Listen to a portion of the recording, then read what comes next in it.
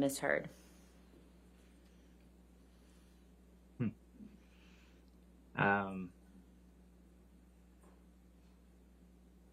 It would I mean, it would depend. Sometimes they were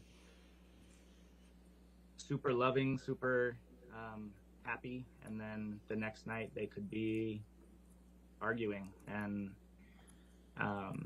initially, when I first started working down at the lofts, things were cool. More than moving forward, things got a little more volatile moving in the longer they were there. When did you start noticing more arguments between Mr. Depp and Ms. Heard?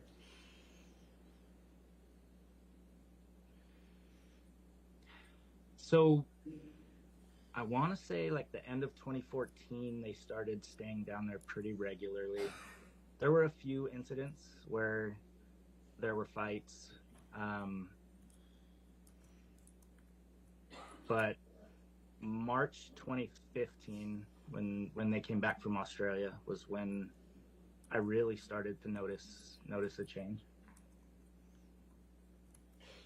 And how often would you witness arguments or fights during that time?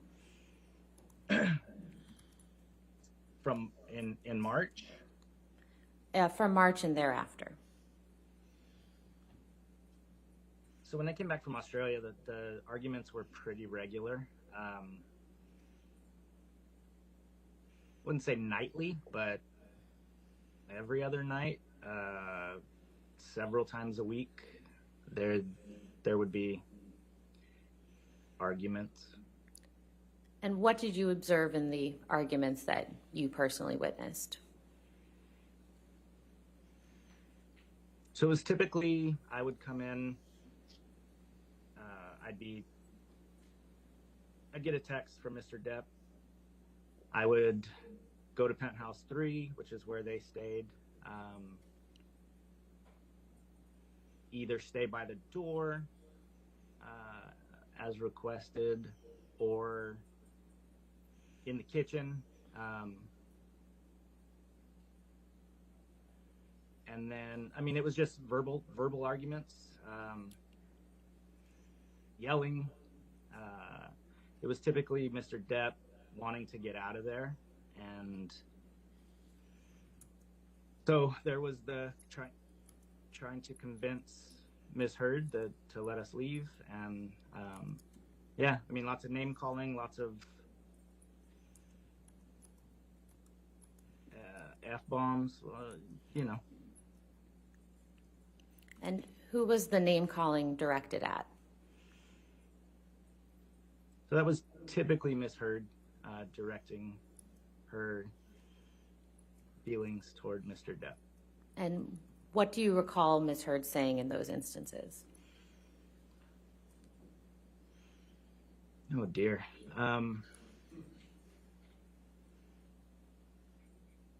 It would vary, and to be honest, I tried to not pay attention. I was just there to get Mr. Depp out of there, but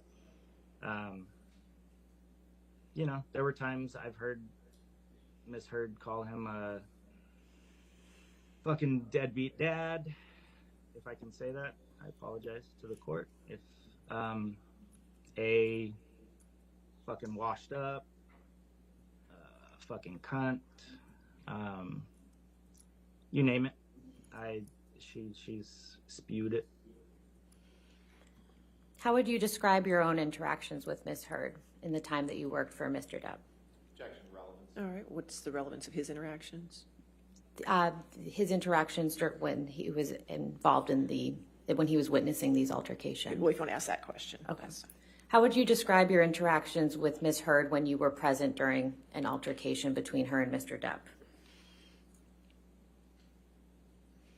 For the most part, there wasn't really interaction.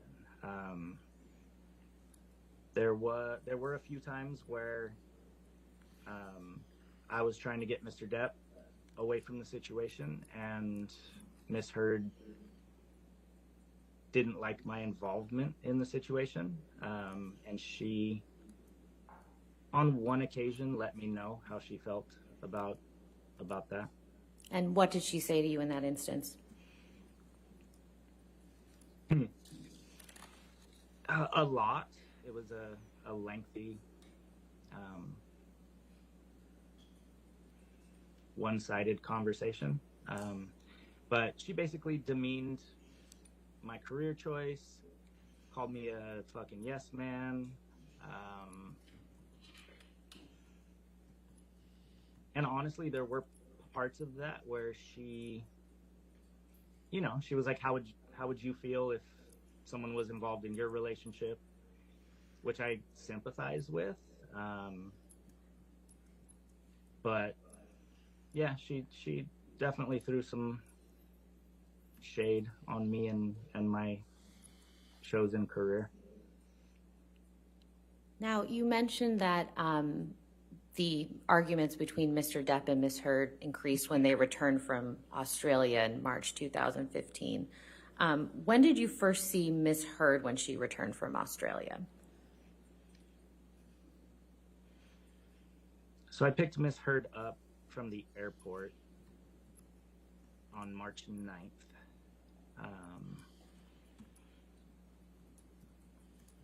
Yeah, that was the first time I saw her when she got back. And who else was with her? A gentleman named Ben King, who I later found out, I didn't know who he was initially, but later found out he was the house manager or property estate manager of the place they were staying at in Australia. How would you describe Ms. Heard's demeanor when you picked her up at the airport?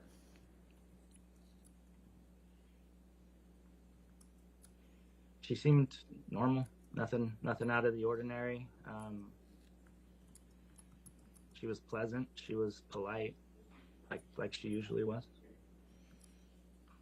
How much time did you spend with Ms. Heard that day?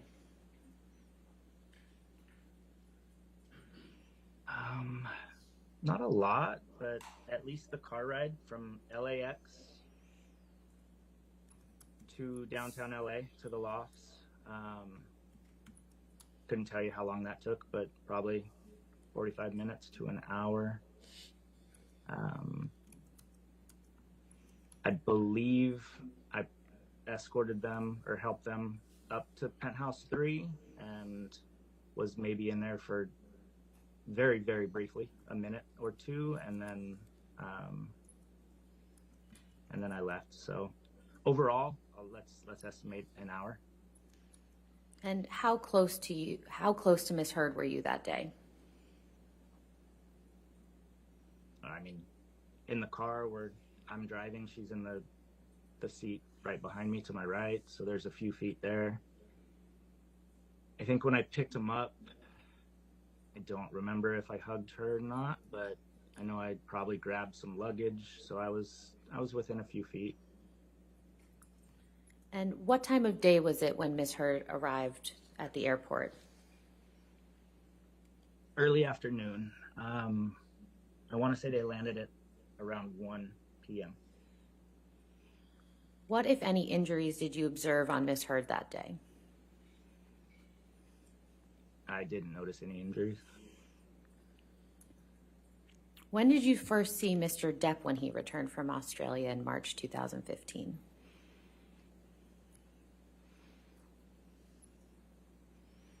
I don't know, to be honest.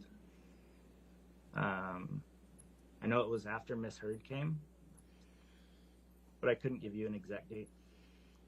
And what, if any, injuries did you observe on Mr. Depp when he returned from Australia? So Mr. Depp had his right hand, heavily wrapped. I didn't actually see an injury, but his hand was wrapped. Now, you mentioned that the arguments between Mr. Depp and Ms. Heard increased after they returned from Australia. What arguments do you recall specifically?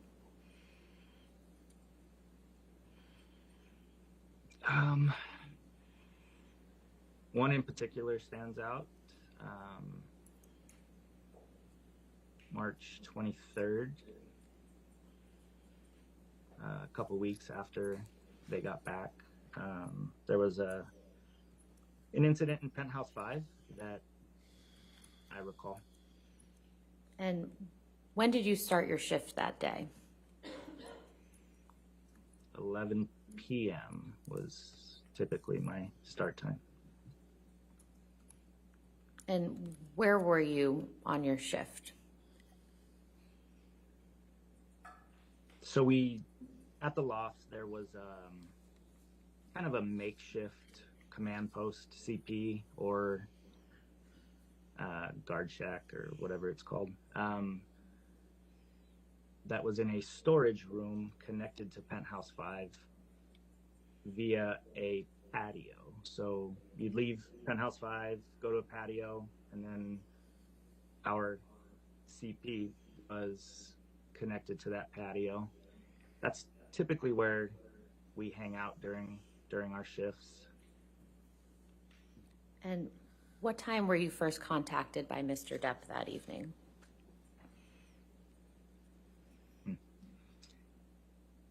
Again, I can't say precisely, but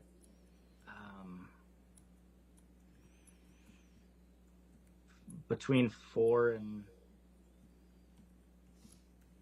probably around 4 a.m., 4:30 maybe. And what did you do after Mr. Depp contacted you? So when he texted me, and I was downstairs. I don't remember exactly what I was doing, either getting some air, stretching my legs, or grabbing some food. But I remember getting the text. I wasn't in the CP when I got the text. He requested I meet him at Penthouse 5 and requested that I bring the nurse, his nurse that was working at that time with him. What was her name? Debbie Lloyd. Okay. And so what did you go get Miss Lloyd? I did. So Miss Lloyd was staying at a hotel close by, probably about a half block away. And being that I was already down there, I felt 4 a.m, I wasn't gonna, and Mr. Depp wouldn't have wanted me to have her walk by herself. But I wasn't gonna go get the truck either, since I was down there already. So I walked over to the hotel. I believe I called the nurse just to make sure she woke up. And then I walked to the hotel and I met her there. We walked over together to the Eastern Columbia building. In the lobby, we ran into Miss Heard. She was at the front desk talking to security or concierge, I'm not sure who. Miss Lloyd stayed downstairs with Miss Heard. I proceeded upstairs to meet Mr. Depp at Penthouse 5 as requested.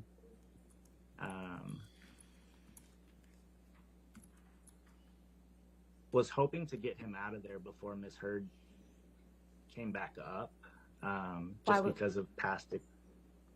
Sorry, why was that? Just because past experiences, when they would argue, she would try to prevent us from leaving. To the point, I mean, she's held the elevator before. She's physically tried to keep Mr. Depp from leaving by grabbing his arm or standing in front of him. I just wanted to get out of there to avoid that. And what happened when you got upstairs to the penthouse? So Mr. Depp was sitting in front of the front door of Penthouse 5. He had some bags, I believe, like he was ready to go. I greeted him, kind of got a feel for what was going on, tried to get him out of there. As we were getting ready to leave, Miss Heard and Miss Lloyd exited the elevator on the penthouse level, so they came back up. and Mr. Depp and Miss Heard decided they wanted to continue whatever conversation they were having. So I let them into Penthouse 5. Myself, Miss Lloyd, Mr. Depp, and Miss Heard entered Penthouse 5. I tried to stay out of their conversations as long as they were peaceful. So they were having a relatively peaceful conversation. So Miss Lloyd and I stood outside the door of Penthouse 5, had the door propped open to make sure we could hear what was going on, but kind of giving them their space initially. And you said initially, what happened after that? So the conversation got a little louder, got a little more volatile. So Miss Lloyd and myself entered Penthouse 5 just to be around, to hopefully be able to not necessarily mediate, but just to be there. So yeah, entered, stood a little closer to Mr. Depp. And what did you observe when you went back into the penthouse?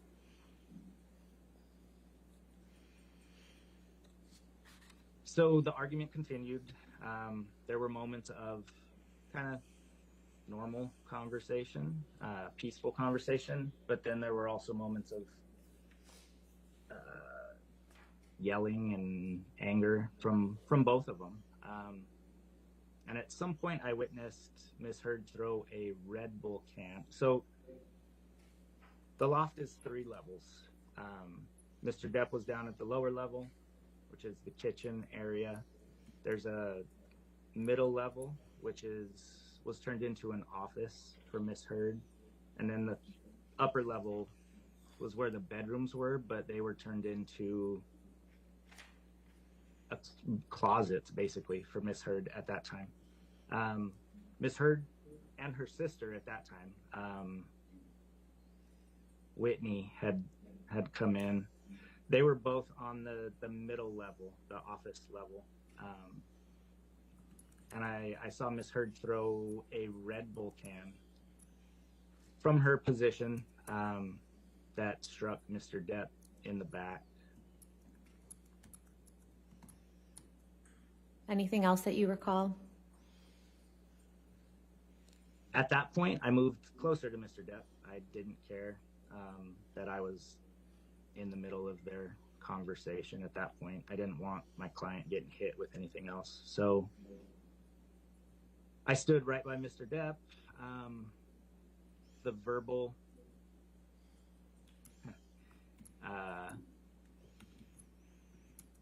onslaught continued from both of them. Mr. Depp was giving as good as he got at that point. He was angry and agitated. At one point, Miss Heard threw something else, either a purse or some sort of bag or something that she had up there. I was able to knock it away so it didn't hit him. At one point, she spit at him. Yeah, and then just a lot of verbal vitriol from both of them. What do you remember Ms. Heard saying to Mr. Depp on this occasion? Jeez.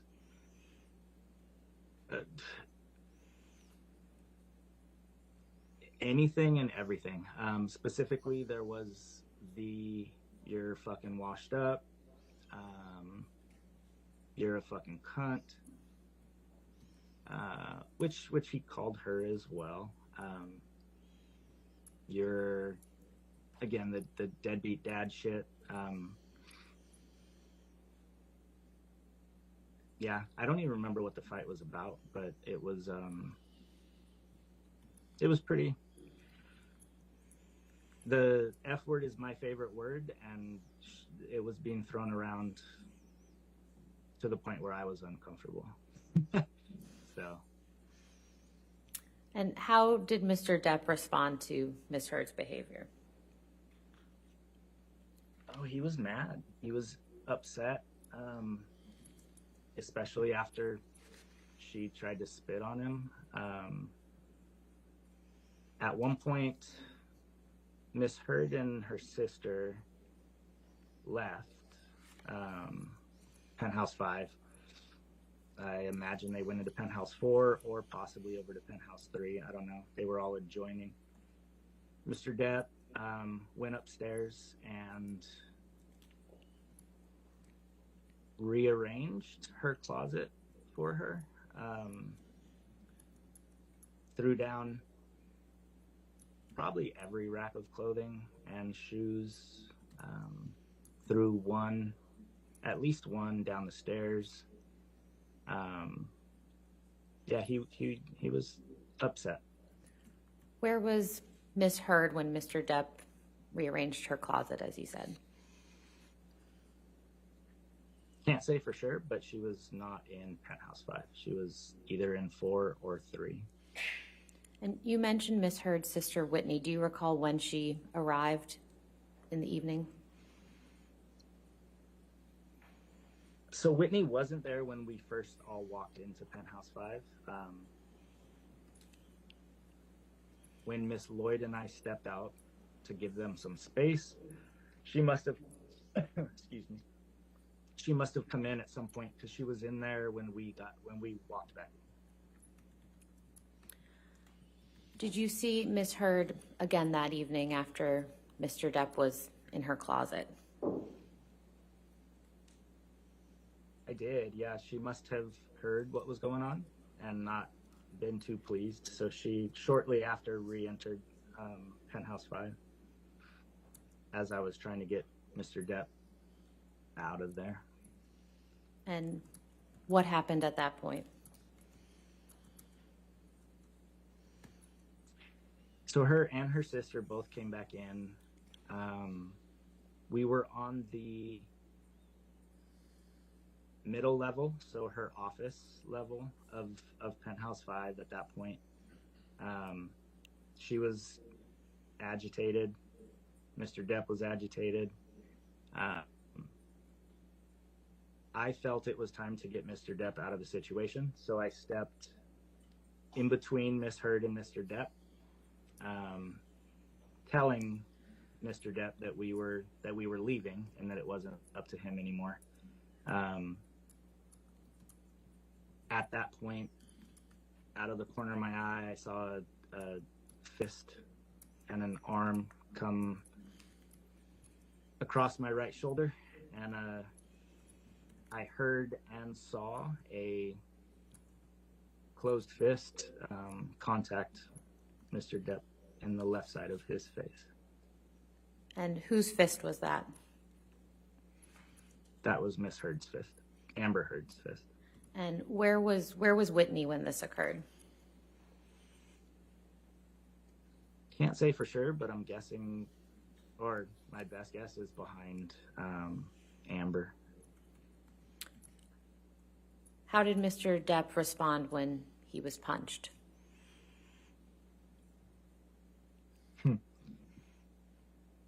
The initial look on his face kind of mirrored mine, kind of a look of shock, like what just happened, where'd that come from? At that point, I wasn't going to let Mr. Depp get hit anymore, so I moved him down the last flight of stairs to the lower level, and told him we're leaving. It wasn't up to him anymore, just for his safety. I had let him get hit by a Red Bull can. I let him get punched. My job is to ensure the safety and well-being of my clients, and I felt like I hadn't done that, so it was my time to do my job and get him out of there. And so where did you go? So Miss Heard and her sister left Penthouse 5 again, I don't know where they went. I'm assuming they went through penthouse 4. We're either in 4 or 3. Mr. Depp was not pleased with me, naturally. He went into the bathroom for a couple minutes. Miss Lloyd talked to him. And they came out and agreed that it was time to leave.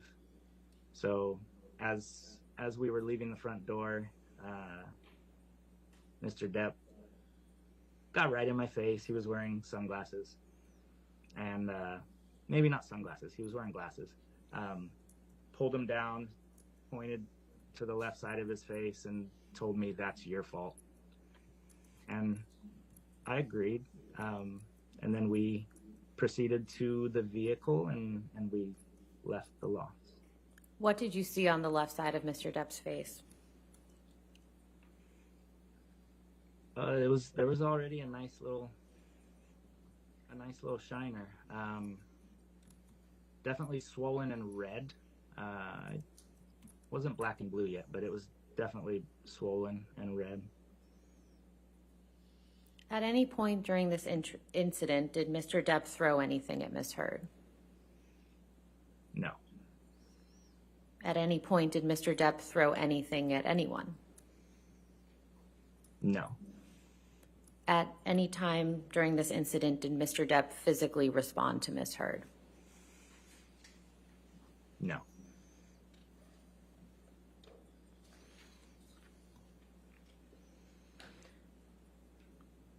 Do you recall Ms. Heard's birthday party in April of 2016? I do.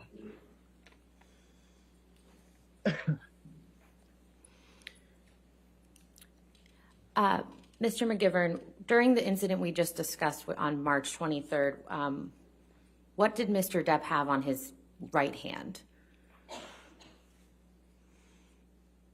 So he had the same bandage that he had when he arrived from Australia. So it was heavily wrapped. Yeah, a heavily wrapped bandage. I don't know what was underneath, but it was definitely wrapped. Do you recall whether it was a hard or a soft cast? I do not. Okay. Now, moving forward to Ms. Heard's birthday party in April 2016, were you present at that dinner party? I was not. Okay. I started my shift, again, around 11 p.m. The party was going on in Penthouse 5. I don't typically take part in get-togethers, so I think I probably hung out in the CP. Shortly after I got there, the party kind of winded down. I believe Mr. Depp got there. He was late, so I think he got there shortly after I started my shift. He went into Penthouse 5. Again, the party wound down shortly thereafter. And then, as far as I know, Mr. Depp and Ms. Heard went back to Penthouse 3 shortly thereafter. Did you see Mr. Depp again that evening? That morning I did. Early that morning, yeah. Or the following morning. Again, I got a text. My best guess is around the same time, 4. There were so many incidences. They're hard to keep straight, but probably around 4 or 5 that morning, requesting my presence in Penthouse 3. And what did you do after you received that text message? Went to Penthouse 3. And what did you observe when you went to Penthouse 3?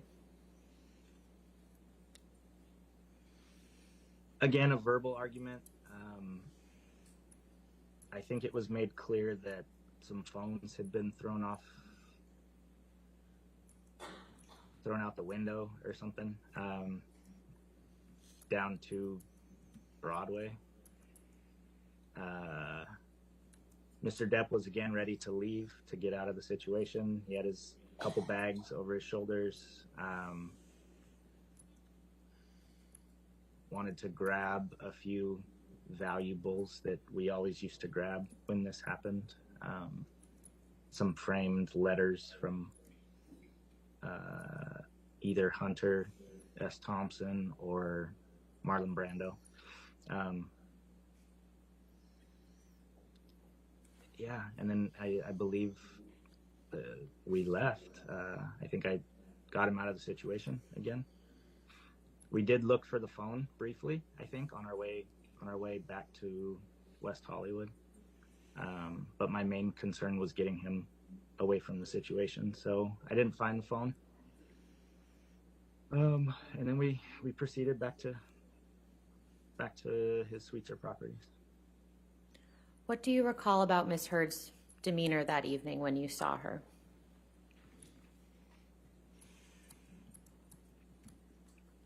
Nothing out of the ordinary. Nothing that.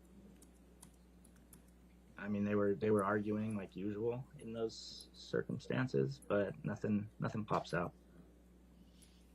What, if any, injuries did you observe on Miss Heard that evening?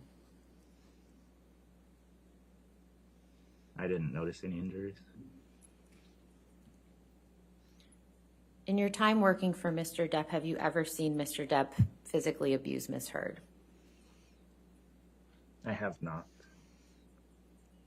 Now, you mentioned a couple occasions. How many times have you witnessed Miss Heard be physically abusive towards Mr. Depp?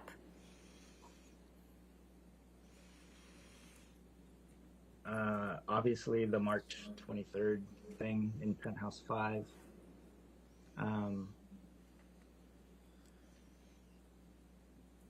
Physically abusive. I don't know how to define that, but I have seen her physically try to prevent him from leaving before. So grabbing his arms, standing in front of him, pushing him.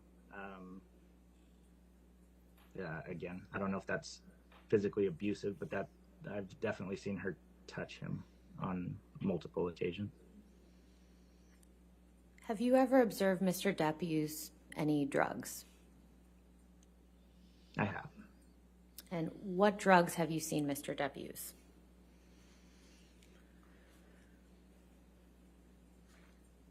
Are you talking non-prescription drugs? Yes. Marijuana and cocaine. How many times have you seen Mr. Depp use marijuana? Too many to count. I mean, daily. And how many times have you seen Mr. Depp use cocaine? A couple. 2. How would you describe Mr. Depp's demeanor when he's using marijuana?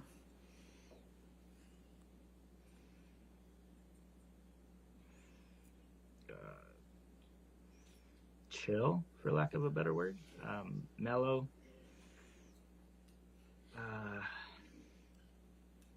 Yeah, I don't know how to better describe it. Just super mellow. And how would you describe Mr. Depp's demeanor when you've seen him use cocaine?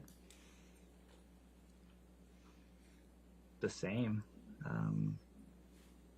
So I've seen him use it, like seen him use it a few times. I've known of him using it other times, and I feel like it levels him out. Yeah, I haven't noticed any difference when he's used it. Have you observed Mr. Depp consume alcohol? Absolutely. And how many times? Like marijuana, too many to count. Pretty regularly. And on how many of those occasions did Mr. Depp appear to be drunk?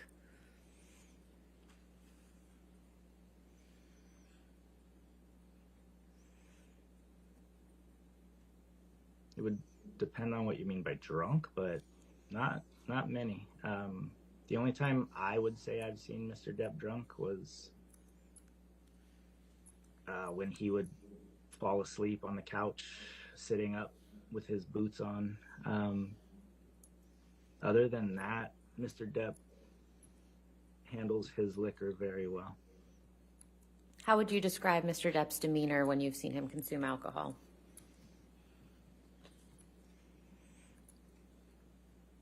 No different than any other time. Again, super chill, super mellow.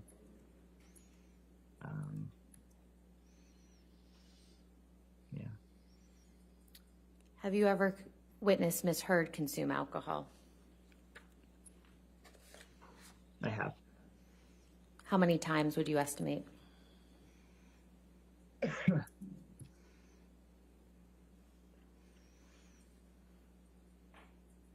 Again, too many to count. She drank fairly regularly. So I couldn't even give you a guesstimate. On how many of those occasions did you observe Miss Heard behaving drunk?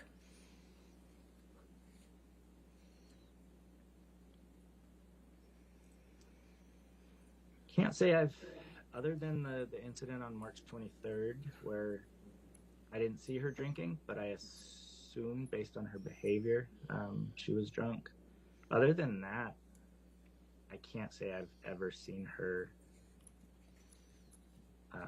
obviously drunk in my eyes. I have no further All questions. right, cross-examination, Mr. Rottenborn. Yes, sir.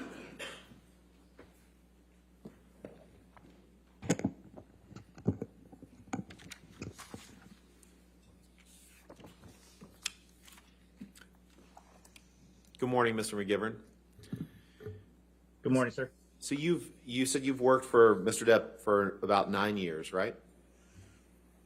Correct. And he hasn't been in town recently, so you have another job. Is that what you said? Yes. But you still consider yourself an employee of his even today, correct? I do. And when you do work for Mr. Depp, he pays your salary, right? Not on salary. He pays my wage, yes. He pays the money that you make for working for him. Correct.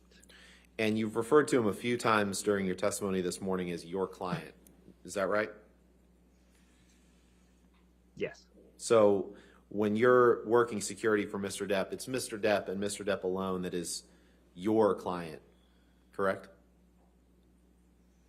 That is not correct. Well, in the altercation that you testified about with Ms. Heard and Mr. Depp, you referred to only Mr. Depp as your client, and it was your job to keep your client safe. Do you remember that? Objection compound. I'll allow that. Go ahead. I do. So at least in that instance, he was your client, not Ms. Heard, correct? Correct. Now, the evening of March 23rd, 2015, you actually walked into the middle of the argument with Debbie Lloyd, correct? Yes. So you testified earlier that you were downstairs and Miss Heard was downstairs in the lobby and you'd gotten Miss Lloyd, but that's actually not accurate, is it? To the best of my recollection, that is accurate. In fact, when you and Miss Lloyd entered Penthouse 5, Amber and Mr. Depp were already in there having a verbal argument, correct? That is not correct.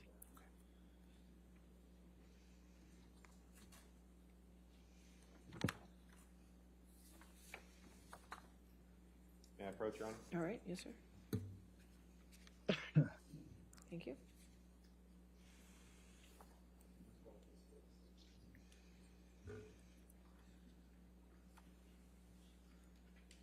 Mr. McGivern, do you see a document on the screen in front of you entitled Witness Statement of Travis McGivern?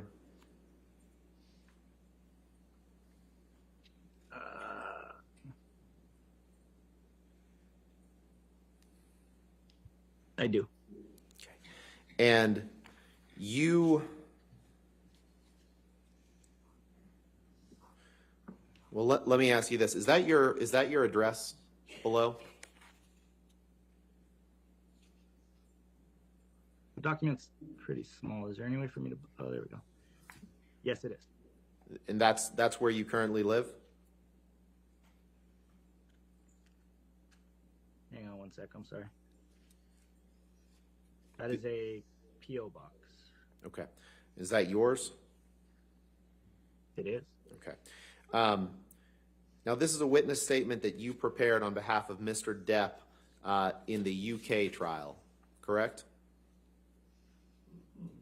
Yeah, the statement went away. Oh, there it is. You see it? Yes, it is. And who drafted this statement?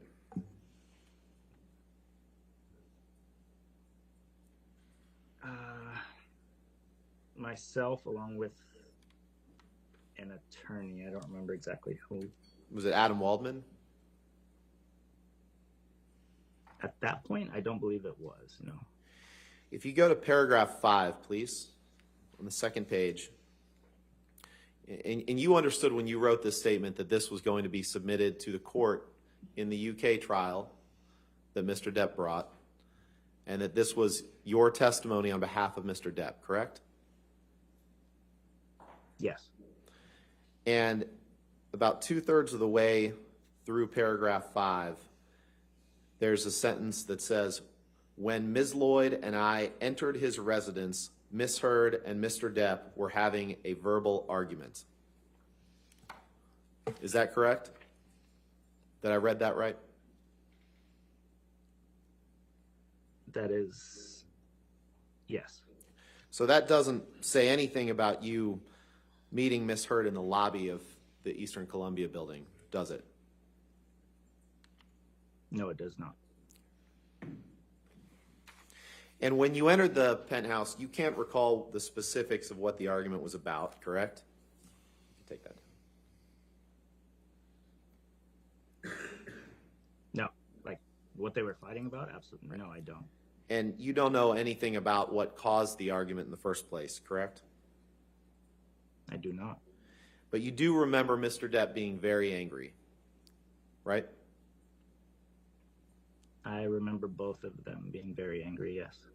And you say that he gave as good as he got when it came to what they were saying to each other, right? Yes. You say they were both being verbally abusive to one another? Yes.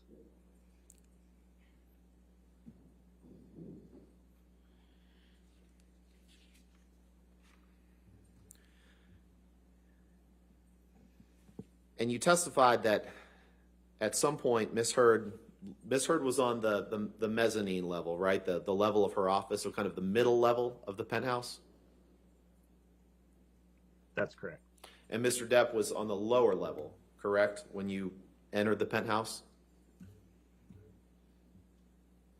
So when Miss Lloyd and I re-entered the penthouse, yes, that's where they were. And you weren't preventing Mr. Depp from leaving at any time, correct? Preventing him from leaving? I was encouraging him to leave. Right. And he could have, when he was on that lower level of the penthouse, he could have left at that point, correct? You wouldn't have prevented that.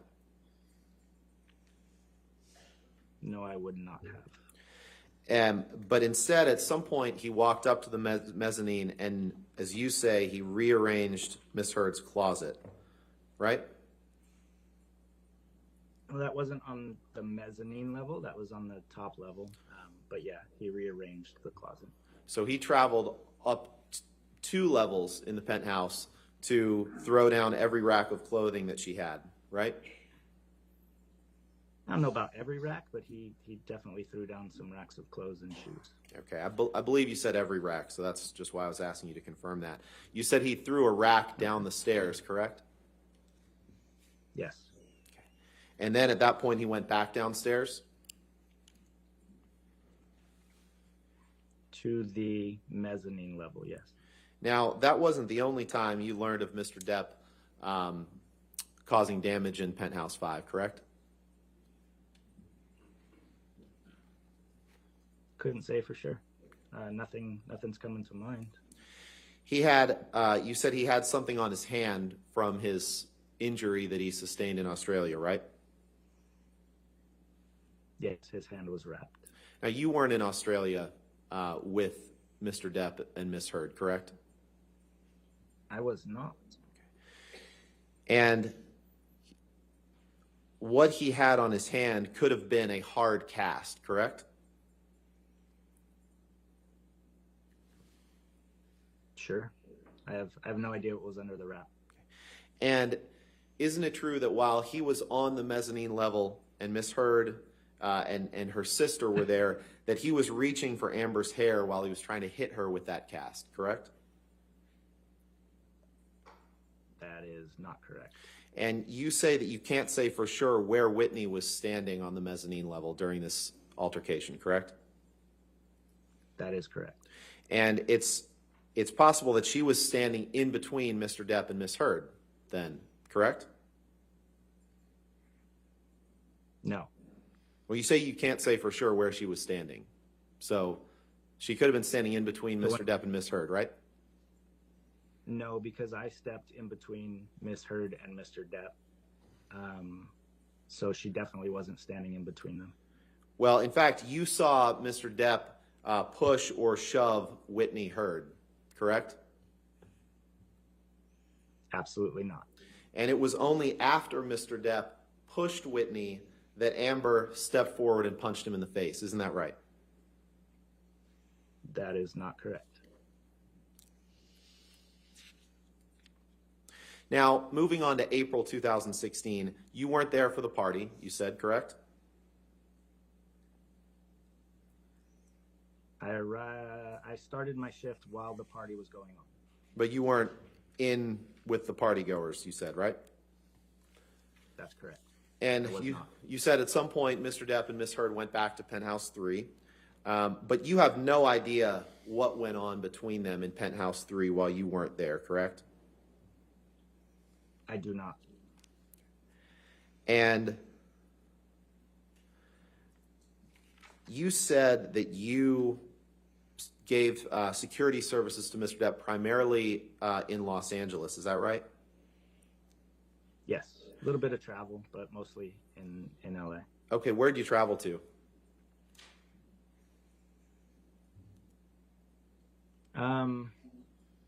Vegas. Up north, we did a road trip, kind of, they called it their honeymoon. So Napa, San Francisco, Big Sur, San Jose. Those are all with Miss Heard. I've taken Mr. Depp to China before. Okay. Yeah, and then a bunch of local stuff, Palm Springs, Santa Barbara, stuff like that. Okay. You weren't on a plane flight from Boston to Los Angeles with Mr. Depp and Amber in May 2014, correct? I was not. And you weren't at the Hicksville Trailer Palace in May or June of 2013, correct? With them? I was not. You were never in the Bahamas with them, including in August 2014, correct? I was not. You were not in the Bahamas with them in December of 2015, correct? I was not.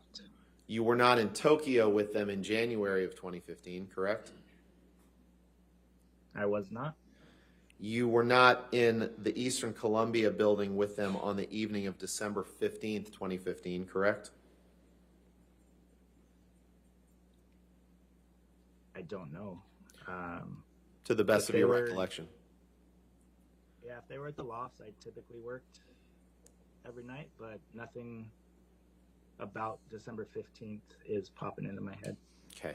And you definitely were not in the Eastern Columbia building with them on the night of May 21st, 2016, were you?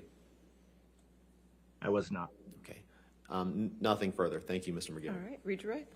No, Your Honor. All right, is this witness? All right, is this witness subject to recall? Yes, Your Honor. All right, Mr. McGibbon, you're subject to recall So just to let you know, you're still subject to the rule on witnesses, so you cannot talk to anybody about your testimony or watch any of the proceedings of this case. Okay, sir? Understood, ma'am. All right, thank you. Have a good day. You do the same. Thank you. Thank you.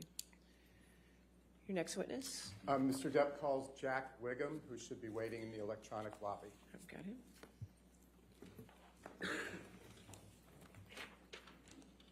All right, Mr. Wiggum, can you hear me, sir? Yes, ma'am. Could you do me a favor and just count to 1 to 5 for me? Sure. 1, 2, 3, 4, 5. All right, thank you, sir. Can you raise your right hand? Do you swear or affirm to tell the truth under penalty of law? Yes. Okay, thank you, sir. Good morning, Mr. Wiggum. Would you please state your full name for the record? Sure. It's Jack Wiggum. Where do you live, Mr. Wiggum? I live in Los Angeles. Where, if at all, did you earn your undergraduate degree? I earned a degree in finance from the University of Florida. In what year, if any, did you graduate from the University of Florida? 1998. Do you have any graduate degrees, Mr. Wiggum? I do. I have a law degree also from the University of Florida and graduated in 2002. Mr. Wiggum, what do you currently do for a living? I'm currently a manager representative for artists. Would you please describe, Mr. Wiggum, for the jury what a manager representative does? So we, represent writers, directors, actors, actresses, mostly in their pursuit of artistic endeavors. So I primarily focus on film and television, but, all artistic endeavors. How does a manager representative get paid? Typically via a commission. What? So industry standard is kind of 10% of whatever the deal is. And Mr. Wiggum, what did you do professionally after you earned your JD at the University of Florida? I was an attorney at a firm called Weil, Gottsville and Manges for approximately 3 years. And then I segued from there to a talent agency called CAA, Creative Artists Agency. In what year did you start work at CAA? I started there in April of 2004. And Mr. Wiggum, in what capacity did you start working at CAA? I started at the bottom, in the mailroom, shucking mail, and then became an assistant for one of the managing partners. And then in 2007, I believe I became an agent. And then right around 2014, I think, I began co-running the film and talent department there. And when your job responsibilities shifted to becoming an agent at CAA, would you please describe briefly for the jury what that entailed? Sure. We were, also looking out for artistic endeavors on behalf of the clients, so writers, directors, actors, actresses, but we were also negotiating deals and, really pursuing film, television, producing deals on behalf of the clients. Mr. Wiggum, did there come a time when you left CAA? I did. I left in August of 2020. What, if anything, did you do professionally after you left CAA in August of 2020? So I co-founded a management production company called Range Media Partners in August of 2020 and have been working there ever since. What type of company is Range Media Partners? It's a management representation production company. Do you know Johnny Depp? I do. Mr. Wiggum, when did you first meet Mr. Depp?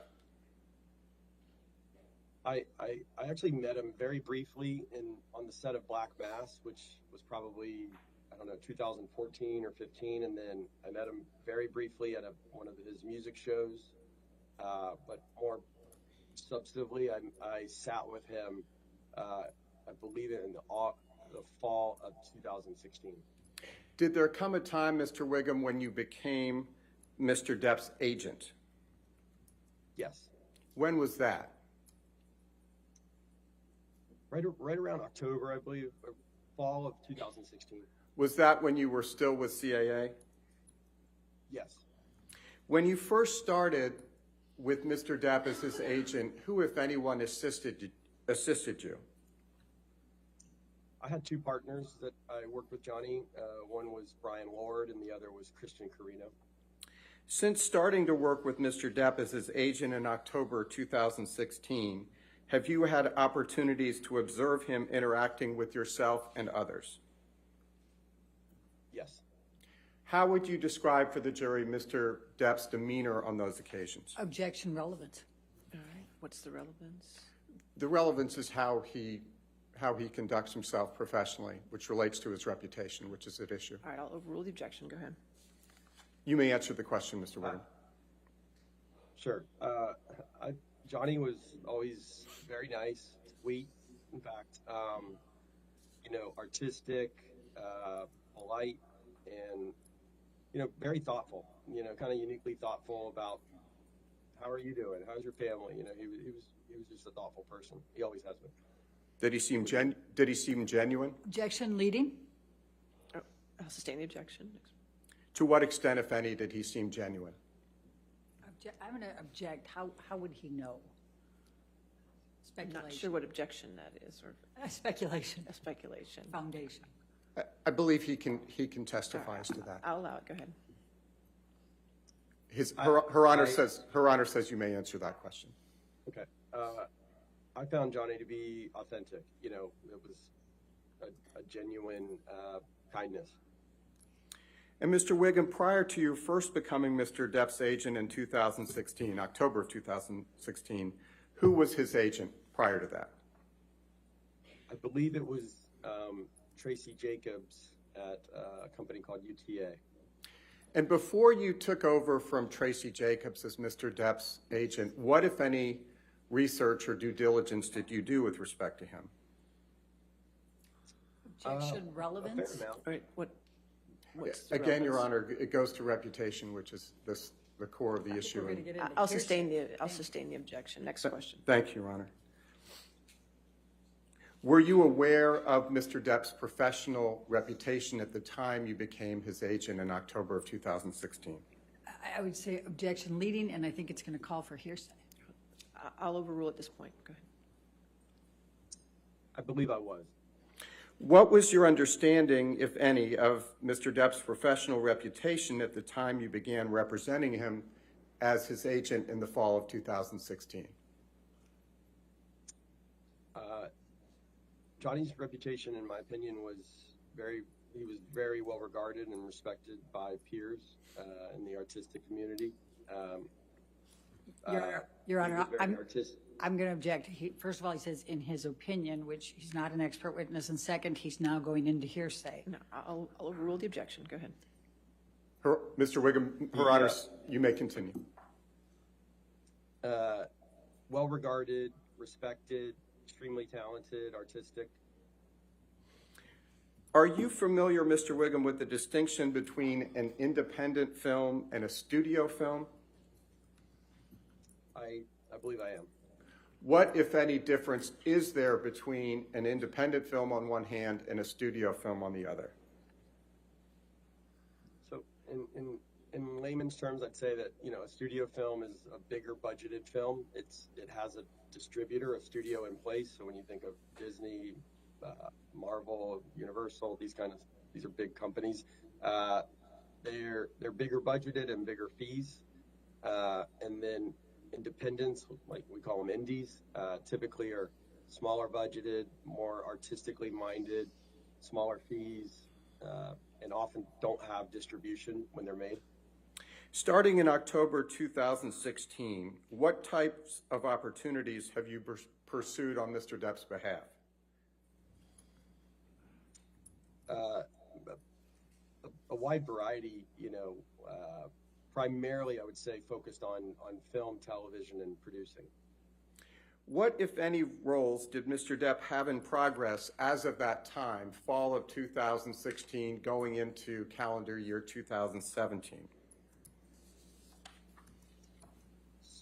All right, so we inherited some deals. It was there was two films, as I remember, that were going to go back to back. One was City of Lies, the Notorious B.I.G. film, and the other was Murder on the Orient Express. So those were filmed almost at the same time, and they had pre-existing deals that we serviced, and then he had Fantastic Beasts: Crimes of Grindelwald as well, and then we were in the process. We ended up finishing the 6th film negotiation on Pirates of the Caribbean. Mr. Wiggum, you mentioned City of Lies. When was that film actually shot? To the best of my memory, it was shot right, at the very end, mostly the beginning of 2017. What was Mr. Depp's compensation for City of Lies? I believe it was $8 million. And you mentioned Murder on the Orient Express. When was that shot? So it was shot at almost the same time. I actually can't remember which one went first. They were both shot predominantly, call it January to April of 2017. I remember us having to work out dates, but it was the beginning of 2017. What was Mr. Depp's compensation for Murder on the Orient Express? If memory serves me, I think it was $10 million. Was Murder a studio film or an independent, or what you call an indie film? It was a studio film. It was Fox. Mr. Wiggum, you also mentioned Fantastic Beasts 2: Crimes of Grindelwald. When was that film shot? I believe that film was shot in the fall of 2017. What was Mr. Depp's compensation for Crimes of Grindelwald? Again, that deal predated us. I think it was $13.5 million, if I remember correctly. Was Crimes of Grindelwald a studio film or an indie film? It was studio. It was Warner Brothers. And backing up a bit, Mr. Wiggum, what was the first business opportunity you were able to secure for Mr. Depp after he came to you and CAA in the fall of 2016? So I believe it was 2017 was it was busy. We had a slot that summer, and he wanted to do a smaller film, and it was The Professor, I believe. How much compensation, if any, did he receive for performing in that smaller film, The Professor? That deal was $3.5 million. Was The Professor an independent film or was it a studio film? It was independent. And Mr. Wiggum, how, if at all, was CAA compensated for closing the deal on The Professor? So it would have been the normal 10% of the deal. So the deal was $3.5 million. The commission would be $350,000 to the agency. Mr. Wiggum, was 2017 a typical year for Mr. Depp in terms of the workload for an actor of his caliber and track record? Objection, leading. Overruled. I'll allow it. Go ahead. And yes. What other roles, if any, were you able to secure for Mr. Depp during your tenure at CAA before you went to the new company? A film called Waiting for the Barbarians and a film called Minamata. When was Waiting for the Barbarians shot?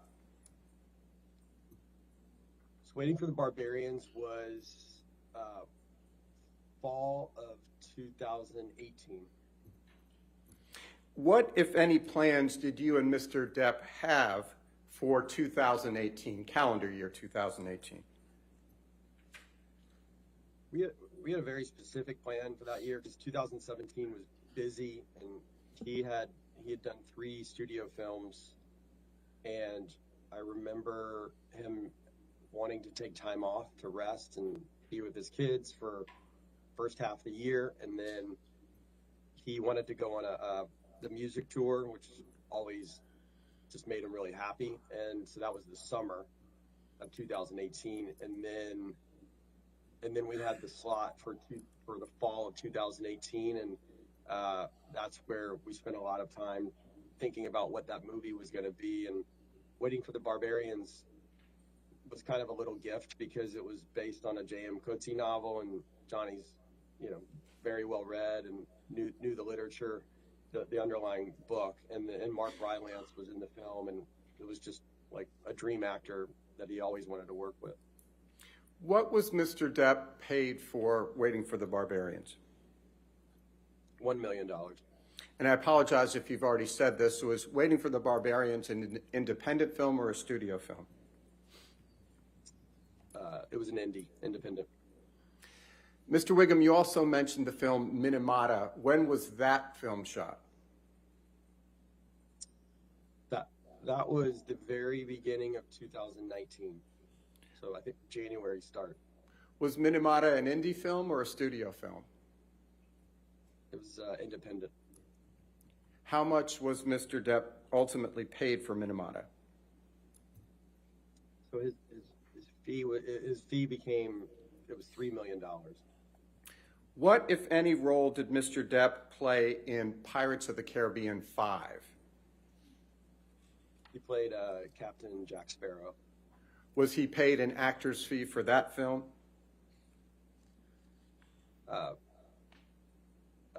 Technically, it was before my tenure, but yes, I would assume he was. Mr. Wiggum, would you please explain for the jury what are residual or back-end rights? I think the easiest way to explain a back end is it's an ownership stake on behalf of the artist in the success of the movie, and typically is only granted to stars of a certain stature. And in addition to the fee, Mr. Depp, the upfront fee that Mr. Depp was paid for Fantastic Beasts 5, which I know preceded you, what if any understanding do you have of whether Mr. Depp had any back-end rights for Pirates 5? Objection, Your Honor. Foundation. He said that deal was at the other agency, and he wasn't. I'll allow it if he knows it. That's fine. Go ahead.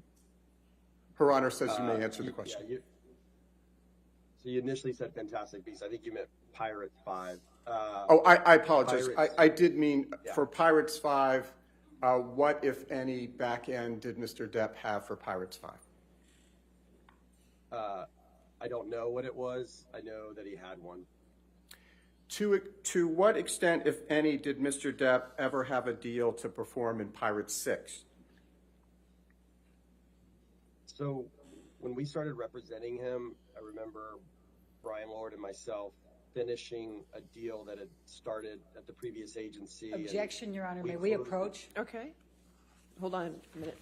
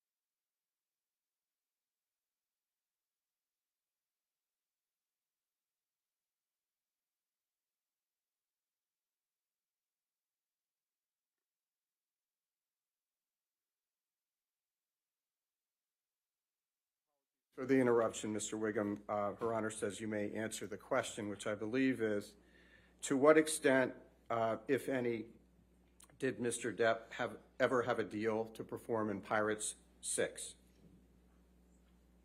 So we finished the deal, and then we closed the deal at $22.5 million for that film, is my memory. Which studio was involved in the Pirate series, including Pirate 6? So that was Disney. Was Disney the studio involved in all of the Pirates movies? Yes. What role was Mr. Depp to play in Pirate 6? Objection calls for speculation I'll allow it. and hearsay. I'll allow it. Captain Jack Sparrow. Was the $22.5 million to be paid to Mr. Depp by Disney or by some other entity? Disney. And when was that $22.5 million to be paid to Mr. Depp? It would be paid when he shoots it. We call it principal photography, so when the film shoots. Who was the producer of the Pirates franchise? Jerry Bruckheimer. Does Mr. Bruckheimer work for Disney? No. In 2017, to what extent, if any, was Mr. Bruckheimer supportive of Mr. Depp remaining in the Pirates franchise? Objection, Your Honor, calls for hearsay. I'll sustain objection. Thank you, Your Honor. Putting aside his role in the Pirates films, did Mr. Depp have any other affiliations with Disney in 2017? Yes. What were those affiliations? He, if I remember, in the spring, he went down to Disneyland and put on the Captain Jack Sparrow outfit and wardrobe and went into the ride. He and Disney had worked out a fun little thing where he was going to take the place of the automated, Captain Jack Sparrow on the Pirates ride, and so he would kind of surprise people as they were going along there. And so I remember he did that, and then in May of 2017, he went to Disney Shanghai to help open the Pirates of the Caribbean ride there. What, if anything, did those affiliations signify about the status of Mr. Depp's relationship with Disney as of that time? Objection, Your Honor. I'll sustain the objection. Next question. Thank you, Your Honor. To what extent, if any, did Mr. Depp socialize with anyone at Disney in 2017, to the extent you know? Objection, Your Honor. I'll allow it to the extent he knows. Do you know whether Mr. Depp socialized with Disney during 2017, yes or no? Objection, Your Honor. Foundation and hearsay. I do. If you could lay a foundation to how he knows. How do you know that Mr. Depp socialized with Disney in calendar year 2017? Because I was there. Who, would you please describe for the jury what you mean when you said you were there when Mr. Depp socialized with Disney? We had a dinner in spring of 2017 with myself, Jerry Bruckheimer, Johnny, and Sean Bailey, who was running the film, was president of Disney. How did the dinner conclude? Great. I mean, very, very nice. It was a great dinner.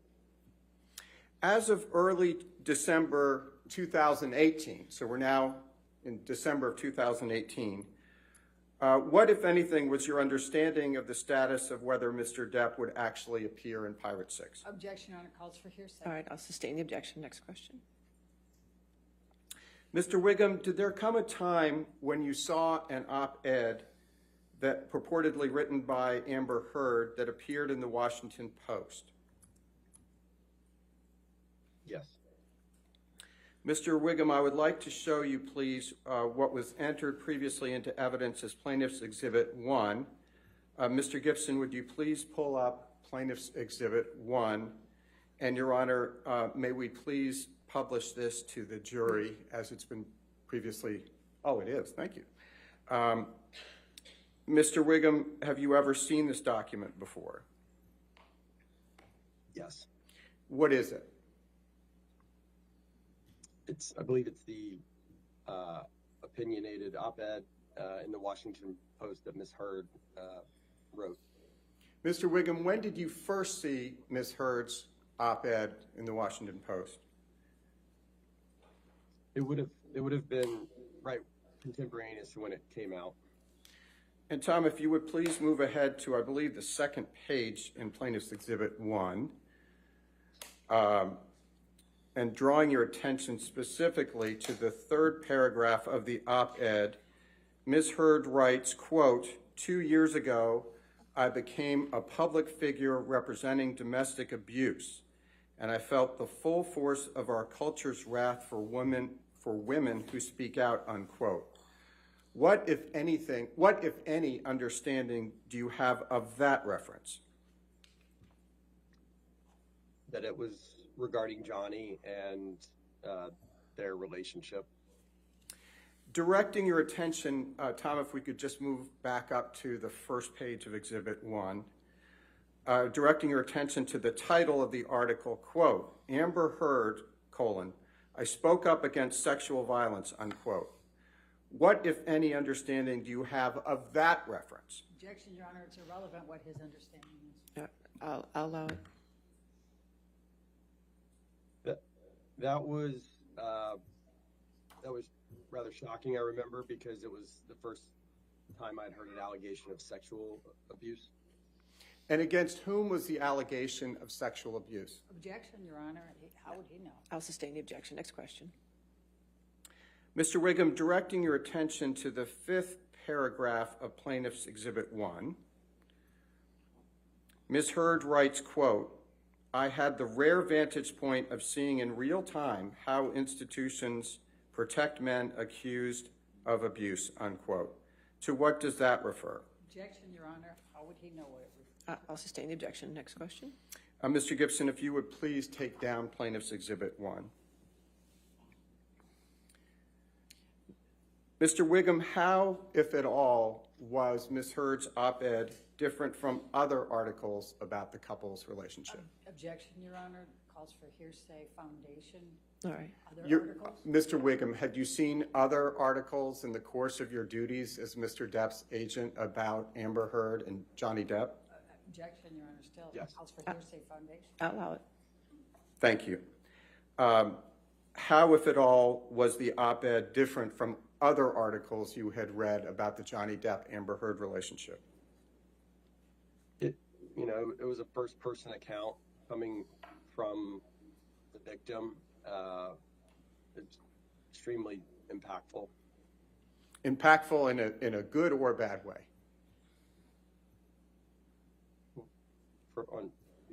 With respect to Johnny, it was catastrophic because it was coming from a first-person account. It was not from a journalist. It was not from someone observing. It was from someone saying, this happened to me.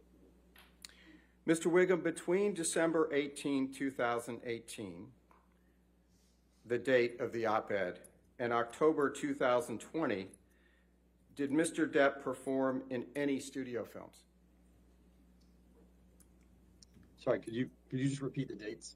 Between December 18th, 2018, which is the date that Ms. Heard's op-ed appeared, and October 2020, to what extent, if any, did Mr. Depp perform in any studio films? Zero. No studio films. How, if at all, did Ms. Heard's op-ed impact Mr. Depp's ability to land roles in studio films between December 2018 and October 2020? Objection, Your Honor. Calls for hearsay foundation and expert. I'll sustain that objection. Next. Are you near the end, Mr. Chu? I just want to make sure because I it's am, coming up on Your our morning break. Okay. I Go. have probably 5 minutes. Okay, that's good. Go ahead. What effect, if any, did the op-ed have on the release of Minamata, the indie film you mentioned earlier? Objection, Your Honor. Calls for hearsay speculation. He worked on You the want to approach for a moment? Sure. Yes, Your Honor.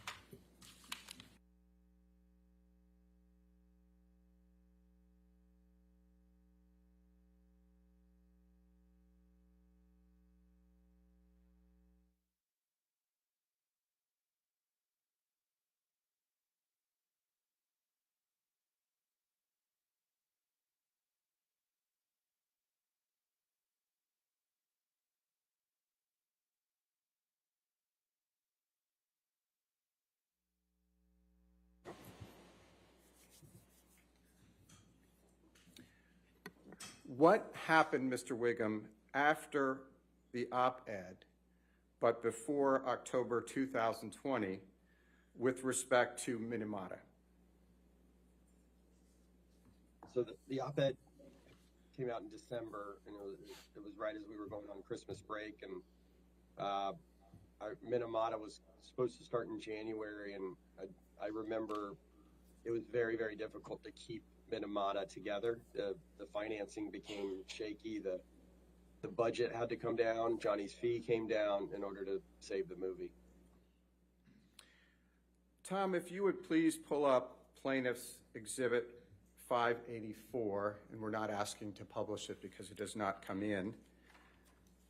This is an email chain with the subject line, quote, Johnny Depp's Jack Sparrow won't I return. object to him reading All right. even from that to the jury. That's fine, Your Honor. We Okay, move can. Mr. Wiggum, do you recognize this email chain? Yes, now that I'm looking at it. What is the date of this email chain? I think it's December 20th. December 20th of what year, sir? Sorry, December 20th of 2018. Mr. Wiggum, directing your attention to the middle email message on Plaintiff's Exhibit 584, did you receive this message from Christian Carino in or about December 20th, 2018 at 3:26 p.m.? Your Honor, I'm going to object because it's a hearsay document. He's asking questions from the hearsay document. I'll It's allow that. double. I'll allow that question. We'll see where we go. Her Honor said you may answer that question. Yes, he's asked. I see what he's asking me. Would you please explain to the jury what the message was about? Objection, Your Honor, hearsay. Hearsay. He's asking him to essentially say If we what. want to approach for a moment.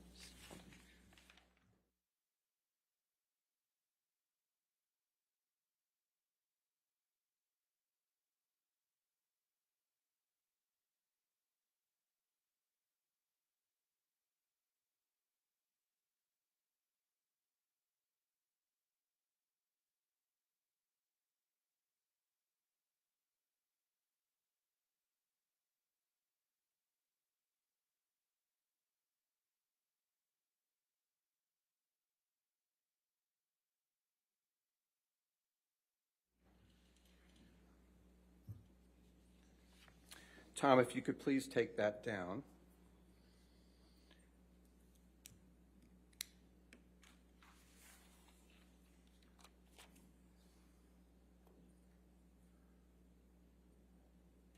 Mr. Wiggum, did there come a time after Ms. Heard's publication of the op-ed on December 18, 2018, but before October 2020, that you learned more about Disney's plans about whether it would cast Mr. Depp in Pirate 6? Objection, hearsay. All right. I'm just asking whether he Okay, I'll allow that. Yes, when did that happen?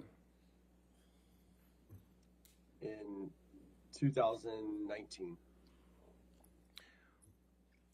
What happened? Go ahead. Your Honor. object, Next hearsay. question. What happened in 2019 with respect to Disney, your learning about Disney's plans, whether to use Mr. Depp in Pirate 6? Objection, hearsay. What happened? Is that, Yes. I'll allow what happened. Go ahead. It became clear they were going in a different direction. When did you learn that Disney was going in a different direction and no longer planned to use Mr. Depp in Pirate 6? Early 2019. Who is Margot Robbie? She's a fantastic actress. She's a client of CAA. What, if anything, did you learn about the role Margot Robbie would be playing in Pirate 6? I think that calls for hearsay. Again, Your Honor, I'm going to object. I'll overrule the objection. I learned that they were developing a Pirates project for her to star in.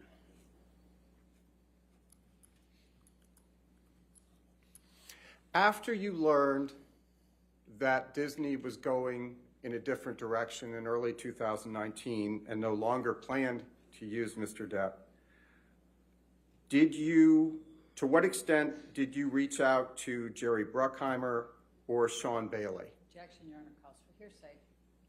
It does not, Your Honor. Overruled, I'll allow it. Thank you, Your Honor. A lot. Did you reach out to Mr. Bruckheimer and Mr. Bailey jointly or separately? Separately. What, if anything, was the result of your outreach to Mr. Bruckheimer and Mr. Bailey? Objection still calls for hearsay, Your Honor. Calls for hearsay. I'm just asking what the result was. It's still based on his communications with them. All right, I'll sustain the objection. Next question.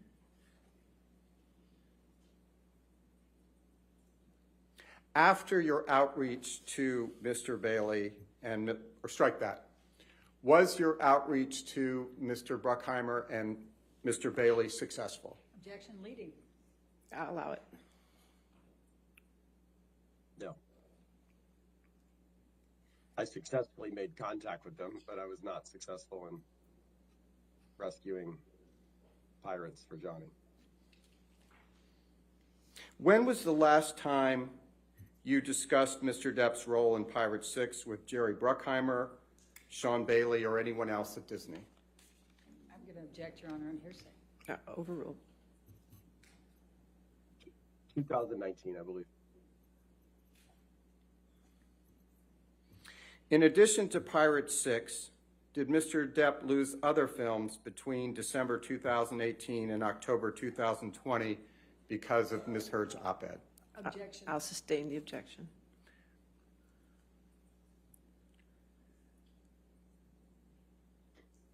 In addition to Pirate 6, did Mr. Depp lose any other films between December 2018 and October 20?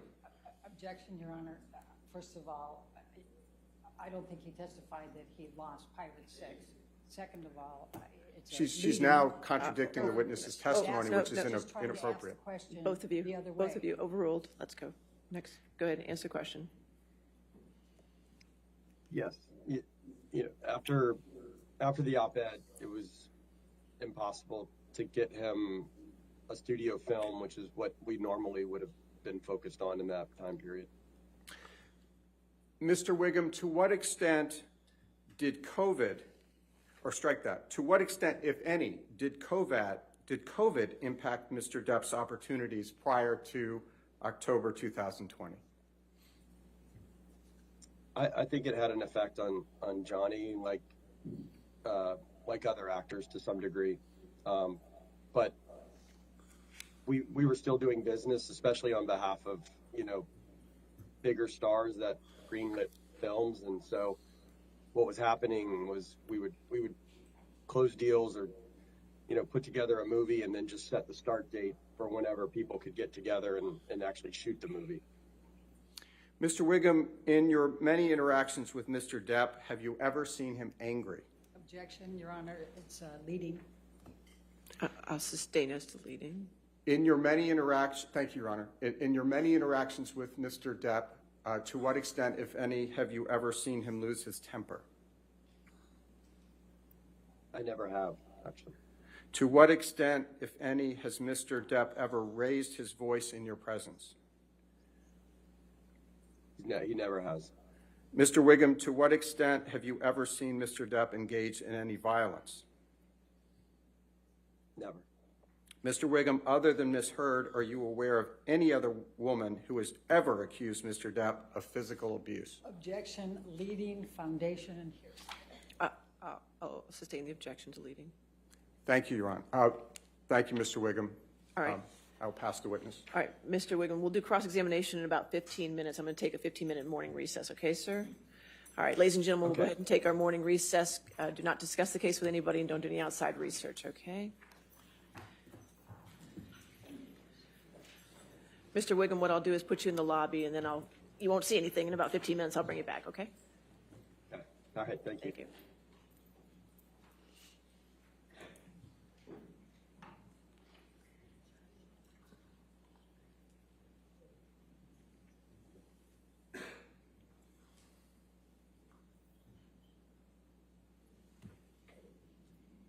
at this point, we'll just come back at noon, okay? All right. All right, thank you.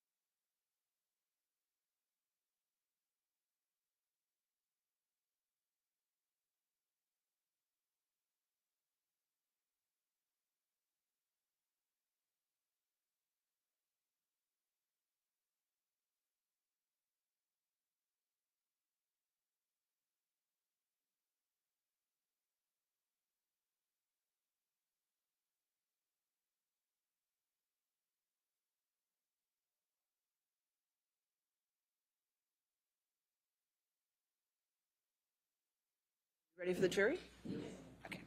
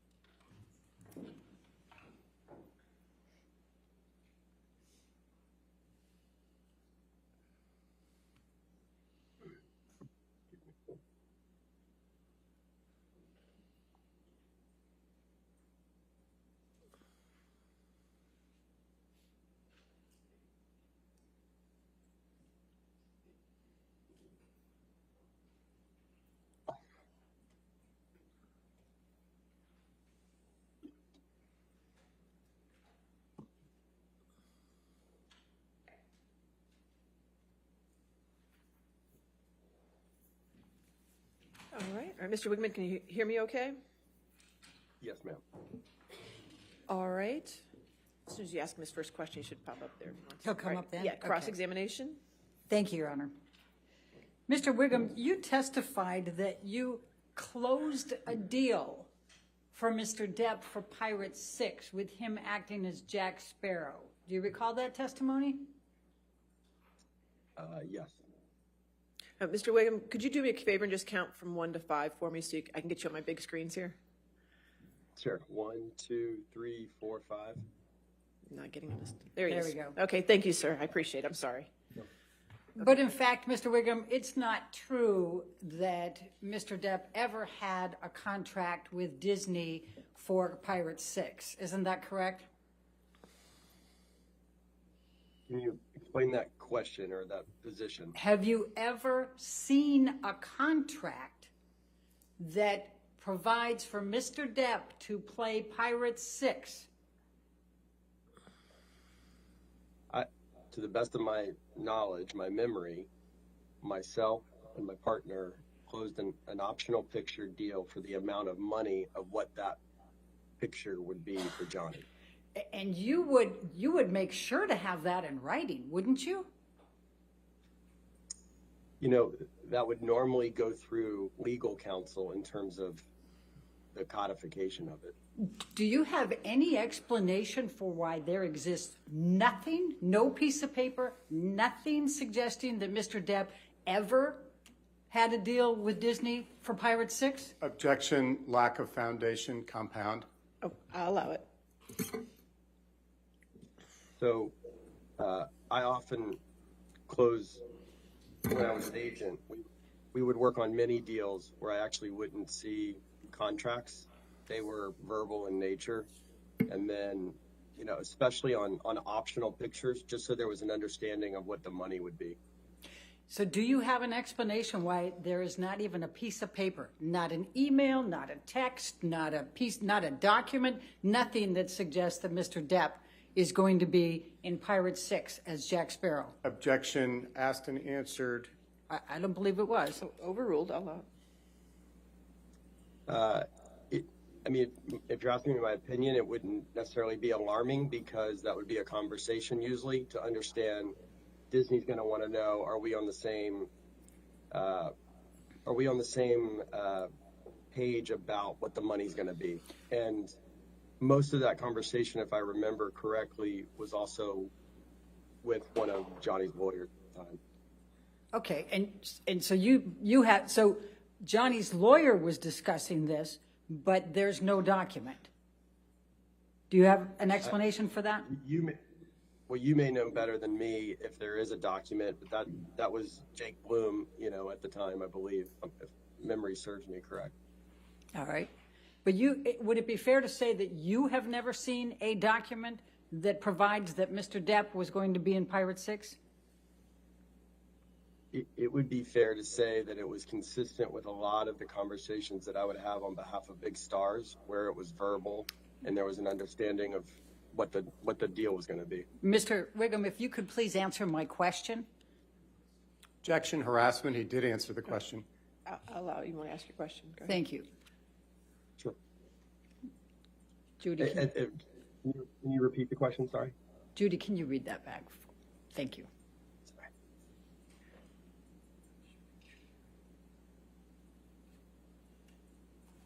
All right, so would it be fair to say that you have never seen a document that provides that Mr. Depp was going to be in Pirate 6? It would be fair to say that I have not seen a document on pirates. Now, just so you know, Mr. Wiggum, I don't need you to give me extra. I just want you to answer mine. I just want to know, have you ever seen a document that says Mr. Depp is going to be in Pirate 6? I only to fully answer the question though. I think there's some context. That's an easy yes or no. Have you seen a document? Technically, I perhaps have, because it connects to all the other Pirates films. It's just a modification of a new document. So I have not seen 22.5 million written on a page. You're correct about that. Okay. Now, you, in fact, had discussions back in 2016 and 2017 with Mr. Bailey, Sean Bailey. You talked about him a little bit ago, right? Yep. And you also had discussions with Jerry Bruckheimer in 2016 and 2017, correct? Yes. About Mr. Depp potentially being in Pirate 6, correct? And then you had discussions in 2018 with Mr. Bailey, and he was quite non-committal about whether Mr. Depp would be in Pirate 6, correct? Objection hearsay. That's fine. All right. Okay. Given that he was able to... I'll sustain as to hearsay. It is hearsay. Okay. All right. So you determined, Mr. Wiggum, that by the fall of 2018, it was very likely that Mr. Depp was not going to be in Pirate 6. Is that correct? It's a two-pronged answer from my perspective, because there was really two individuals involved in that decision. I would say Jerry Bruckheimer and Sean Bailey. Jerry Bruckheimer in the fall of 2018 really wanted Johnny in that next film, and Sean was non-committal, as you said. And Mr. Bruckheimer made it clear to you that Mr. Bailey was the one who gets to decide because he's Disney, right? Ultimately, and he also wanted to be the tip of the spear to really try to convince Sean. Okay. Now, do you recall...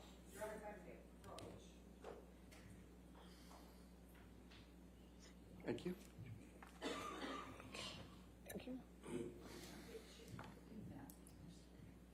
Do you recall having your deposition taken on January 20, 2021? Okay. Yes, ma'am, with you. Okay. Can you pull that up, Michelle, please? Thank you. I'm going to ask you to turn to page 44. And Mr. Wiggum, you were under oath at the time of this deposition, correct? Correct? Yes.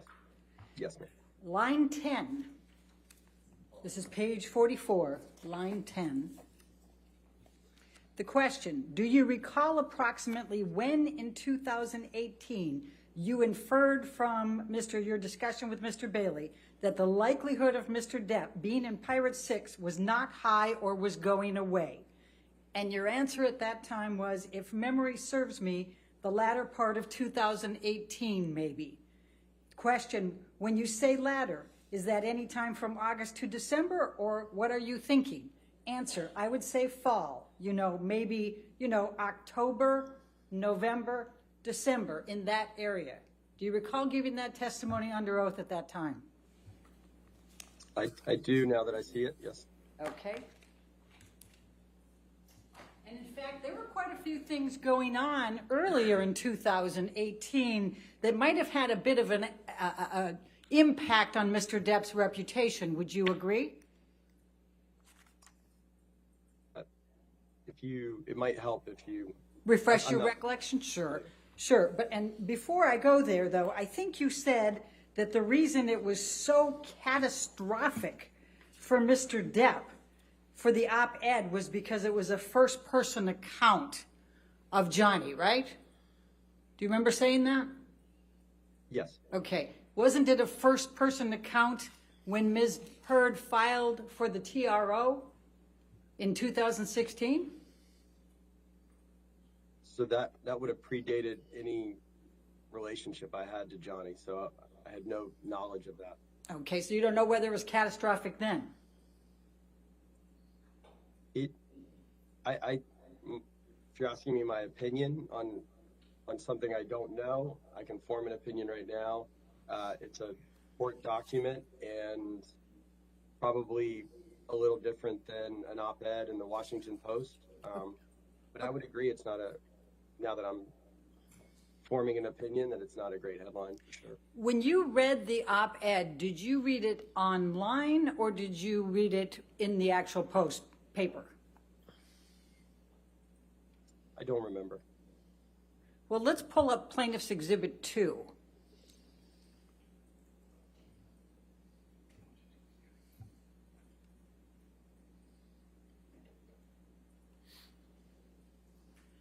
Does this refresh your recollection?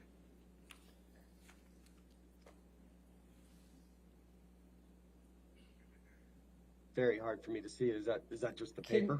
We're going to try to scroll in a little bit more.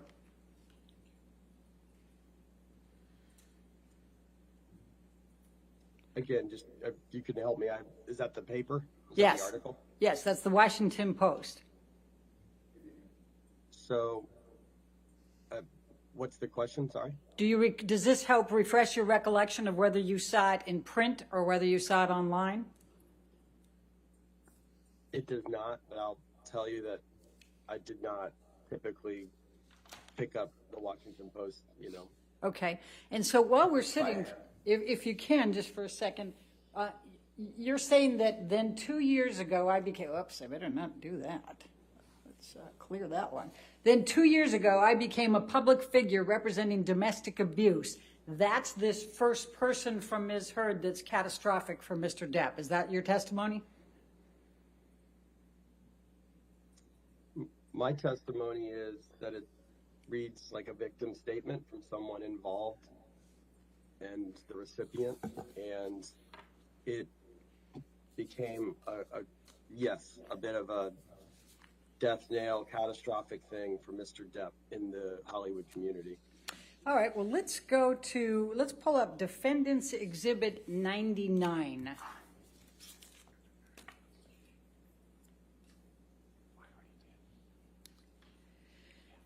Now, there was, in fact, an article published in the Sun newspaper by Dan Wooten, the editor-in-chief, on April 27, 2018. Do you recall that?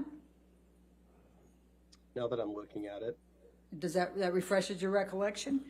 And in fact, Yes. This article calls Mr. Depp a wife beater, does it not? Objection, hearsay. I'll allow it for them. You know what? I can't see the print even with these glasses, but All right. Well, I'll take your word for it. Well, the title here is How Can J.K. Rowling Be Genuinely Happy Casting Wife-Beater Johnny Depp in the new Fantastic Beasts film? Objection, Do you see hearsay, that? Your Honor. I'll allow that. Yeah. Okay. Your Honor, I'd like to move the admission of this exhibit. I think at this point it's not offered to prove the truth of the matter asserted, but it's going to offer, he's testified to comparisons of other articles. He's testifying to the impact of the op-ed. I think it's, in fairness, we should be able to put this in and be able to make the comparisons. It's clearly hearsay, Your Honor. I'll sustain the It's objection. not offered to prove the truth of the matter asserted, Your I'll Honor. sustain the objection. Okay. Well, let's go to the third page. Let's go to the fourth page. So it has A5, I think is what I'm trying to get to. So it says paragraph 7.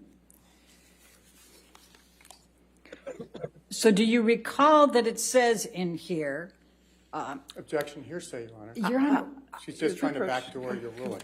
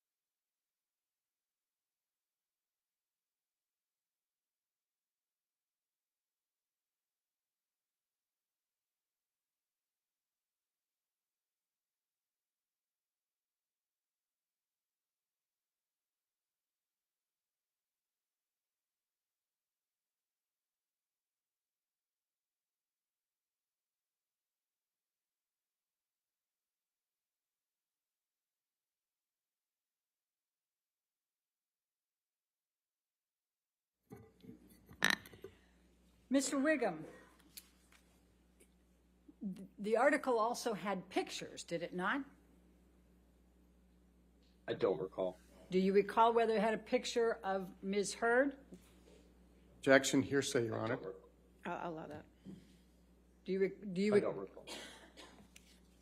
Can we go to the 8th page?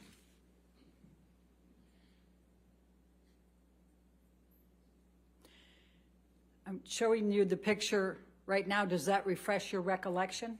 Your Honor, hearsay, lack of foundation. I'll allow it. It doesn't speak to my impression of when I read it or how I read it, but I see the photo. Yes, ma'am. All right, and in fact, it shows bruises on it, doesn't it? On Ms. Heard's face? Objection, lack of foundation. Overruled. That would be what I see, yes. Okay. Now, Mr. Depp filed a lawsuit against the Sun newspaper and against Dan Wooten for this article, correct? I believe so. June 13, 2018. Let's pull up 1599, Defendants 1599.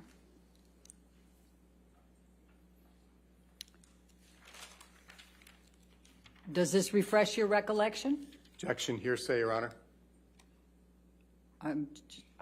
Just for refreshing recollection, I'll allow. Just so I understand the question, you're asking, does it refresh a memory that Johnny filed against the Sun? Yes, and Dan Wooten. On June 13, 2018. Sure. Okay. Now that I'm looking at it, yeah. All right, and he did so in the UK, in the High Court of Justice, correct? I believe so. You would know better than I. Okay, and if we can just turn to page 9, and do you recall that Mr. Depp alleged that that article had caused him serious harm to his personal and professional reputation? Objection, hearsay, calls for speculation. I'll allow the question. Thank you. No, I don't recall. I'm going to ask you to take a look at paragraph 11. And let me see if I I can need get... new glasses. Okay. Sorry. I can barely. I'm gonna... Your Honor, is there a way to even make that screen bigger on mine? I wish I had better glasses and more technologically savvy. They can make it a little bigger, but I think that's about as far as it can go. I'm going to try to highlight it here so that might help you a little bit. Let me switch the color. So, do you recall that Mr. Depp alleged that the article in the Sun newspaper by Dan Wooten had caused serious harm to the claimant's personal and professional reputation? If you're asking me, I don't recall it. I was not involved in that case at all. I'm able to read what's in front of me. But you don't recall it, and you don't recall if that had any impact on Disney in 2018. Objection, asked and answered. I'll sustain the objection. Next question. All right. Do you recall that Mr. Depp also alleged that he was caused significant distress and embarrassment by the publication of that article. No, that I don't recall that. Okay. I say that because I just was not involved in that case. All right. My memory of that was it was a tabloid, so, and the lawyers were in. All right. Michelle, you can take that down. Thank you. Now, there was a trial in the UK, was there not, on Mr. Depp's claims of libel against Dan Wooten and the Sun? I believe so. And it was in July of 2020, was it not? I don't remember the date, actually. All right. And it lasted 3 weeks? Do you recall that? I don't, but I'll take your word for it. Do you recall there being an enormous amount of publicity surrounding that trial? Objection calls for speculation, lack of foundation. He said he did. Thank you. I'm sorry, Mr. Wiggum, you said you did recall that? Asked and answered. I'll allow it. I remember there being press around it, yes, ma'am. Okay. And in fact, do you recall that Mr. Depp gave testimony for 4 days? Not specifically. I don't. Do you recall that Ms. Heard gave testimony for 4 days? I don't recall any specific memory of who testified, for how long, or any details within the case. Do you recall there being many, many witnesses testifying at that case, on that case? I think I'd revert to my answer just now. Okay. And the press that surrounded that case, do you recall it being focusing on things like Mr. Depp's drug and alcohol use? Same answer. Do you recall there being the video, the kitchen video, being shown repeatedly? Objection. Your Honor, may we approach? Sure.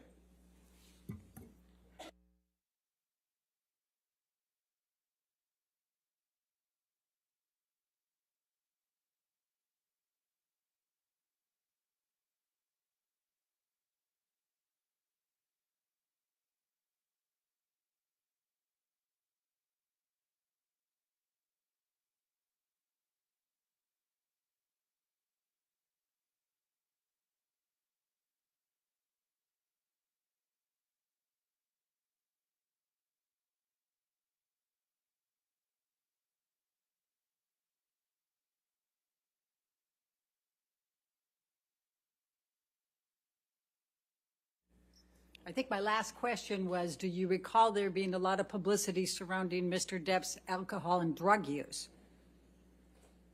I think I answered that. Oh, that right. That's right. I was on the video, recall. the kitchen video. Do you recall there being the kitchen video being played pretty repeatedly in the press? No, I don't. Do you recall a lot of pictures of Ms. Heard reflecting bruises, cuts, injuries?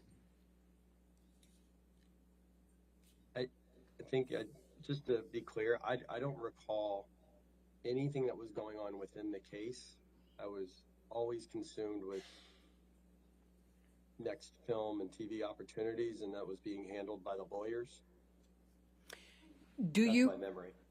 Do you recall, I just have a couple more to ask you on this, do you recall there being allegations of at least 14 incidents of domestic violence against Ms. Heard in that trial? I do not, with specificity. Same answer. Now, could we bring up exhibit number 1 again, plaintiffs?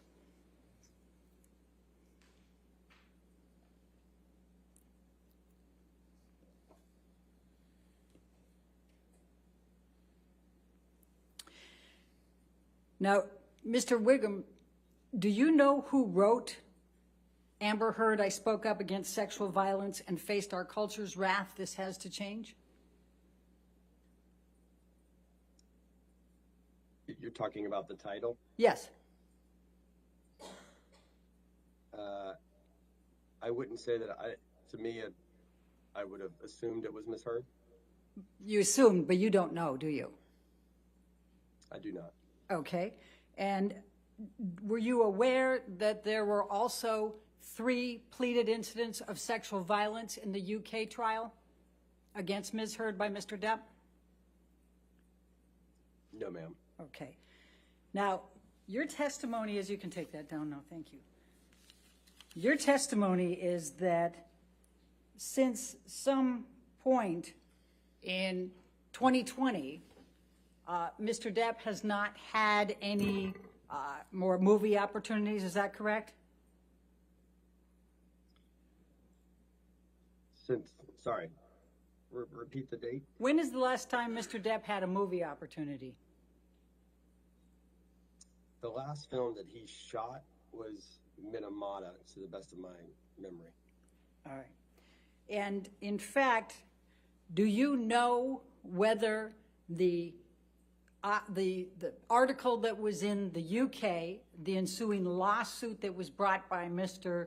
Depp, and the ensuing trial and all the publicity, do you know whether that had any impact on Mr. Depp's career? Objection compound. All right, I'll sustain the objection. Do you know whether the collection of all of those items I just listed had an impact on Mr. Depp's career? Remind me of the dates that you're asking about. So the answer, I take it, is no, you don't know, correct? I'm just trying to make sure I give you a correct answer so I understand the question. You referenced after 2020. Okay, Is that what you're saying?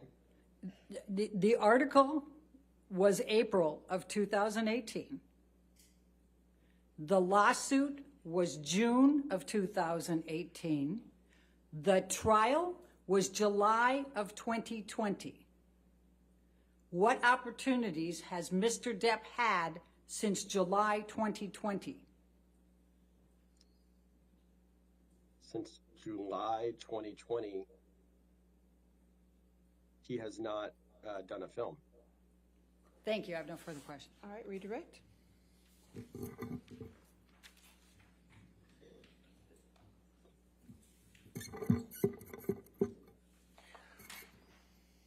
Good afternoon again, Mr. Wiggum.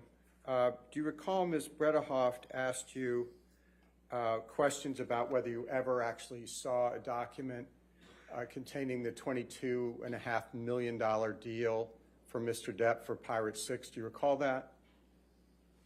I do. And do you recall when you were trying to answer her question, you said you needed a little more context? Do you recall that? Yes. And would you please now provide the jury that context so they can have a fuller understanding of what your testimony is?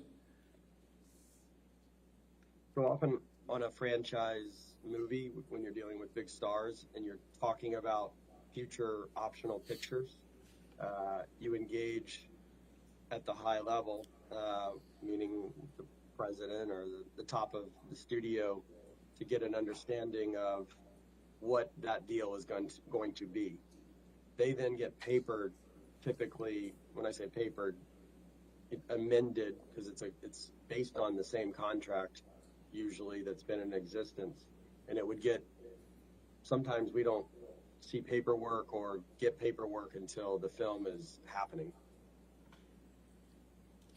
And Mr. Wiggum, on a similar line, Ms. Bredehoft asked you some questions about whether after this deal was done, it was starting to trend badly with respect to Disney and not so, and still well with respect to Mr. Bruckheimer in the fall of 2018. Do you remember that testimony? I do. When was it that Disney made the final decision as to whether Mr. Depp would be in Pirate 6? I'll sustain the objection. I'll sustain the objection. Next question.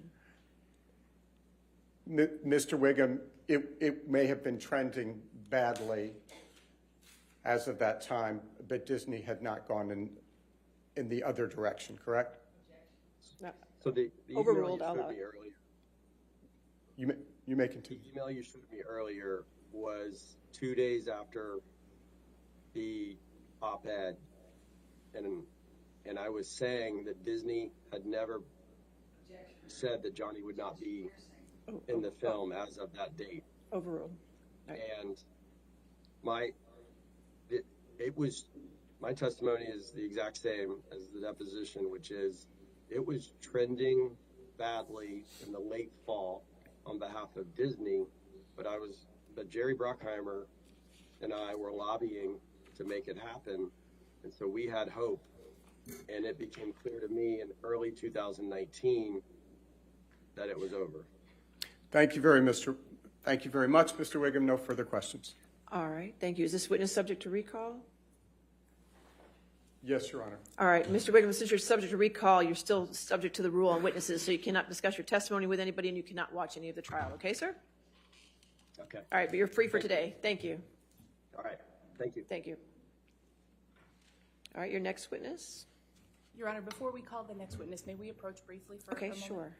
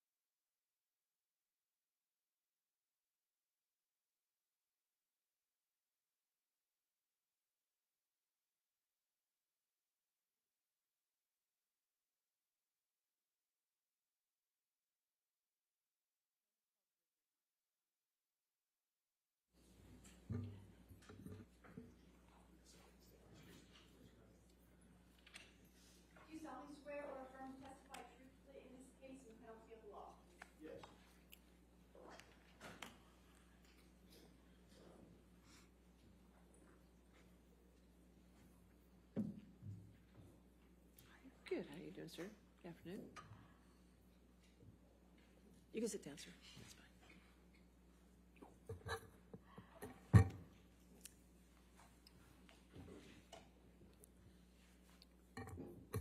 Good afternoon, Mr. Marks. Good afternoon. Would you please state your full name for the record? Richard Edward Marks. And Mr. Marks, where do you live? I live in Hollywood. Would you tell us a little bit about your educational background, sir? I'm a product of the public school system in Los Angeles, and I went to UCLA undergraduate, and I'm a graduate of the UCLA School of Law. When did you graduate from UCLA School of Law? I graduated in 1973, and I've been an officer of the courts since then, almost 50 years. Where do you work? I work at my own law firm, Richard Marks and Associates. What is Richard Marks and Associates?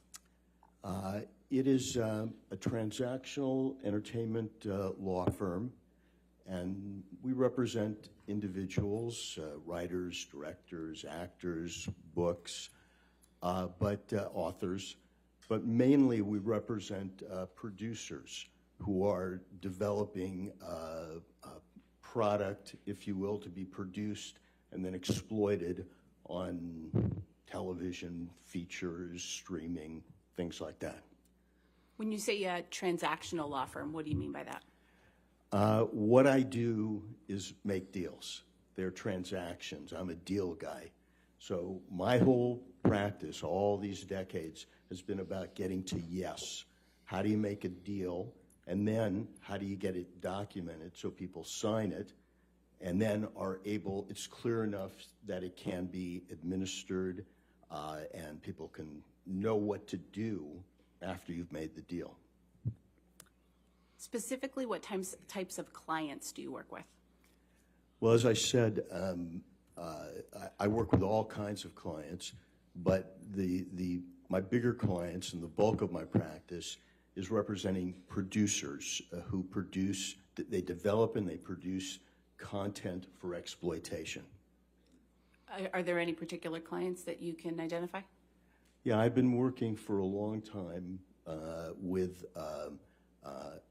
ITV, which is a huge British company with worldwide reach in entertainment. They produce The Voice, Love Island, and right now I've done all the development legal work on a miniseries that's about to shoot in France and England, starring Michael Douglas as Benjamin Franklin. It's based on a novel that we optioned. I helped them option years ago. Then scripts were written for the 8 hours. Then Michael Douglas was engaged, the director was engaged, and I do all those contracts, and that's ITV. Another one of my big clients is Village Roadshow. They're an Australian company. They partner with Warner Brothers, and they produce movies like Matrix, Aquaman, Scooby-Doo. Right now, I am working on a television series for them, doing the legal production, and before that it was development, but the production legal work on a reboot of the old College Bowl show, where two colleges come together with teams and answer questions, and here they're going to win scholarships. And the hosts are Peyton Manning and Eli Manning. So that's currently what I'm working on for Village Roadshow. Any other clients? And I would say my third big client is a company called Media Rights, MRC, and they produce movies and TV shows. Recently, I've done a lot of work for them. They are finishing up a miniseries that I'm doing the legal work on for Apple, starring Billy Crudup. We just finished a miniseries for them called Terminal List with Chris Pratt. That's for Amazon. And we recently finished a miniseries doing the legal deal making for MRC on a show called The Shrink Next Door, which is aired. It starred Will Ferrell and Paul Rudd. And then I can't leave out my longest client, which is the producers of Bosch for Amazon. It's got to be 9-10 years ago when we went into Amazon. They had never produced a series, and we negotiated a deal for Michael Conley's book series, and we cast Titus Welliver as Bosch. They wouldn't order a series, they would only order a pilot. And now, in the next few days, what I call the 8th season, but which is the first season of the spinoff, will be available on IMDb TV instead of on Amazon, but Amazon owns IMDb TV. And we're right now writing the 9th season. So I've had this long run with this one particular series. Can you tell the jury a little bit about the types of deals that you work on for these clients? Well, when you think of a series or a motion picture, and you see the credits, there's hundreds of credits there. And every one of those people, you have to make a deal with them, and you have to paper it so that they sign it. And you know what to pay them, and what is there a guild involved, a union? What are their services? And what I do is all of that, soup to nuts, many times. Sometimes I work with in-house counsel or other attorneys, and we split up the work. But basically, you want to produce a movie or a show. You might option a book. I do that deal. You might hire a writer. Then you might get a director, then a line producer, a UPM, first AD, Then you start hiring your cast. Then you start making location deals. Then you start renting equipment and props and getting releases for photos you might show or for people who might end up on camera. And then when you're done shooting, you're making deals for merchandising and deals with distributors. And in the old days, it might have been for a DVD or for merchandising, a doll. And so it's really, what I do is make deals. And all deals, I've been doing it for almost 50 years, but they're all the same. They have elements of time, money, credit, rights, and perks. And I have approached deals that way so that I've made myself relevant. When I started out, there were 3 networks and big studios. And an attorney said, well, I'm a TV lawyer or I'm a feature lawyer. I just said, I'm a transactional lawyer. And so I've been able to adapt and make deals with Netflix, Quibi, YouTube, you name it. I've made deals. I mean, I recently made a deal with Hellman's Mayonnaise for an actress who is going to be an influencer for them on the web. And it was it was a good payday for this actress, but that's the way I look at deals. I'm a deal maker, and that's my practice.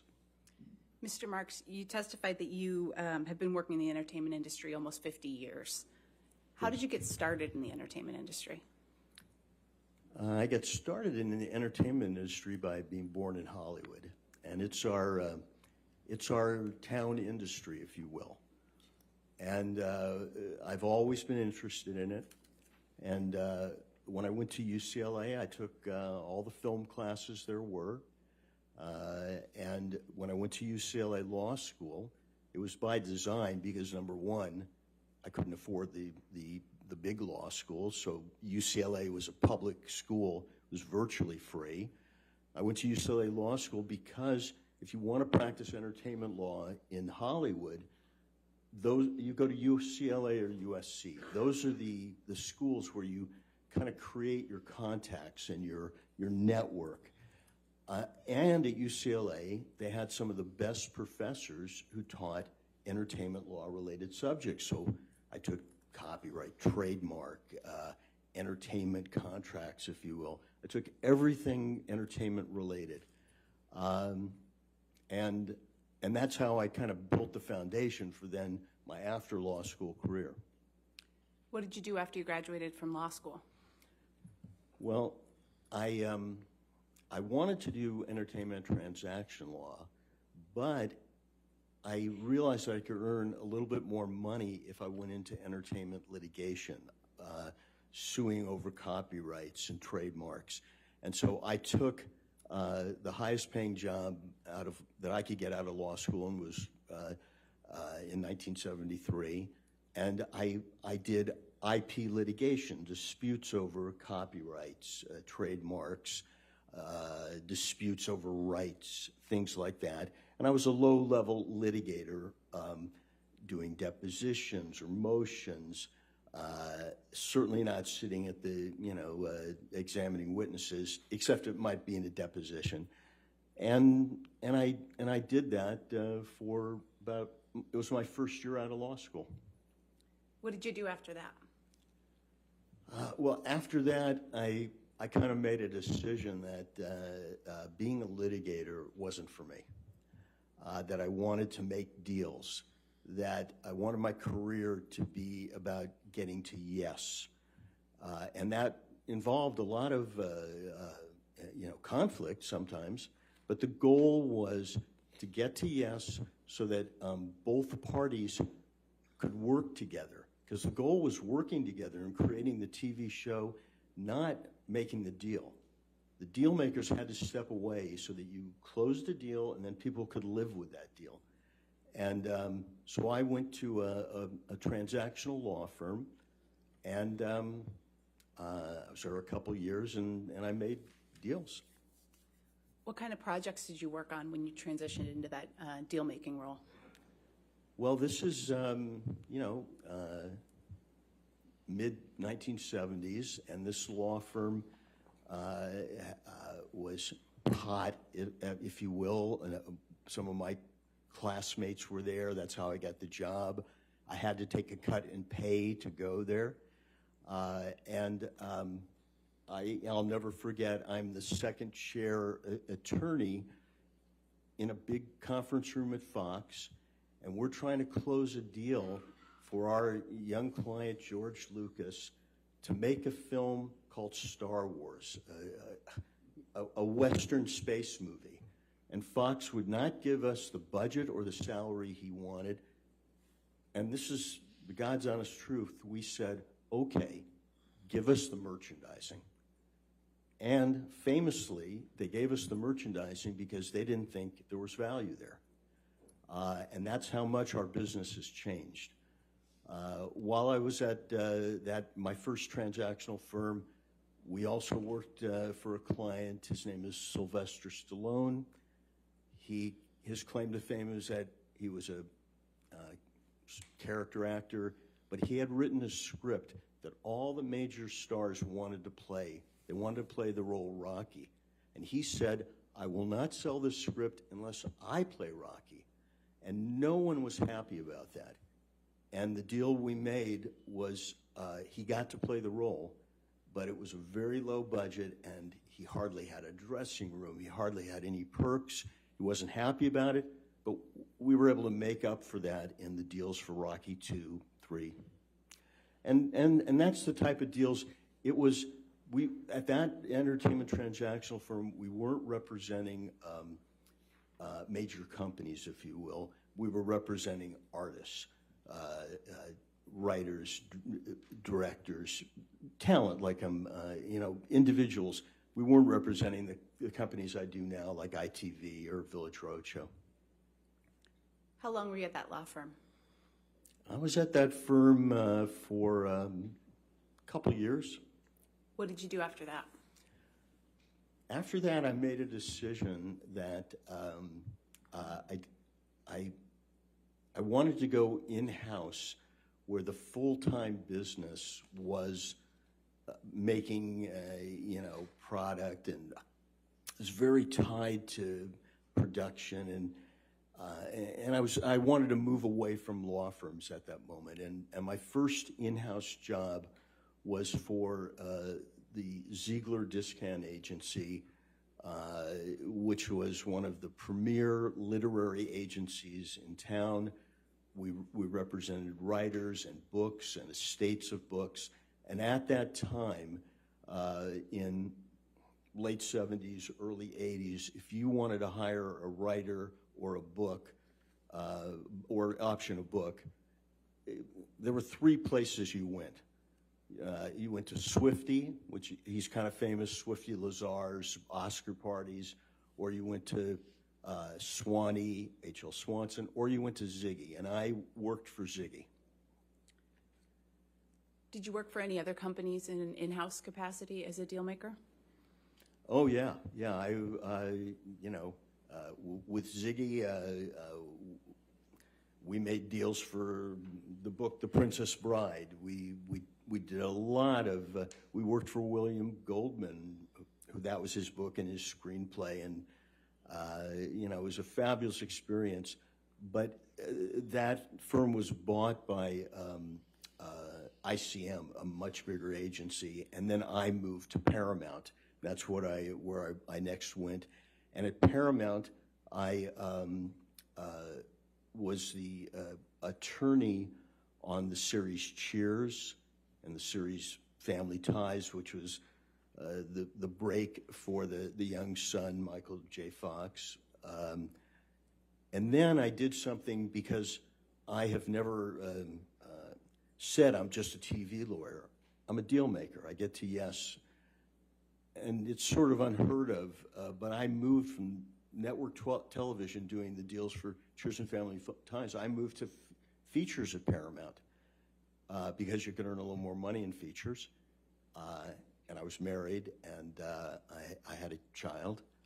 And in features, I was assigned to do the development and production work for a producer, who's in this case Jerry Bruckheimer, and I also served. They had an overall deal with Eddie Murphy, so I did the legal work on his films like Beverly Hills Cop, Coming to America, things like that. And I was at Paramount about 4 years. Where'd you go after Paramount? After Paramount, I got this opportunity to head up business and legal affairs in the feature division for Jerry Weintraub's studio. Jerry was famous at the time for Karate Kid and Ocean's 11, and he represented, Elvis and Frank Sinatra in music, and John Denver. But this was his motion picture company, and I was in features, and we made a film called Troop Beverly Hills, which was starring Shelley Long. We made another film, The Big Blue. We acquired a film library. He was positioning himself to be a major company until he went bankrupt. And that was one of his only failures. Where'd you go after that? After Jerry Weintraub, I went to Disney, and I filled in for a year for the head of legal and features, who was on maternity leave and taking a family leave. And so I headed up legal on films like Dick Tracy, Madonna was in that, Rocketeer, another live action film. But what I really remember about my time at Disney is they were revamping the animation department, and they wanted to make a different kind of Disney animated film. And part of it, in the old days, Disney animated films, the voices weren't advertised. They weren't the stars of the movie. Disney was the star, or Dumbo was the star, but the voices were hardly known. And we broke that mold, and it was the first deal where we paid real money to someone to do a voice. Was a deal I made with Robin Williams to voice Aladdin. And it changed the whole history of Disney and feature animation. I worked on Beauty and the Beast, and it was a tremendous experience to be involved with them. After you worked at Disney, did you continue to fill in-house deal-making roles? Yeah, I continued my in-house road, even in the world that I could see was consolidating, and it was going to be more and more difficult to stay in-house. After Disney, I went to a company called Media Home Entertainment, and they put up money for films, and for their investment, they got the VHS cassette rights. So Media Home Entertainment was one of the producers, investors in the Nightmare on Elm Street series and Blue Velvet. And what they got was the right to sell video cassettes. They also manufactured and sold the Jane Fonda videos or the NFL videos. And it was a great business, except the studios realized, are we crazy? Why are we letting another company sell video? We should keep that in-house. And so I was not only head of legal, but I was on the board of directors, and we sold the company to Fox so that they could take in the assets and eliminate a competitor. Where'd you go after that?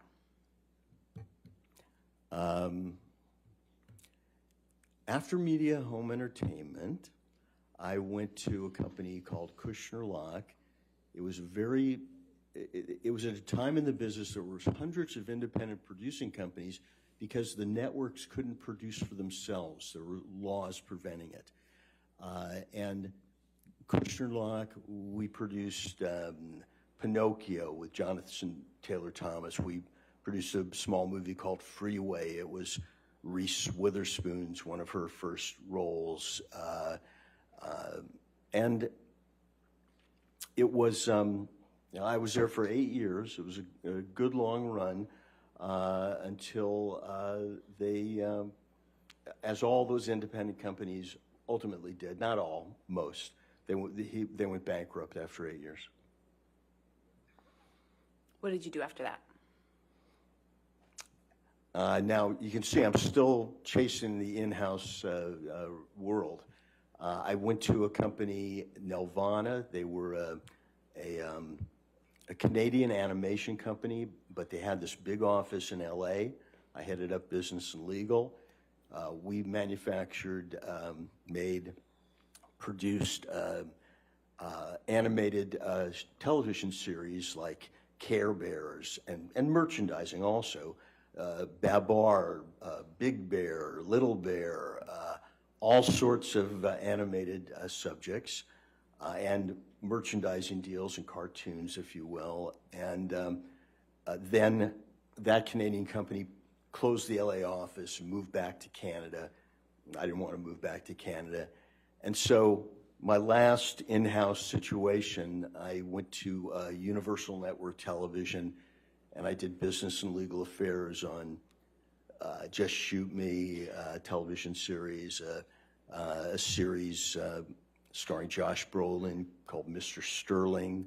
It was kind of patterned on Mr. Smith Goes to Washington. And at the same time I was at Universal Network Television, I consulted with Nickelodeon Features, and I helped them sort of build out their feature products. They were on the Paramount lot. I had been at Paramount for a long time, and we worked on films such as SpongeBob, the animated film.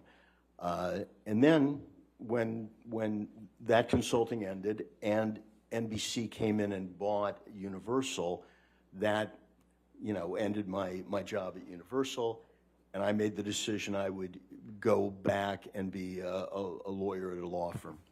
What types of work were you doing when you went back to the law firms? When I went back to the law firm, I did a lot of, I worked on their clients, and I helped a financier, Robert Sillerman, in effect buy the American Idol brand. I worked with Barry Gordy's company, trying to turn some of his world into theatrical plays. I worked with the Nat King Cole estate, trying to do things.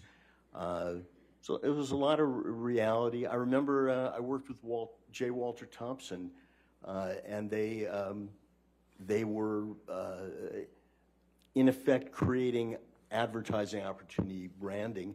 And then the one that sticks to my mind is I helped, George Foreman market things so that he made a deal to be the face of a thing called the George Foreman Grill. And it was a good practice. Mr. Marks, you testified that you now are at a law firm called Richard Marks and Associates. When did you start that firm? Well, after the firm I just told you about was called Greenberg Traurig. It's a large international firm. I moved to a firm called The Point Media in 2006, and I was there for 14 years, doing much the same work that I do now. And then in 2020, right at the start of the pandemic, I went out on my own and formed Richard Marks and Associates. Over the course of your career, what, if any, changes have you observed in the deal-making space in the entertainment industry? Well, before I got involved in the business, most deals for writers were how much money per week and how many weeks. When I got into the business, it was already more complicated. But through my decades, all that's happened has gotten more and more complicated. Still the essential elements of time, money, credit, perks, money, whatever. But it's gotten more complicated. You had to deal with merchandising. You had to deal with sequels. You had to deal with all sorts of derivative works, video games, you name it. publicity, promotion. It all expanded so that making a deal that might have been, simple 30 years before now was a major production. And, lawyers became integral. You couldn't do a deal without someone who was going to dive into the boilerplate and make sure that it was right. Your Honor, I'm about to switch gears a little bit. I don't know if you would like to break now for lunch. That's fine. If you could approach us for a moment, just a minute.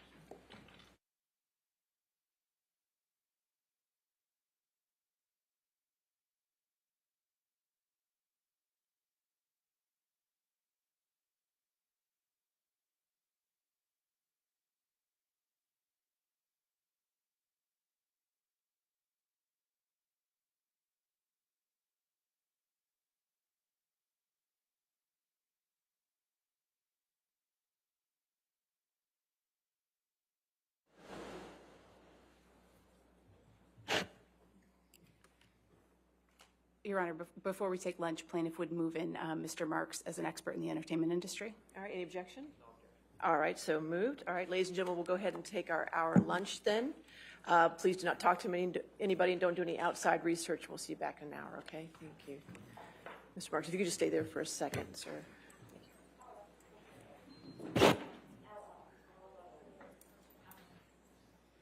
Stay there for a second. Just stay there. Thank you. No problem, sir.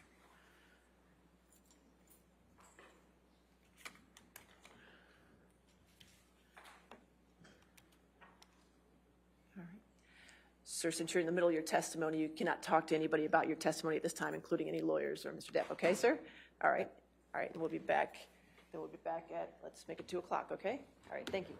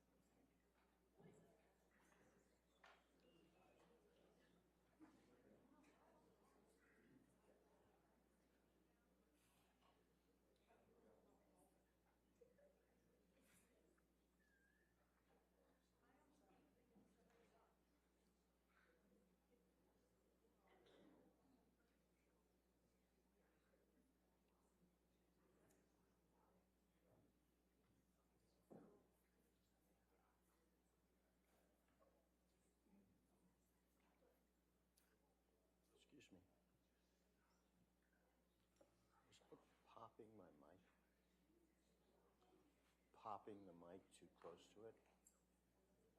Was I?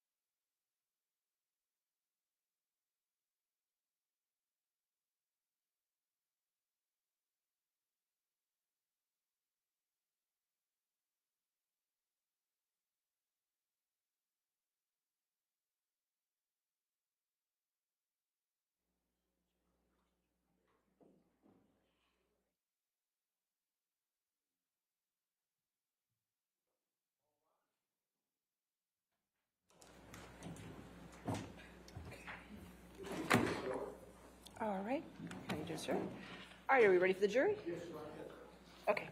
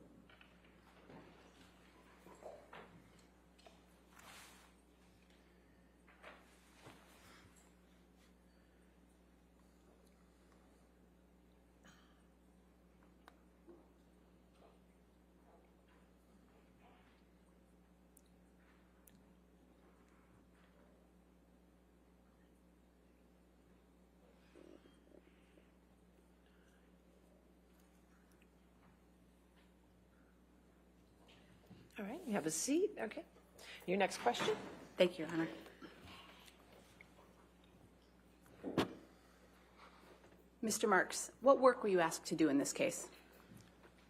I was asked to bring my years of experience in the entertainment industry and look at the damage that the op-ed of 2018 created in Johnny Depp's career and his life and his reputation. What work did you do to determine whether Mr. Depp's reputation had been damaged by the op-ed? Well, again, I view the op-ed and the fallout through almost 50 years in the business. And what I did was I read the pleadings in the case, the deposition transcripts, the articles, the pleadings, all of the paperwork in this case, which is voluminous. Based on the analysis you've done and your expertise in the entertainment industry, have you formed any opinions in this case? Yes. Generally speaking, what is your opinion? My general opinion is that the op-ed damaged Mr. Depp, created a cancel situation, if you will, harmed his reputation and his ability to get work in Hollywood industry. Objection. Yeah, hold on, sir. Yes. I thought, could we approach? Sure.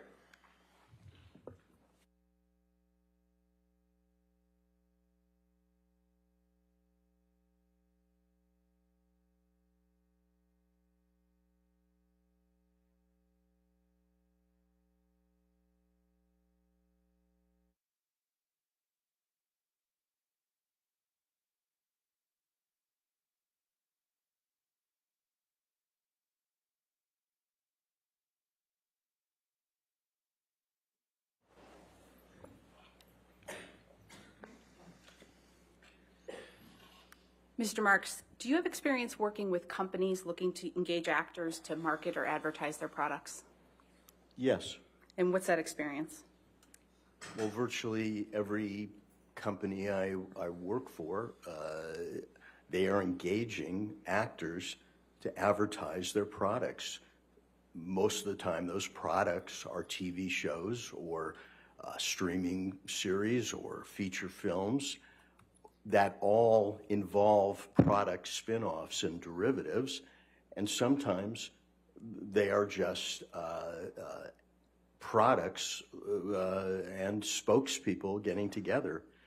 But yes, I have experience in hiring a star to be the face of your product. What types of things do companies consider when they're looking at using actors in their marketing or advertising? Well, as you can imagine, they consider reputation. This is a capitalist society, and they're looking to make money. They want to add value to their investment.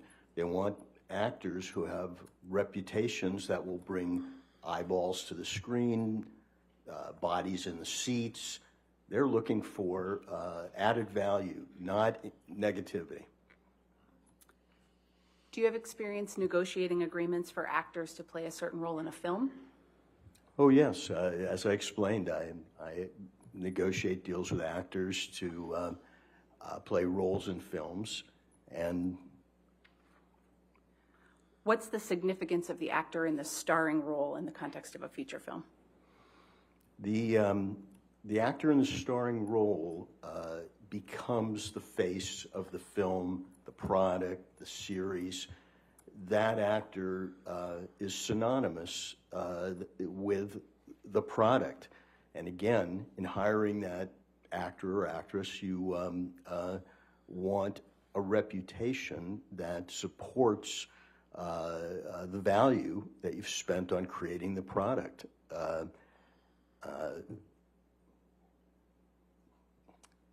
You might say that Pirates of the Caribbean is Johnny Depp and vice versa.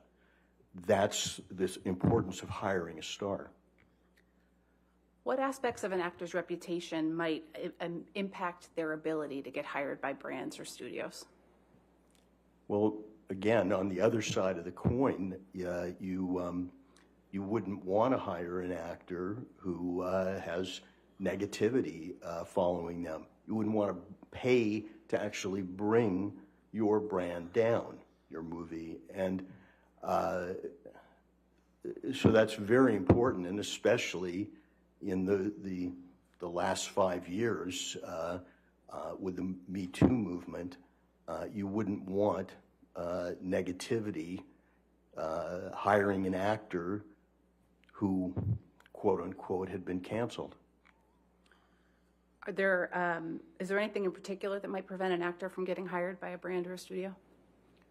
Well, I mean, we're talking about illegal activity, a criminal record, but right now, the pinnacle of negativity in Hollywood is being accused of domestic abuse, sexual abuse, violence, and what we've seen is almost immediately terminations and cancellations for the investors, to the people who create that product, to move away from that negativity. I think you mentioned the Me Too movement.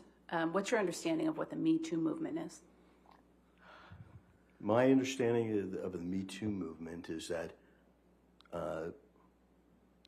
finally society is listening to the victim, giving the victim of domestic abuse, sexual abuse, the benefit of the doubt. And there has been a shift in our society from not doing that to now the victim gets the benefit of the doubt until there's too much doubt. And to me, that's the Me Too movement. One person can come forward and accuse Harvey Weinstein, and another person can come forward, and another. That's the Me Too part of it. But they get the benefit of the doubt, whereas in the past, the victim didn't have that benefit. What impact has the Me Too movement had on how Hollywood conducts business? It, in my many decades in the business, Hollywood has changed and morphed, but never as quickly as to respond to the Me Too movement that started in 2017. When I started in the business, every contract for an actor or someone involved in a movie had a morals clause that you did certain things and you could be fired for it. They wanted to protect their brand. Before the Me Too movement, that morals clause was fading out. People with leverage, people said, wait a second, you just can't get rid of us because you think this or that.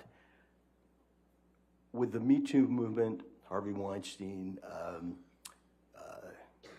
Bill Cosby, if you will, the morals clause has come back, and it is a demanded feature in every entertainment employment agreement, because the studios want that verbiage. They want those rights so that they can act quickly and decisively when there is a claim.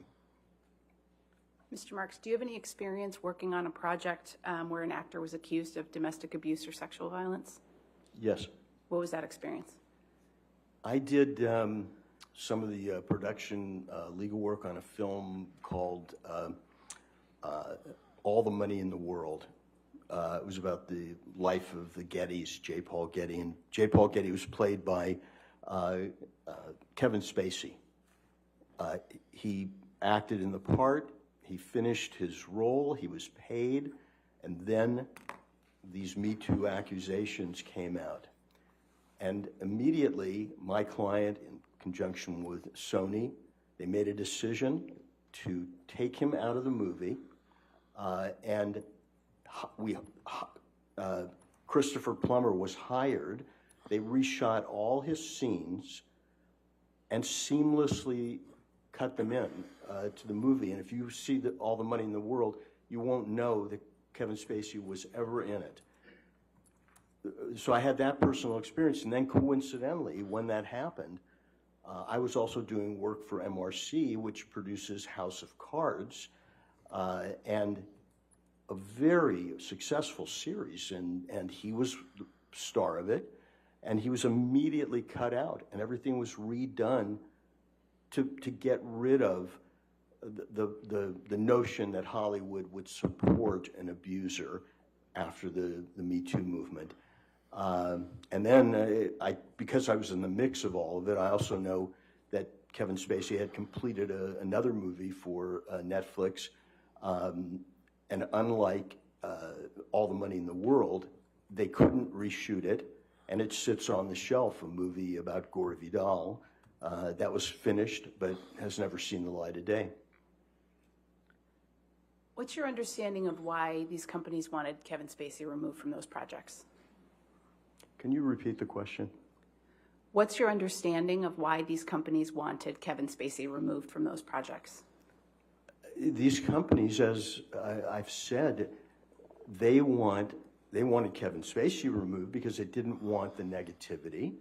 They want anyone removed so that they can get a return on their investment in our society, so that they are not seen as being in the old generation where women were not given the benefit of the doubt, where victims were not given the benefit of the doubt. And a switch has been turned, and certainly by 2017.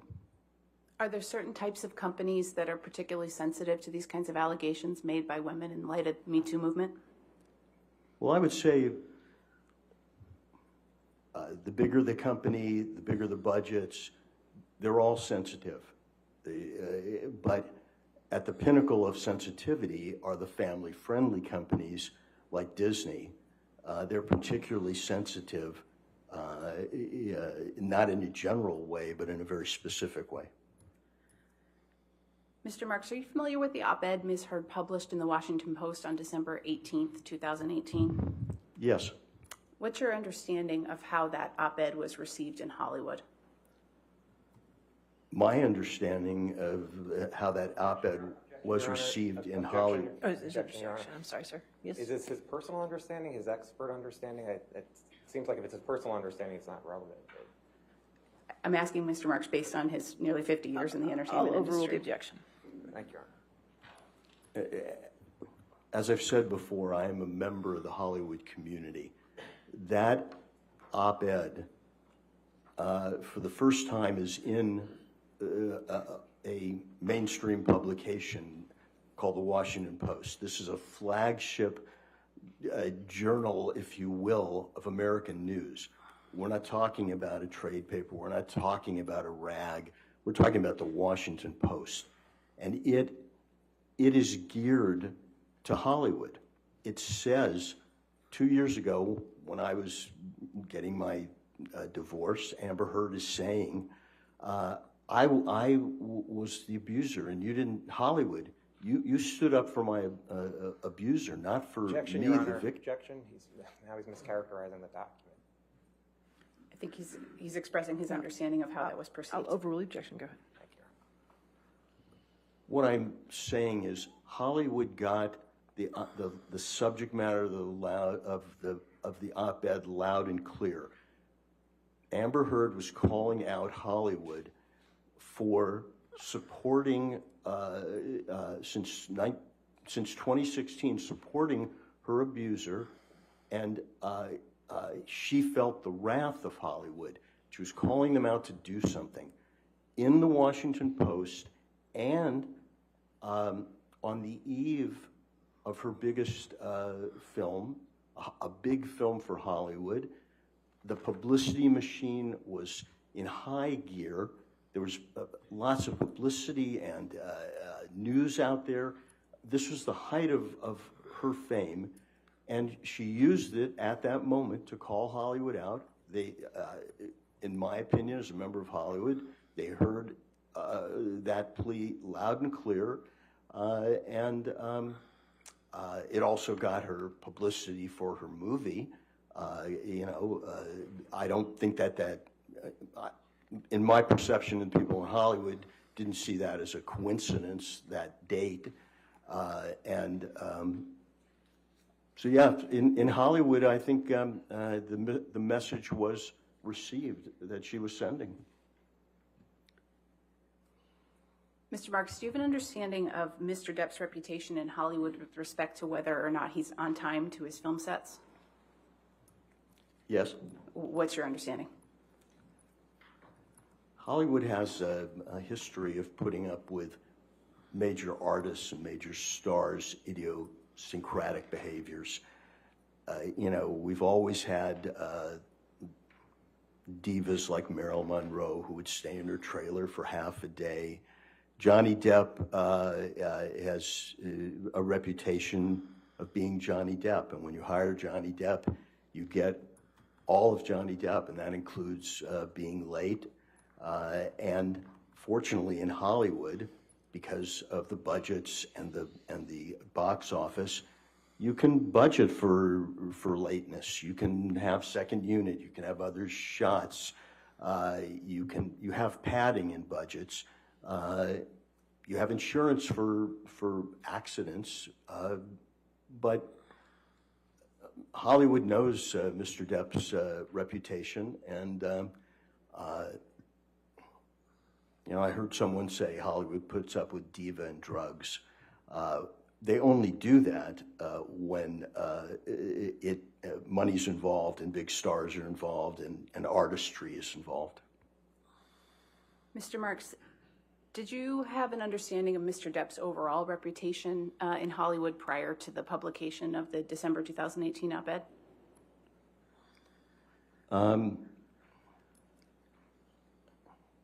I would say that Johnny Depp was one of the few major actors in Hollywood who managed to keep most of his personal life personal, kept himself shrouded, if you will, a bit. And his reputation, preceded him as a major artist in Hollywood. But what also marked him in this business is that he was congruent. He was likable. He was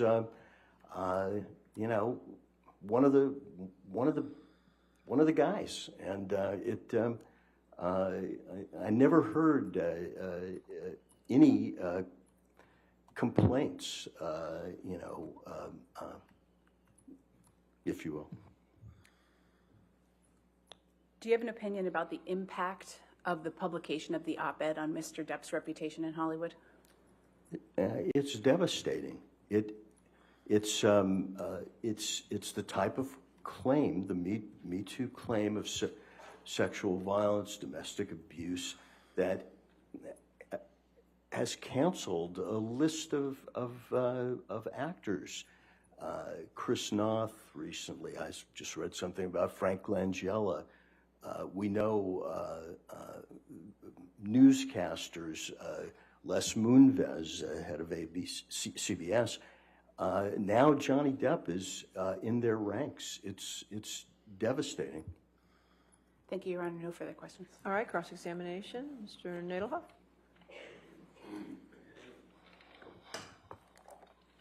Good afternoon. Your rate in this case is $975 per hour, is that right? That's correct. And you've never charged that higher rate in any other cases, isn't that right? I've charged near that amount, but never that high, correct? That's correct. Okay. How much have you received for this case? I'd have to look at my billing. During my deposition, the attorney who deposed me asked me the same question.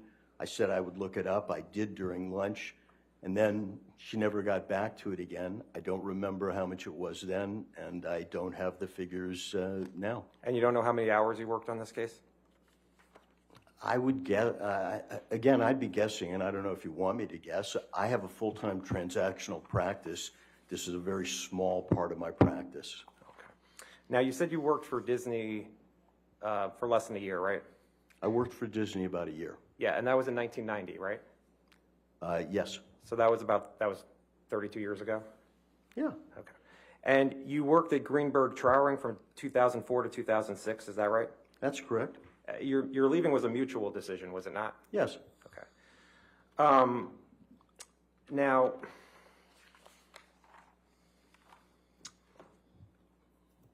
Mr. Depp still has an endorsement deal with Dior, correct?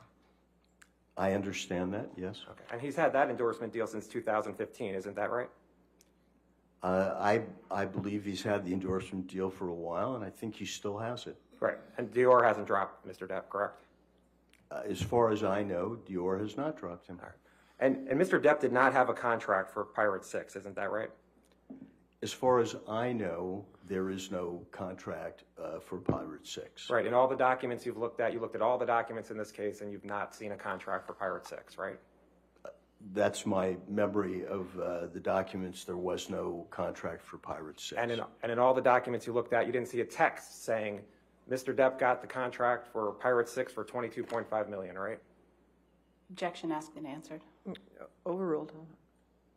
I didn't see paperwork on an agreement for Pirates of the Caribbean 6. So not an email, not a text, not any written document about Pirate 6, correct? Objection asked and answered. I'll sustain that objection. Next question.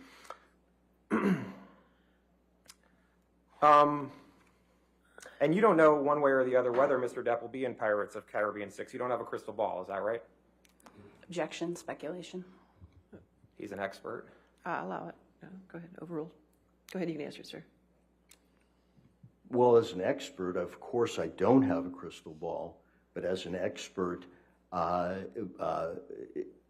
think Disney will do everything possible to try to put him back in Pirates, but not under this cloud. Okay. You would agree that there was negative publicity about Mr. Depp before the op-ed, correct? Yes. You know that Ms. Heard made her accusations public starting in May of 2016, right? Yes. And Hollywood knew about that, right? Yes. Okay. And Mr. Depp still had movies after May of 2016, right? Yes. Okay. Now, you would agree that there was negative publicity about Mr. Depp being publicly drunk before the op-ed, correct? There was, I agree with the proposition that there was negative publicity before the op-ed. The op-ed was something different. And you agree, in 2014, there was an article in The Guardian that said apparently drunk Johnny Depp cut off at Hollywood Film Awards ceremony. Would you agree with that? Again, I don't remember reading The Guardian, and I don't remember that particular incident, but I'll take you at your word.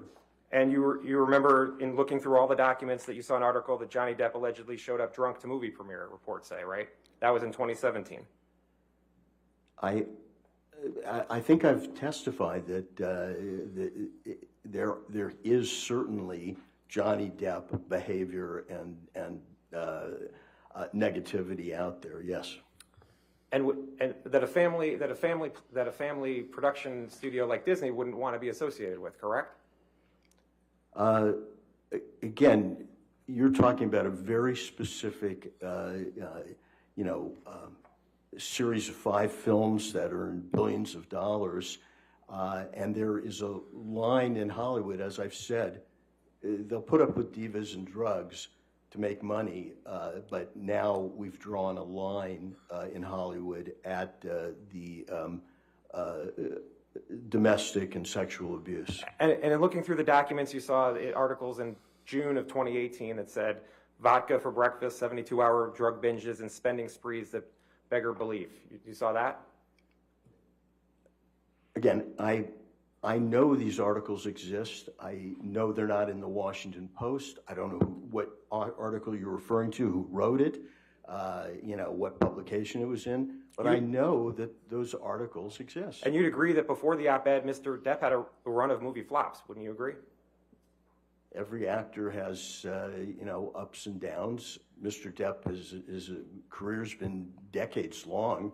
You would agree that in January of 2015, there was an article that said Johnny Depp is on his way to becoming the most overpaid actor in Hollywood. Again, you'd have to show me the article, but I don't doubt that some commentator trying to trade on being a smarty pants wrote that. And you'd agree that there was another article in 2015 that says, quote, has Johnny Depp become Hollywood's biggest joke?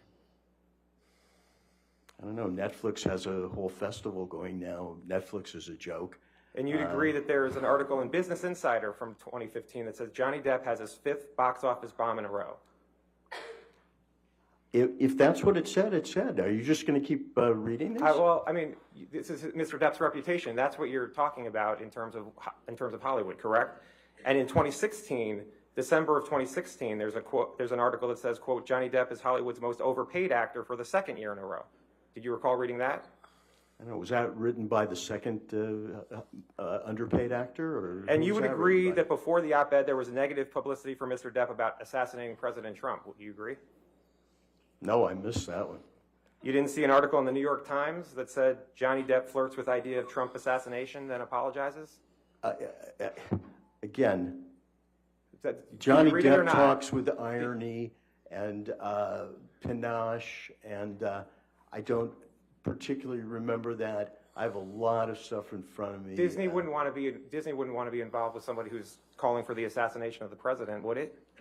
I'm sure after those articles, Johnny Depp was involved in major studio projects. Do you know one way or the other whether Mr. Depp was involved in major studio projects after June 23rd, 2017? I think, again, I haven't quoted his IMDb page to memory, but he was in an animated film called Sherlock Gnomes. I think it was released, Paramount is one of the producers. I think it was released in 2017. Would you agree that before the op-ed there was negative publicity for Mr. Depp about punching a crew member on a film set? I heard about that. Okay. So that's people who work in Hollywood that Mr. Depp had an accusation of assault, correct? I heard about it, yes. And would you agree that there were stories about Mr. Depp drinking heavily on the set of Pirates 5? There were lots of stories that came out, and I'm sure that was one of them. And those stories came out in 2016 and 2017, before the op-ed, right?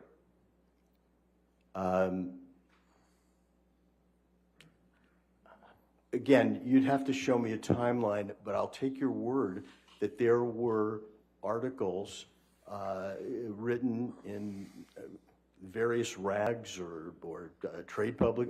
Is the New York Times a rag? Is that what you're saying? No, I'm not saying the New York Times is a rag. What I'm saying is, at the height of the Me Too movement, we have this op-ed directed at Hollywood, and in the Hollywood I know, the rest of the stuff is background noise. Now, and Pirates 5 did not make as much money in the box office as the prior Pirates movies did. Isn't that true? That's true. It only made about $800 million. It made less, though, than the first 4, correct? Yeah, and any company would want to have a box office hit that made $800 million. Now, can you put up Defendants Exhibit 99, please?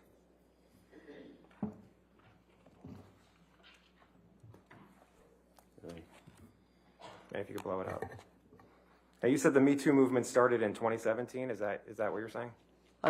It actually started long before that, but it picked up steam to what we now call the Me Too movement in 2017. Okay, and do you recognize this article from Dan Wooten that says, how can J.K. Rowling be genuinely happy casting wife-beater Johnny Depp in the new Fantastic Beasts film?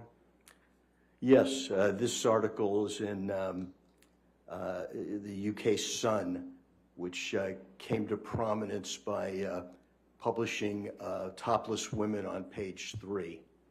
And the article came out on April 27th, 2018, correct?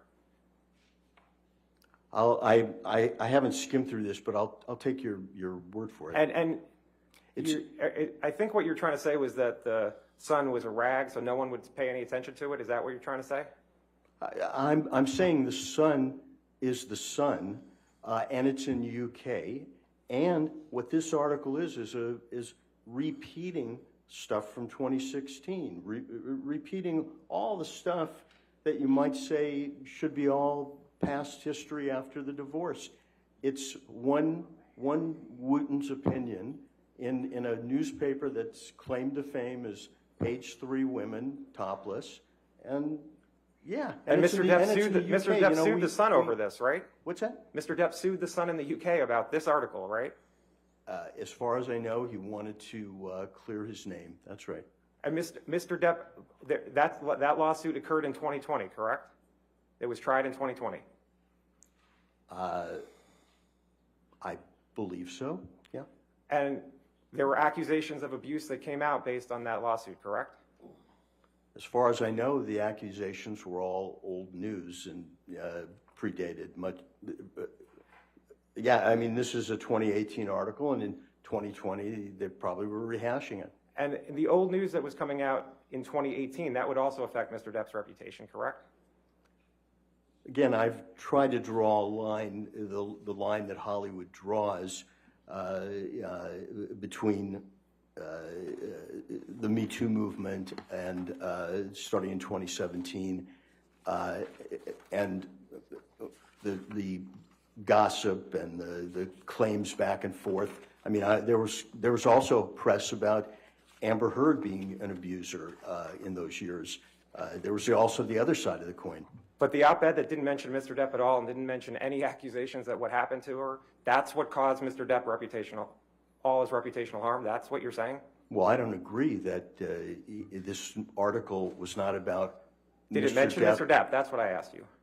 Well, does she have another husband who abused her But in 2016? Did it talk about it? Did it talk at all about Mr. Depp's abuse? Objection, Your Honor. He's tried to answer the first question, which was not exactly what the second question was that he re-asked. I'd asked that he be permitted to finish.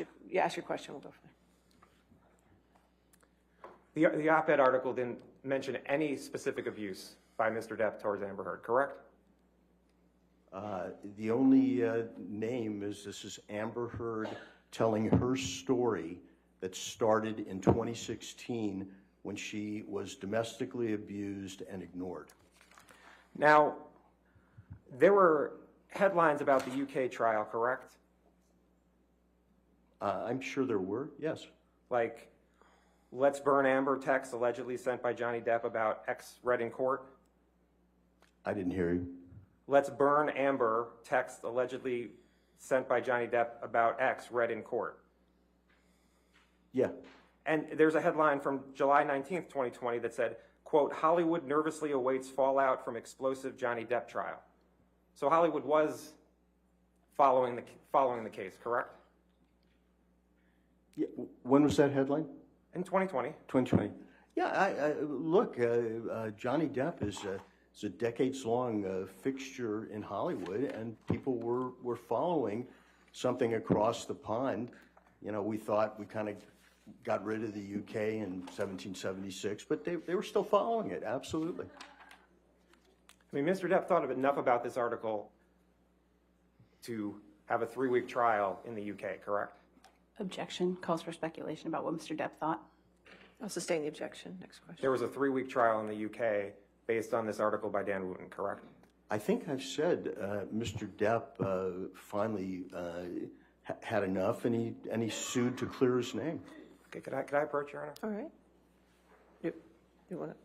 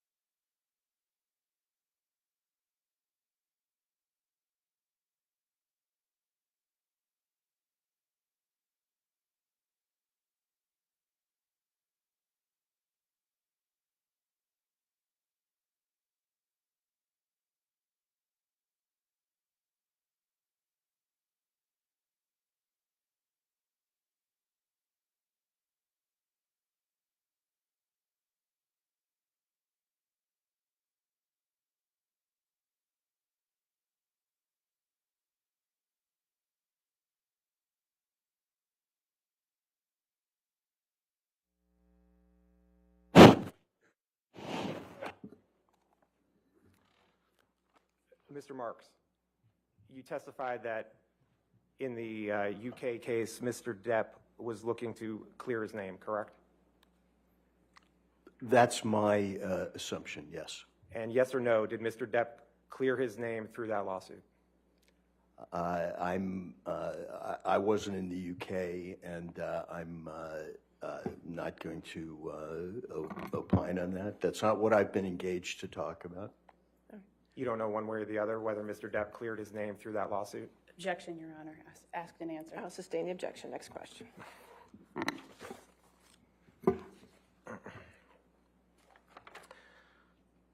You understand, can you please put up Defendants Exhibit 115?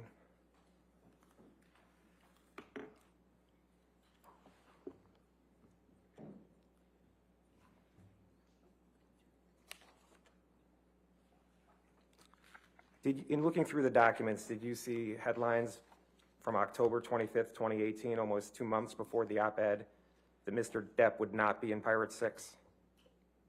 I saw that there was speculation in different publications, none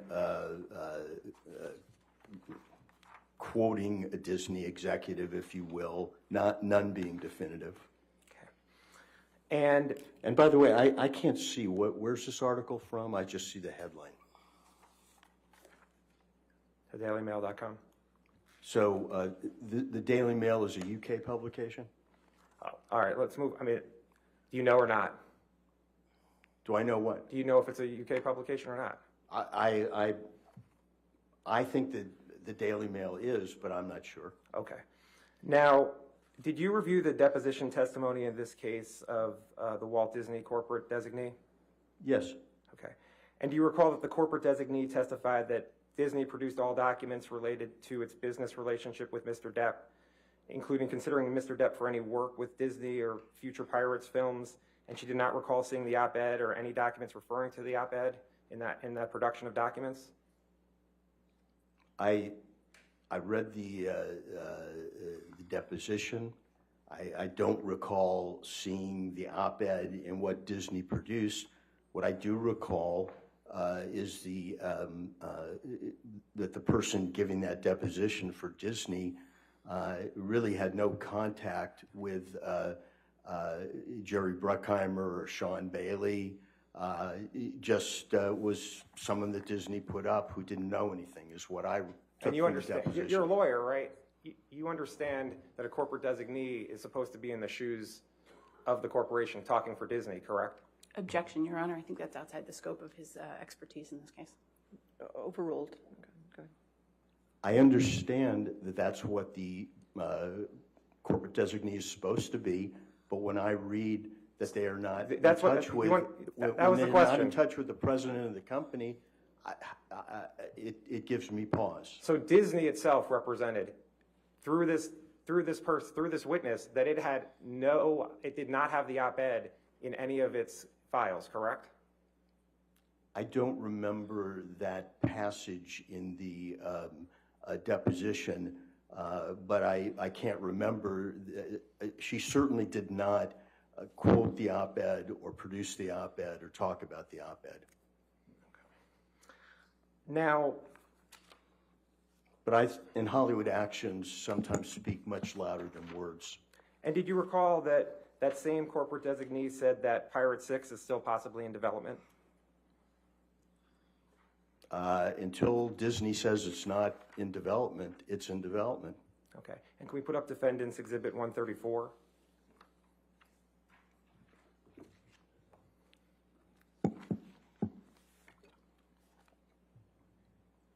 And you see this is from November 5th, 2020. And where's this from? Some rogue website? Where's this from? InsideTheMagic.com. Okay. Okay. And this says Disney reportedly scraps plans for Depp's Pirates of the Caribbean 6 return, and that was on November 5th, 2020, correct? Assuming that this is a correct copy of this random website, that's what it says. They're not quoting the head of production. It's not a statement by Disney, but that's what this woman, Rebecca Barton, says. Well, 2 years after the op-ed, it was still a question as to whether Mr. Depp was going to be in Pirate 6. There was no contract for Mr. Depp to be in Pirate 6, but he was Pirates, and there would always be that question until Pirates is produced or until Disney says otherwise. And November 2020 was at the same time as all the publicity surrounding the UK case, correct? I think the UK judgment came out in November 2020. And this article came out 3 days after the judgment, correct? If the judgment came out on the 2nd, this is 3 days later in, what's this again, moviemagic.com? Correct. By Rebecca, Barton. Could I approach, Your Honor? All right.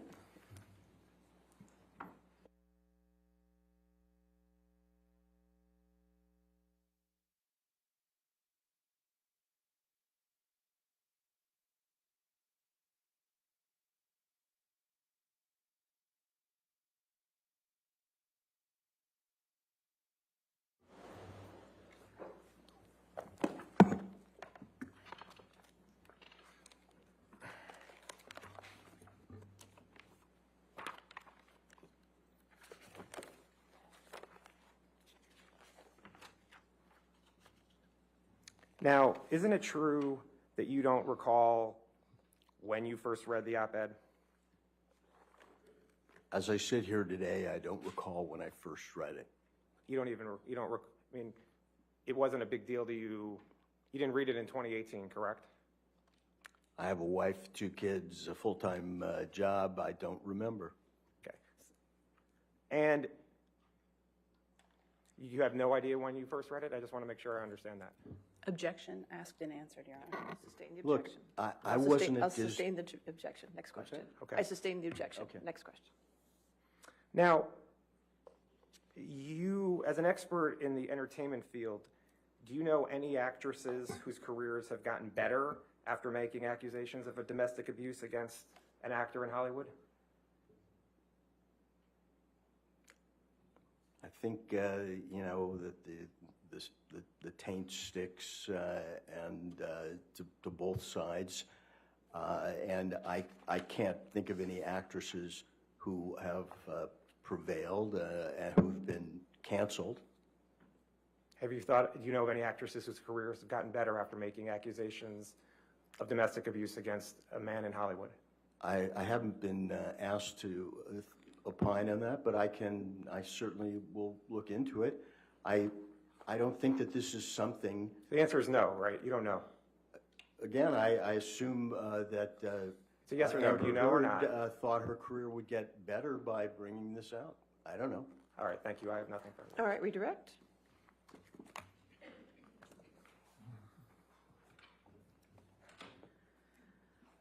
Mr. Marks, you were asked a series of questions about a number of publications and publicity related to Mr. Depp by Mr. Nadelhoff. Do you recall those questions?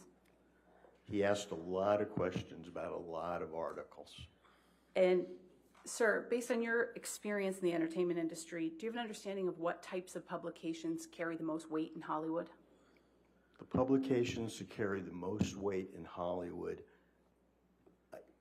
in my opinion, after all these decades, are Variety, Hollywood Reporter, Washington Post, Wall Street Journal, New York Times. Those are the publications. And Mr. Nadelhoff asked you a number of questions about certain headlines related to Mr. Depp and various news coverage related to Mr. Depp. Do you have an opinion about the impact of those articles that you looked at with Mr. Nadelhoff on cross-examination on Mr. Depp's reputation in Hollywood? Again, I don't remember all the articles, but what I do know is that Johnny Depp had always had articles about him, and that didn't change the baseline. If you had a big project and it had a role for Johnny Depp, that didn't change the baseline. Is your opinion about the op-ed Ms. Heard authored different than that? My opinion about the op-ed in the Washington Post was different. That was had a different quality of headline and article. Thank you, Your Honor. No further questions. All right. Is this witness subject to recall?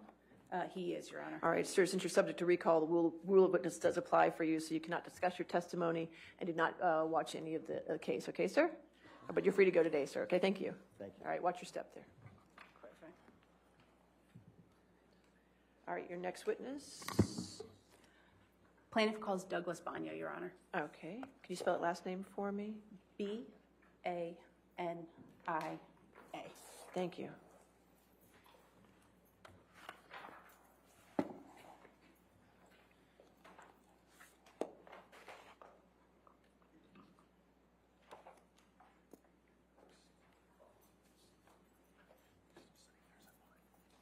Your Honor, may I approach for just a moment? Okay, sure. Mr. Nadelhoff?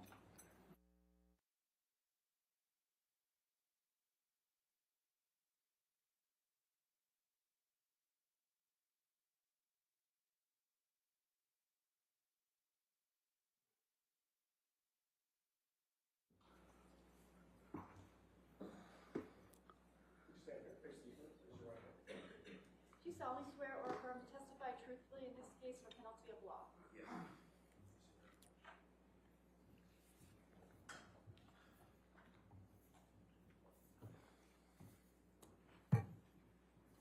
Good afternoon, sir.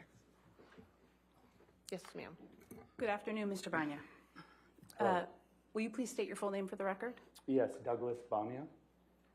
And Mr. Banya, what do you do for work? I am an intellectual property damages and valuation expert. Do you have any particular specialty in your line of work? Yes, my specialty is using internet and social media analysis when I'm quantifying value, or I'm calculating damages, or if I'm analyzing the impact of social media or internet events. Where do you work? I work at Nevium, which is located in San Diego, California. How long have you worked there? 10 years. What's your position? I'm a founding principal and an analyst. I'd like to talk a little bit about your educational background for a moment. Where did you attend college? I received my bachelor's degree in cinema from San Diego State University. I graduated in 1997. And after you graduated in 1997, did you pursue another degree? Yes, I went directly to San Diego State University. I got a master's degree in television, film, new media production. Was there any particular reason you chose to go to San Diego State for that? The new media production side of that program I really liked. I graduated from there in 2000, so this is even before YouTube was found. So the whole idea of putting film on the internet and kind of analyzing the internet and using analytic tools to see how things are doing on the internet that's what attracted me, and that's what I learned there as well. What did you do after you got your master's degree? After the master's degree, I moved to Los Angeles, and I was an independent filmmaker for a while. Then I got introduced to intellectual property, and I started working for a small boutique IP firm back in San Diego. What was the boutique firm you went to? What was the name of the firm? Yes. The name of the firm was Consor. And what did Consor do? Consor values intellectual property for various business reasons. They do litigation support services as well. And when you say intellectual property, what do you mean? When I talk about intellectual property, I'm mostly talking about copyrights, patents, and trademarks. I might include related intangible assets such as domain names, websites, internet accounts. But IP for me is mostly brands, publicity rights, copyrights, trademarks. What type of work did you do while you were at Consor? I have various positions there, but I was a research analyst, as a financial analyst. I was a director of business development. My last position there was a principal. And what kinds of things did you work on? We worked on, valuation. Our clients, they needed valuation of their IP portfolio for maybe tax or estate reasons. A lot of litigation support like I'm doing now. Somebody infringes on a trademark or publicity rights. That's actually the place I got my first expert witness job. I was a named expert on a right of publicity case representing the retired players of the NFL against the NFL. They're using their name and likeness without permission. So services such as that. How long did you work at Consor? I was at Consor for 10 years. And after Consor, where did you work? Then at Nevium, where I am now. And did you found Nevium? Yes. What kind of work does Nevium do? Nevium does several things, provides several services. So we value intellectual property for various reasons: tax, estate, M&A, business transactions. We not only provide the value of a business, but we can break that value. What percent of the value is this trademark portfolio or this patent portfolio?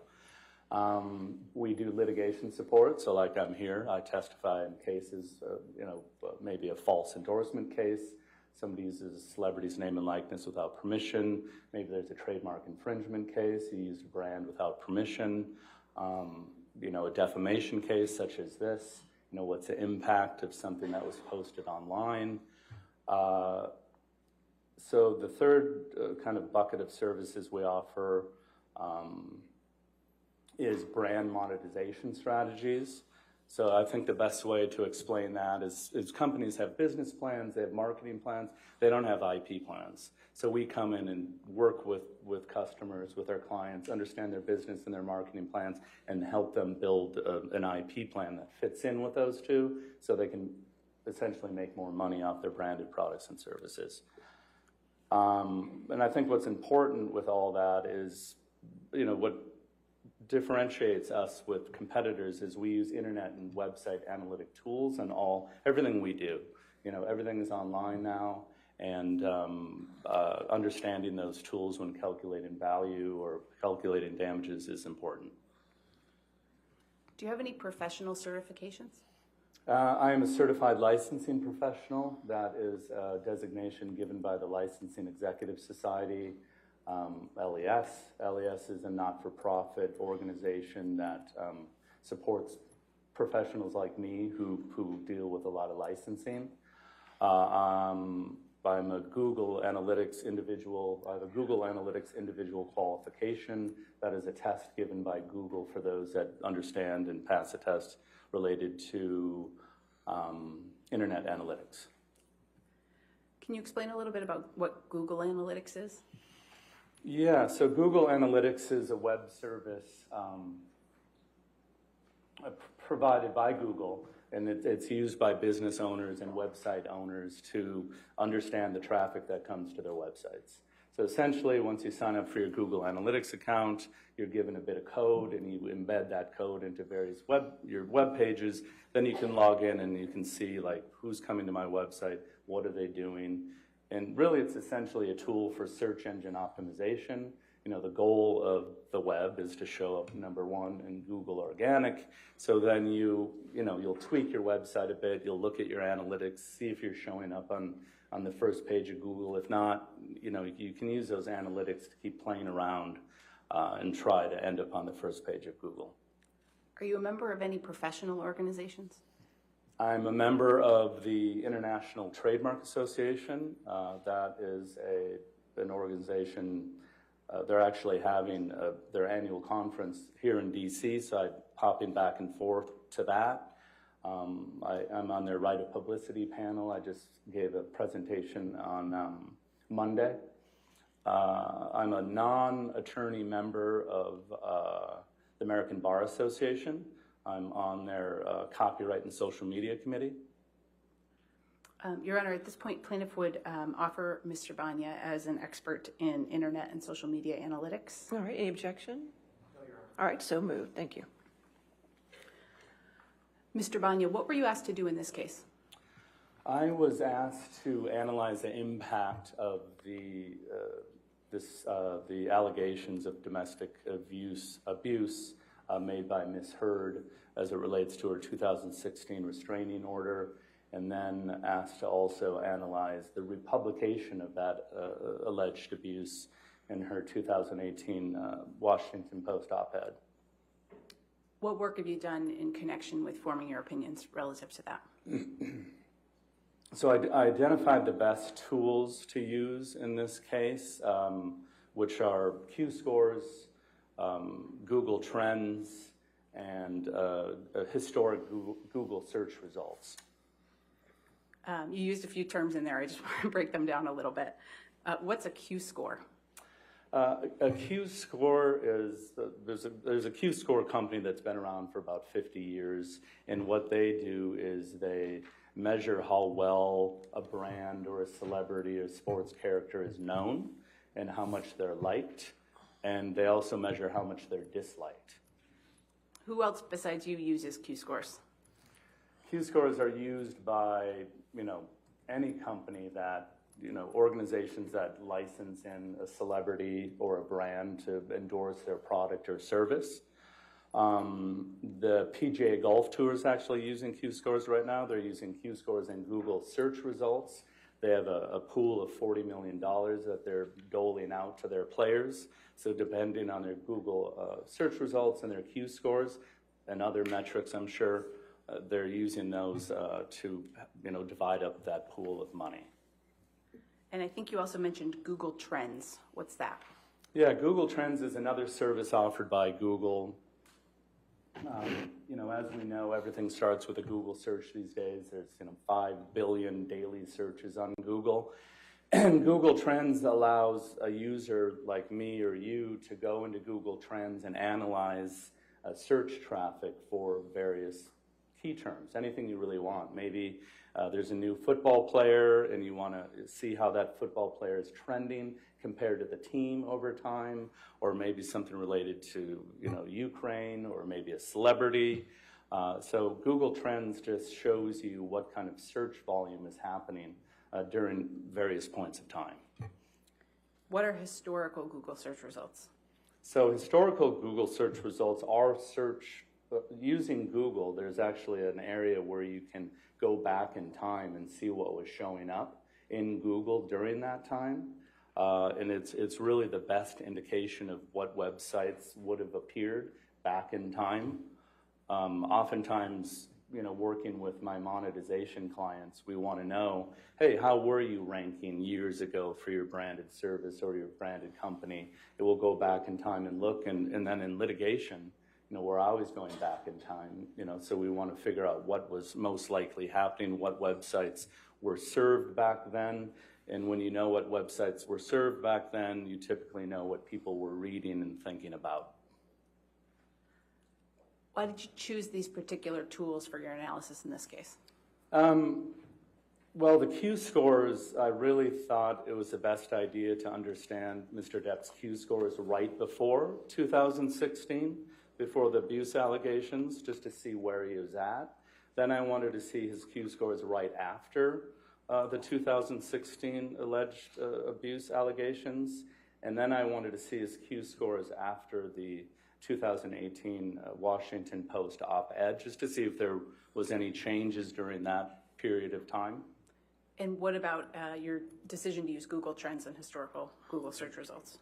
Yeah, I felt that those two tools together were perfect, because what I wanted to do is understand, as I mentioned, everyone's going to Google to figure things out. What were people, when people Googled Johnny Depp prior to these alleged abuse allegations, what websites were coming up and what was the public consuming about him? Then I wanted to know that after, and then after the op-ed. So I used Google Trends just to identify the dates in time, in which then I went into the historic Google search results. I searched for Mr. Depp, and then I changed those dates to go back in time, and then I analyzed the top 3 websites of each search. Based on the analysis you did in this case, have you formed any opinions? Yeah, my analysis shows that prior to 2016 and the allegations, the abuse allegations, Mr. Depp was not portrayed in a negative connotation. That's the first thing that I identified. Did you form any other conclusions? I realized that those websites that were coming up were mostly about his career, his characters, Johnny Depp as the individual, his interests. Then after the 2016 mark, the majority of those results turned into negative things about the abuse allegations. And then even more so after the op-ed, there seemed to be kind of a theme or a flavor of not only the abuse allegations, but his drinking and drug use. Did that answer your question? Yes. Okay. Yeah. Mr. Banya, have you prepared a demonstrative that depicts how you used Google Trends in this case? Yes. Your Honor, at this time, we'd like permission to approach. I have hard copies.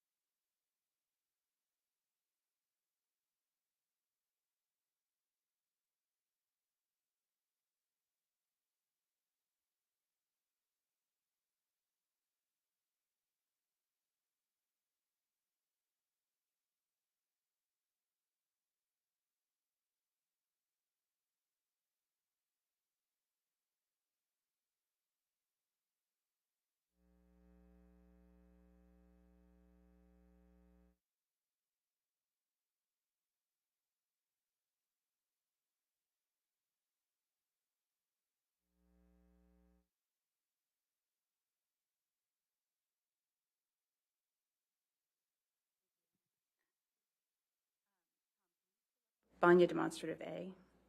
And just for the record, we've marked these as plaintiffs 1236 for identification. 1236 for identification. Do you want to publish it to the jury? Yes, please. Okay. And Mr. Banya, can you explain for the jury what is depicted in this demonstrative that you prepared? Yes. So this is the Google Trends data.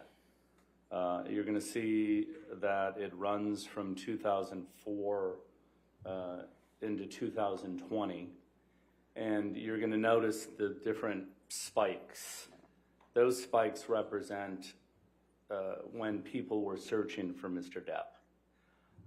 You're going to also notice here, I've got the red line just showing the date when Ms. Heard filed the restraining order. Oh, can I write on this thing? You can touch the screen, yes. Okay. Yes, sir. Thank you, Your Honor. Yeah, so here I'm talking about, in this line here, is just the date and time in which Ms. Heard alleged the abuse and filed the restraining order. And then this line here is the December 18th, 2018 op-ed. And what I wanted to do is identify the peaks of interest in Mr. Depp. And you're going to notice here, I found 17 spikes of interest that I analyzed. And then the 51 key web pages we're going to get into later, I've analyzed the top 3 search results for each spike. And then here I analyzed the 7 spikes after the 2016 allegations of abuse, and then again after the December 18th, 2018 op-ed. Once you determined these spikes, the periods of significant interest in searches for Johnny Depp on Google, what did you do with that information? So, again, the purpose of using Google Trends was just to understand when there's the most interest in Johnny Depp, because for some reason something was going on in the news, in the media, people are turning to Google to search for Mr. Depp. So then I went to my web browser, and then I searched for Johnny Depp in Google. But before I did so, I have a separate web browser. I call it my workbench browser. I don't log into anything. It's important to be logged out of Google because Google keeps a profile on you, and your search results could be biased based on that profile. Then also when you go into a web browser, you have to clear your cache, you have to clear your history, clear all your data, and make sure you can get the most unbiased search results as possible. So I went into Google, I typed in Johnny Depp, and then I searched and set the time periods for the various points here that you see labeled with letters. Do you have a demonstrative that shows an example of one of those points that you examined? Yes. Okay. Tom, could we go to the second Banya demonstrative, please? Yeah, so this is an example of, I believe it was spike or 0.0 in the Google Trends. So what I did is I went into Google, I cleared everything as I told you, made sure I was logged out of Google, and here you're going to see I typed in Johnny Depp, I hit the search, and then what I did is went to this tool area, which pulls a drop-down area for the date, and I set the date to match the Google Trends spike of November of 2004. Then we had these top 3 websites that came up. I downloaded those websites and then I analyzed them. So did you undertake this analysis for each of the 17 points on the prior slide that we looked at? Yes, correct. And what did you do once you had your web page results, such as on this demonstrative? You mean when I reviewed each web page? Yes. Yeah, so what I was looking for is, were these web pages or articles, did they have anything to do with the alleged abuse? Did they have anything to do with his alcohol, drug use? Did they have anything to do with his work ethic? So I basically, tried to understand, the content and of each website or article. Did you look at all of the results that turned up when you ran these historical searches? I only reviewed the top 3. Why did you choose the top 3? So I reviewed the top 3 because research shows that about 50 to 75% of the people only click on the top 3. So I wanted to get the majority of the searches. Tom, I think we can take that down for now. Thank you. What did you determine about the results that you found for the period prior to Ms. Heard's first allegations of abuse? So I determined that, Mr. Depp was not portrayed in any negative connotation.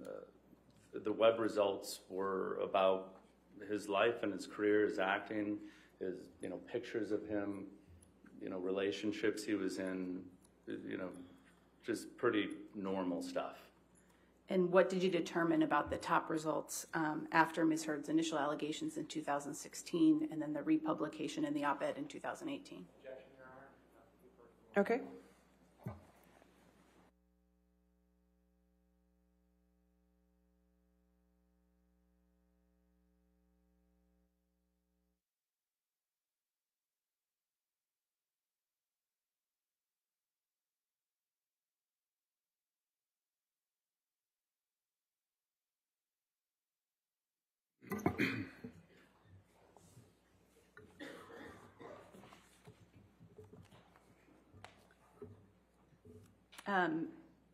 Mr. Banya, what did you find about the results of the top web pages that you determined after Ms. Heard's initial allegations and then again after the publication of the op-ed?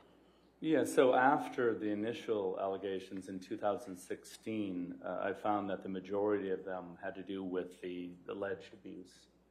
And then after I realized that the web pages that were dealing with the alleged abuse then started talking about is drinking and drinking and doing drugs. So it appeared to me that they became negative after 2016, but then after 2018, they even included the alleged abuse, but also included the drinking and drug use.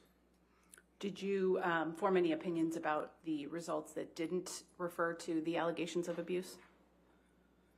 That didn't? I formed an opinion that, I'm not following your question, I'm sorry. That's all right, we can move on.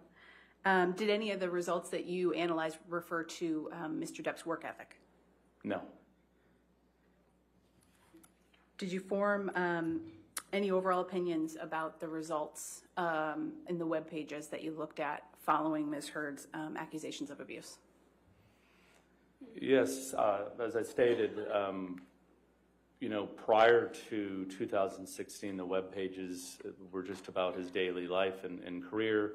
After the 2016 marker point, they tended to include, the majority of them included the allegations of abuse. And then after the 2018 op-ed, the ones that included the allegations of abuse were also talking about drinking and drug use. What was your overall view of the connotation of those results then? Yeah, so Mr. Depp was portrayed in a negative connotation after the 2016 allegations of abuse, and even more so after the 2018. You mentioned you also looked at Q scores as part of your analysis. How are Q scores calculated? Yeah, so Q scores, it's a survey of 1,800 people that happens twice a year.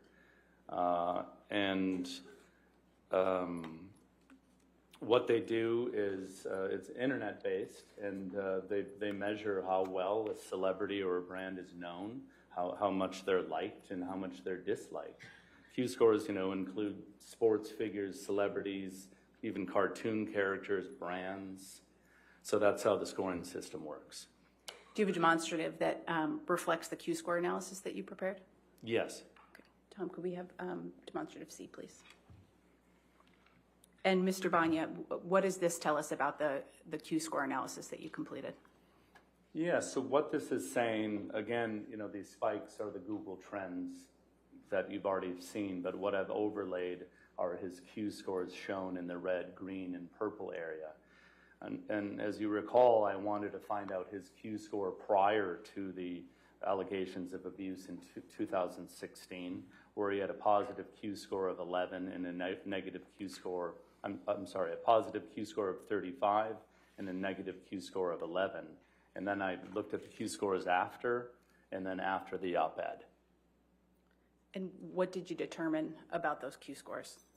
Yeah, so what you can see here, his positive Q score, which is represented in red, was a 35, and that was prior to the alleged abuse and the restraining order. And then after that, his Q score, positive Q score, dropped to a 31.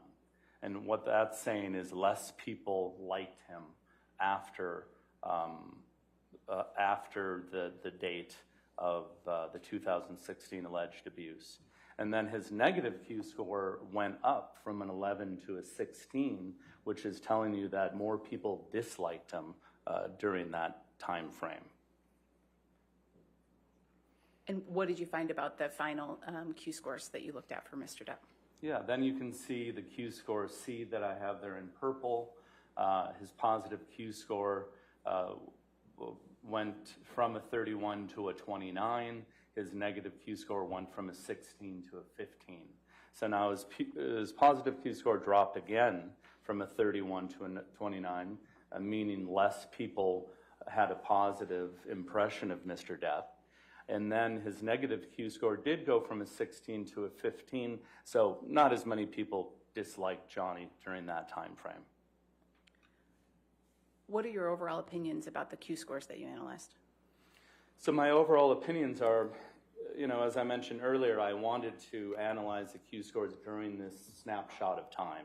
I wanted to understand what they were before, during, and after the op-ed. And what this tells me is his positive Q score went from a 35 to a 29, and then his negative went from an 11 to a 15. So what the Q scores is telling me is the public perception of Mr. Depp has been damaged. They like him less and they dislike him more. Based on all of the analyses that you completed in this case, what are your final opinions about Mr. Depp's reputation over this period of time? Yeah, so my opinions are that, Mr. Depp was not portrayed in a negative connotation prior to the 2016 allegations of abuse. And then Mr. Depp's image, he was portrayed in a negative connotation after the 2016 allegations of abuse, and then more so after the 2018 Washington Post op-ed. And then the Q scores represent that, the public thinks he's damaged. They think less likely of him. His positive Q score has gone down, and they don't like him even more because his negative Q score went from the 11 to the 15. I have no further questions of this witness, Your Honor. All right. Ladies and gentlemen, let's go ahead and take our afternoon recess of 15 minutes. Do not discuss the case and do not do any outside research. Just stay right there for a second, sir.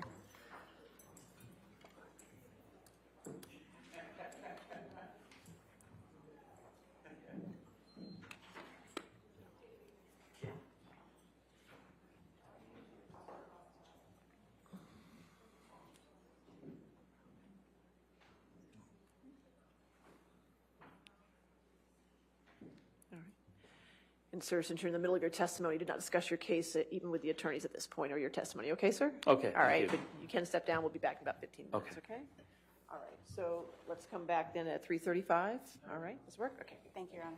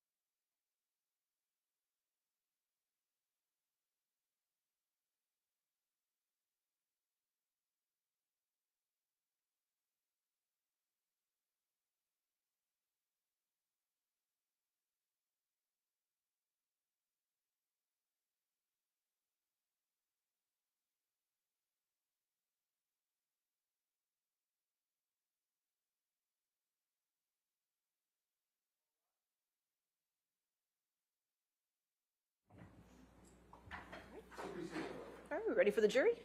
Okay. We have one exhibit to hand out. Okay, one exhibit. Oh, good.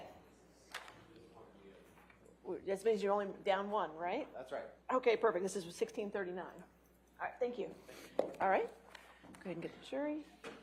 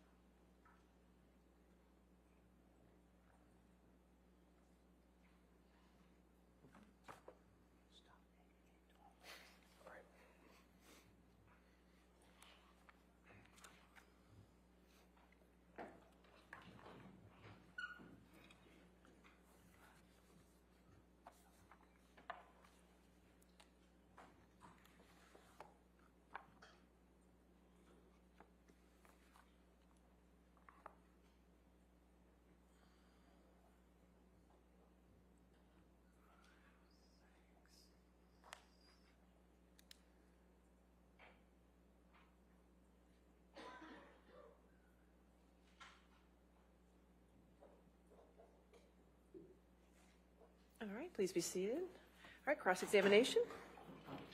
Good afternoon, Mr. Banya. Good afternoon. Mr. Banya, you understand that this case is about the op-ed in December of 2018, correct?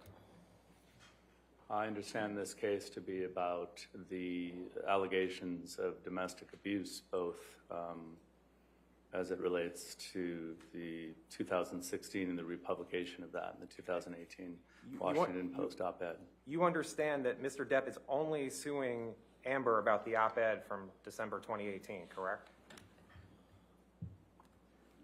My understanding is, I can base my understanding on my analysis, which includes the 2016 allegations of abuse. That's your analysis, but do you understand what Mr. Depp is suing Amber for in this case?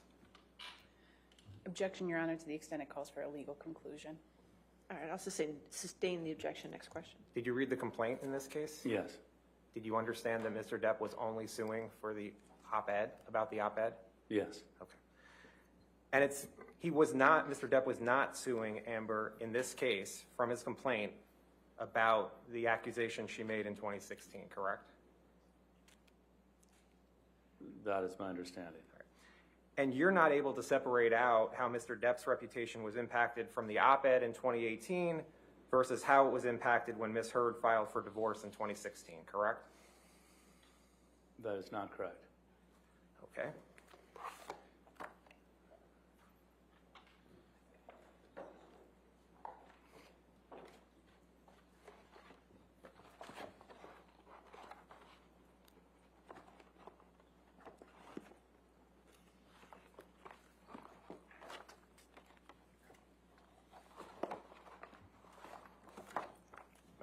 Yes, sir. Thank you.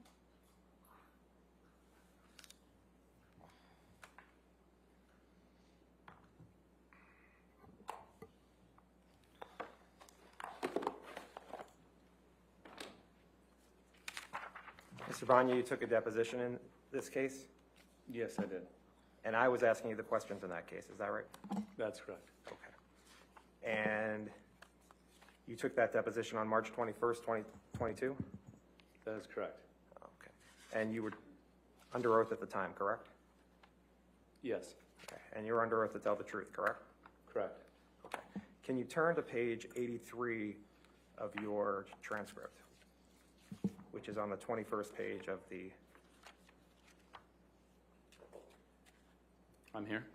Okay, and you see line 9? Yes.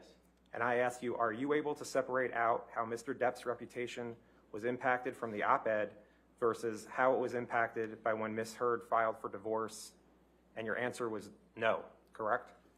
Correct. Okay. And you're not able to separate out how Mr. Depp's reputation was impacted from the op-ed in 2018 versus the publicity surrounding when Mr. Depp sued the Sun newspaper in the United Kingdom when a Sun writer called Mr. Depp a wife beater, correct? Are you still reading from my deposition? No, I'm asking you a question now. Please repeat that. You're not able to separate out how Mr. Depp's reputation was impacted from the op-ed in 2018 versus the publicity surrounding when Mr. Depp sued the Sun newspaper in the United Kingdom when a Sun writer called Mr. Depp a wife beater. Objection compound, Your Honor. Sustained. You're not able to separate out how Mr. Depp's reputation was impacted from the op-ed in 2018 versus the publicity surrounding when Mr. Depp sued the Sun newspaper in the United Kingdom, correct? My analysis shows that the web documents that I reviewed after the 2018 allegations. Respectfully, this is a yes or no. This is a yes or no question. Please repeat the question. You're not able to separate out how Mr. Depp's reputation was impacted from the op-ed in 2018 versus the publicity surrounding when Mr. Depp sued the Sun newspaper in the United Kingdom. That was not part of my analysis to carve that out. And you didn't. You were not able to separate it, correct? I didn't try to. Okay, and so you couldn't. I didn't try it. Okay. And you understand that the article Mr. Depp sued the Sun over had the headline that said, "How can J.K. Rowling be genuinely happy casting wife beater Johnny Depp in the new Fantastic Beasts film," correct? I don't recall if that's one of the articles I reviewed. Do you know if that article came out before Ms. Heard's op-ed? I don't know. Okay. Now, you're not offering an opinion as to how the op-ed from Ms. Heard in December 2018 impacted Mr. Depp's career, correct? Repeat that, please. You're not offering an opinion as to how the op-ed from Ms. Heard in December 2018 impacted Mr. Depp's career. Correct. Okay. And you're not offering an opinion as to how the op-ed from Ms. Heard in December 2018 impacted Mr. Depp's reputation. What I'm doing is It's a yes or no. Are you offering an opinion to that or not? My opinion is related to his public image. You're not offering an opinion as to how the op-ed from Ms. Heard in December 2018 impacted Mr. Depp's reputation, correct? I'm not talking exactly about his reputation, correct? And you're not offering an opinion as to how the op-ed from Ms. Heard in December 2018 impacted Mr. Depp's public image, correct?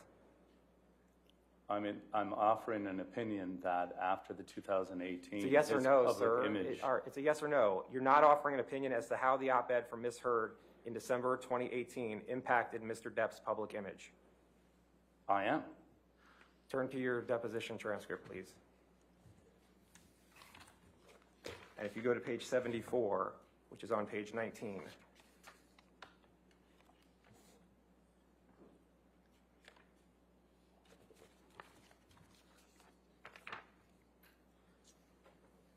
And you see line, are you there? Yes.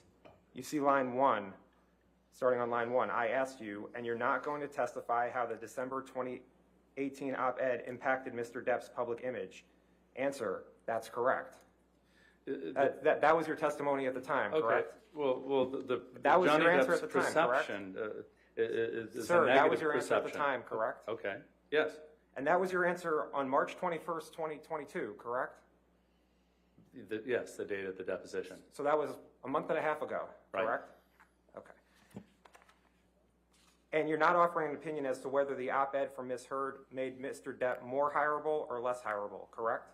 Correct. Okay. As to the articles that came up in the Google searches that you spoke about, it was you made the determination whether the articles had a, quote, negative connotation or not, right? Correct. And so that's just your view if an article had a negative connotation about Mr. Depp, right? Yes, that's my opinion that they had a negative connotation. Right. So if an article criticizes Mr. Depp's acting, for example, you're not considering that article as having a negative connotation about Mr. Depp, correct? Repeat that, please. So if an article criticizes Mr. Depp's acting, you're not considering that article as having a negative connotation about Mr. Depp, correct? Correct. Okay. Now, in your analysis of Google spikes, the highest spike in searches for Mr. Depp was in January 2004, correct? Correct. Okay, and I guess you guys have it. Can you put up the demonstrative 1236?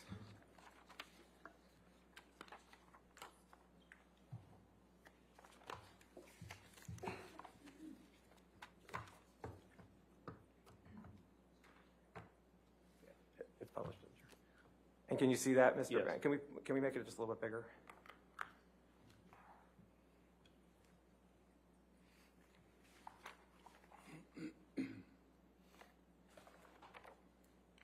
Okay. So if I'm understanding you correctly, A is where the most searches were conducted for Johnny Depp, correct? Correct. And that's from January 2004, correct? Correct. So that was 18 years ago? Correct.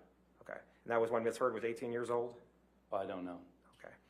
The top spike you mark as 100, correct? I did not mark that, but Google Trends identified that spike as 100. And where it says 100, you don't know how many people actually searched for Johnny Depp at that point, correct? Well, the Google Trends algorithm marks the highest point of search as 100, and then everything is compared to that as a ratio or a percent. So if you notice that A is 100, everything else is lower than that because everything is being compared to that highest point. Right, so you don't know how many people actually did the search for Johnny Depp in January 2004, correct? Correct. It could be 100 or it could be 1 million, right? I don't know. And you don't know if it's actually human beings doing these searches, correct? As opposed to? As opposed to bots or something like that. I did not do an analysis to determine if it's a bot or a human being, but Google Trends is a tool that's going to show you during a time frame the highest point of search interest as 100. Okay. But you don't know if it's humans, bots, my cat doing the searches, correct? Objection asked and answered, Your Honor. Sustained. Next question. Now, in all of these Google spikes, Ms. Heard's op-ed never came up as one of the top 3 searches in any of the Google spikes, correct? Well, that is correct because Google Trends is based on a search of a word or a name. And because Mr. Depp's name was not mentioned in that op-ed, Google Trends did not pick that up. So a person does a search for Johnny Depp and the op-ed doesn't come up, correct? In my analysis, the op-ed did not come up. Okay. And in fact, the red dotted line all the way to the right, that shows when the op-ed was published on December 18th, 2018, correct? Yes. Okay. And the searches are actually going down right after the red line, correct? As opposed to the searches in 2004? No. Look at the red line, look at the red dotted line, and you have two points here, right there. Those go down from the time of the op-ed, correct? Correct. Okay. And isn't it true that the next, I guess, spike happens in March of 2019, correct? Right there. Yes. And do you know that it was March of 2019 when Mr. Depp sued Amber Heard in this case? No, I didn't look at that date. Right. You didn't look at any articles for this bullet, correct? That's correct.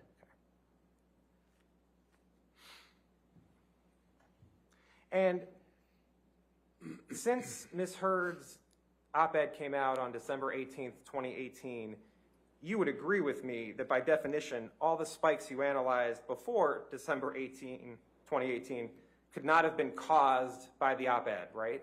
Correct.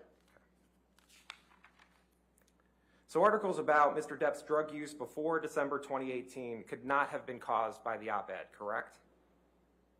Correct. Okay. And you, in this chart, analyze only 2 spikes after the op-ed, isn't that right? That is correct. Okay. And the first spike you analyzed after December 2018 is V, correct? Yes. And is that January 2020? Roughly, yes. Okay. So that's January 2020 is over a year after the op-ed by Ms. Hurd, correct? That's correct. Okay. And then the next spike you analyzed was T, correct? Yes. And that was in approximately July 2020? Correct. Okay, so that was a year and a half after Ms. Hurd's op-ed, correct? Yes. And again, none of the articles, and then for V and T, if I understand it, you then analyze the top 3 searches that came up, or the top 3 websites that came up after a search? Correct. Okay. And none of the articles you analyzed in those Google spikes after the op-ed were the op-ed, correct? Correct. Okay. And isn't it true that the headlines of the articles over a year after the op-ed that you analyzed were about Mr. Depp suing the Sun in the UK for a Sun writer calling Mr. Depp a wife beater? You would have to pull those articles back up. I don't have those in front of me. Isn't it true that the article, and just so I understand it, V and T, that would mean there were 6 articles, correct, that you analyzed? Yes. Okay. And isn't it true that the article on February 26, 2020, the headline was, quote, Johnny Depp's disturbing alleged text messages read aloud in court as libel lawsuit begins? Again, I don't have that article in front of me. I did produce those as part of my analysis. I don't have that in front of me, if you'd like to show it to me. And you understand that that was about the lawsuit against the Sun in the UK, not about the op-ed, correct? Again, I do not have that in front of me. And another article that came up on February 27th, 2020 is one of the top 3 hits when you search for Johnny Depp. What the headline was, quote, let's burn Amber, texts allegedly sent by Johnny Depp about X read in court. I mean, if you want to talk about these articles, we need to bring them up. This is your opinion. You don't recall what articles you analyzed? I mean, there's a lot of articles here. I didn't memorize each title. There were 6 articles that you analyzed in the almost 2 years after the op-ed. All right, can you bring those up and we can talk about them? And on July 19th, 2020, the headline was, quote, Hollywood nervously awaits fallout from explosive Johnny Depp trial. You don't recall one way or the other whether that was one of the articles in either V or T? Again, I know if you want to bring up my documents, I know document 9J, 9O, 9K, and 9M are mentioning the op-ed. Again, I don't have those in front of me. And when you say mentioning the op-ed, does that mean that it just references that Mr. Depp sued Amber Heard in Fairfax? No, it talks about how he's alleged to have abused her as it relates to the op-ed. Doesn't it say, I mean, another headline from July 19th, 2020, the headline was, quote, Hollywood nervously awaits fallout from explosive Johnny Depp trial? Objection asked and answered. I'll sustain the objection. Next question. You understood that was about the lawsuit against the Sun in the UK, correct? Objection asked and I answered. didn't ask about that. Overruled. Again, I would like to talk about these articles, but I need to see them. And on July 19th, 2020, the headline was, quote, Johnny Depp versus Amber Heard, all the nasty bits of the UK trial, and it's all nasty. That was in point T, correct? Again, I do not have that list in front of me. If you'd like to bring that up, we could talk about it. And you understood that was about the lawsuit against the Sun in the UK, correct? I do not. And on July 19th, 2020, the headline was, quote, Johnny Depp claims in the Sun he beat ex-wife, complete lies, court told. That was the quote, correct? I don't see that here. That was in your report, correct? I would have to look at the documents again. I would be happy to discuss them if you would bring those up. And then you previously had a chart that had articles from November 2020, correct? I'm sorry, say that? You previously had a chart that included articles from November 2020, correct? Objection, Your Honor. May we approach on Okay, this? sure.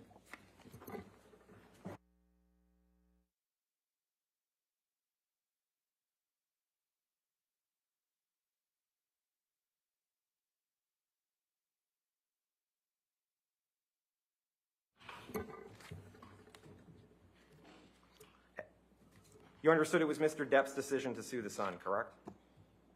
I don't know. That's not part of my analysis. Now, you talked about Q scores in your direct testimony, correct? Correct. And you testified about 3 particular Q scores for Mr. Depp, right? 3 periods of time are the Q scores that I analyzed. And you're not offering an opinion as to why Mr. Depp's Q scores changed, correct? That's correct.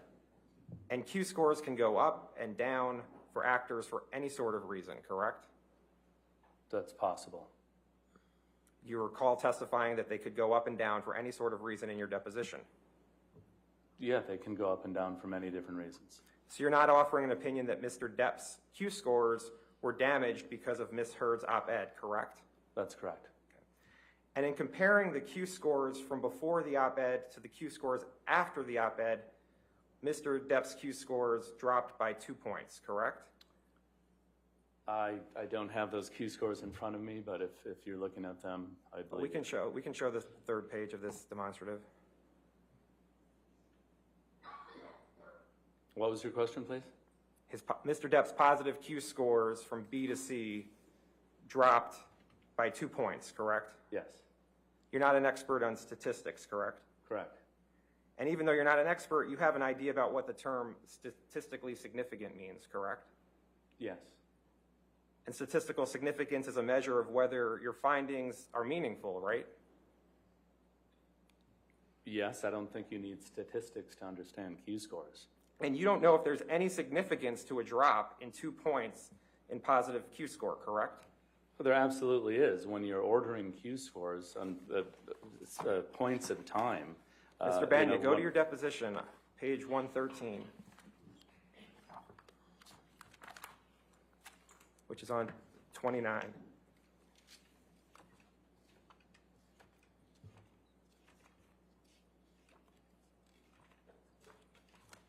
Okay.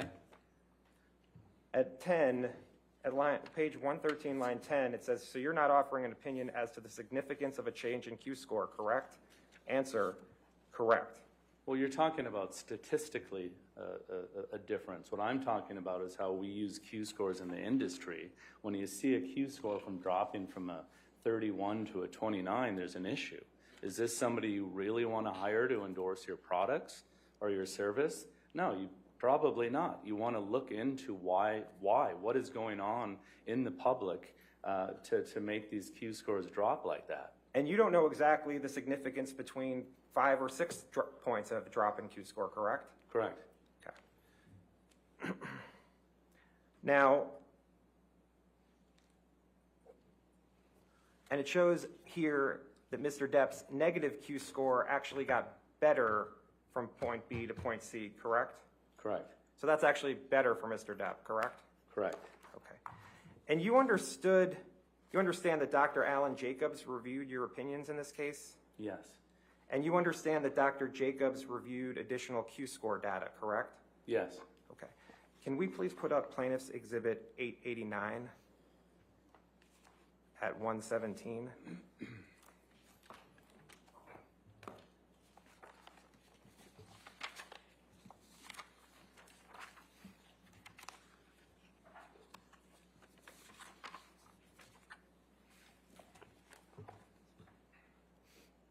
Mr. Banya, do you understand this as a chart of Mr. Depp's Q scores from winter 2012 through summer of 2021? Yes. Do you have any reason to question the Q scores that are shown in this chart?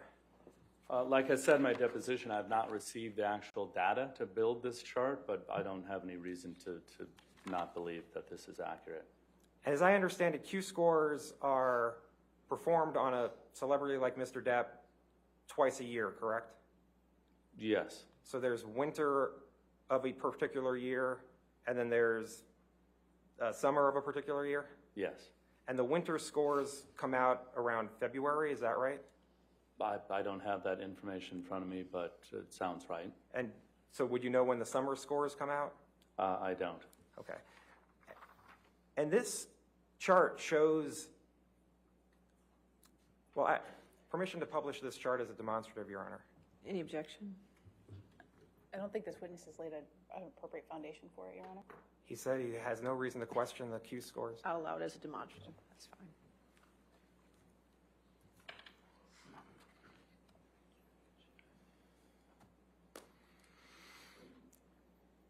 And so this chart shows Mr. Depp's positive and negative Q scores, correct? Correct. And the positive Q scores are in blue. That's correct. Can you blow it up a little bit, Michelle? And the negative Q scores are in red? Yes. Okay. Objection, Your Honor, may we approach for a Yes. moment?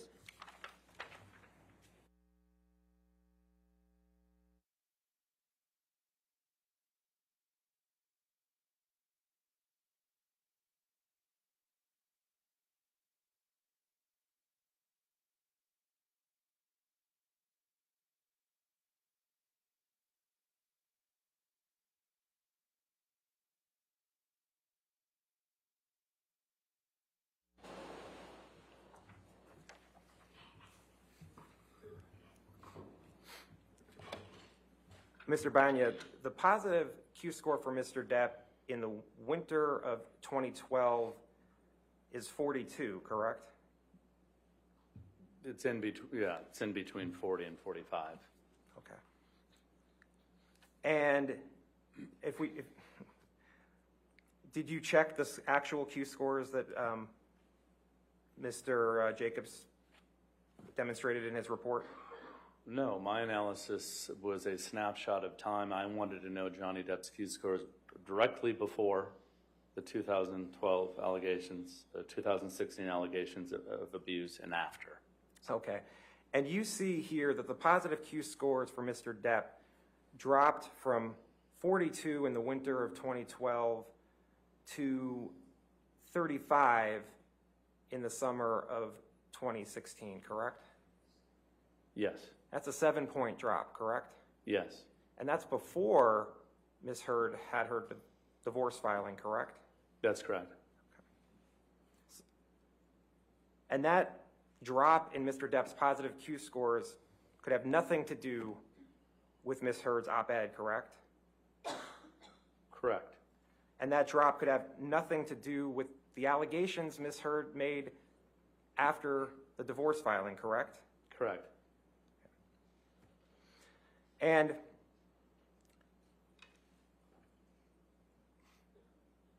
would you agree that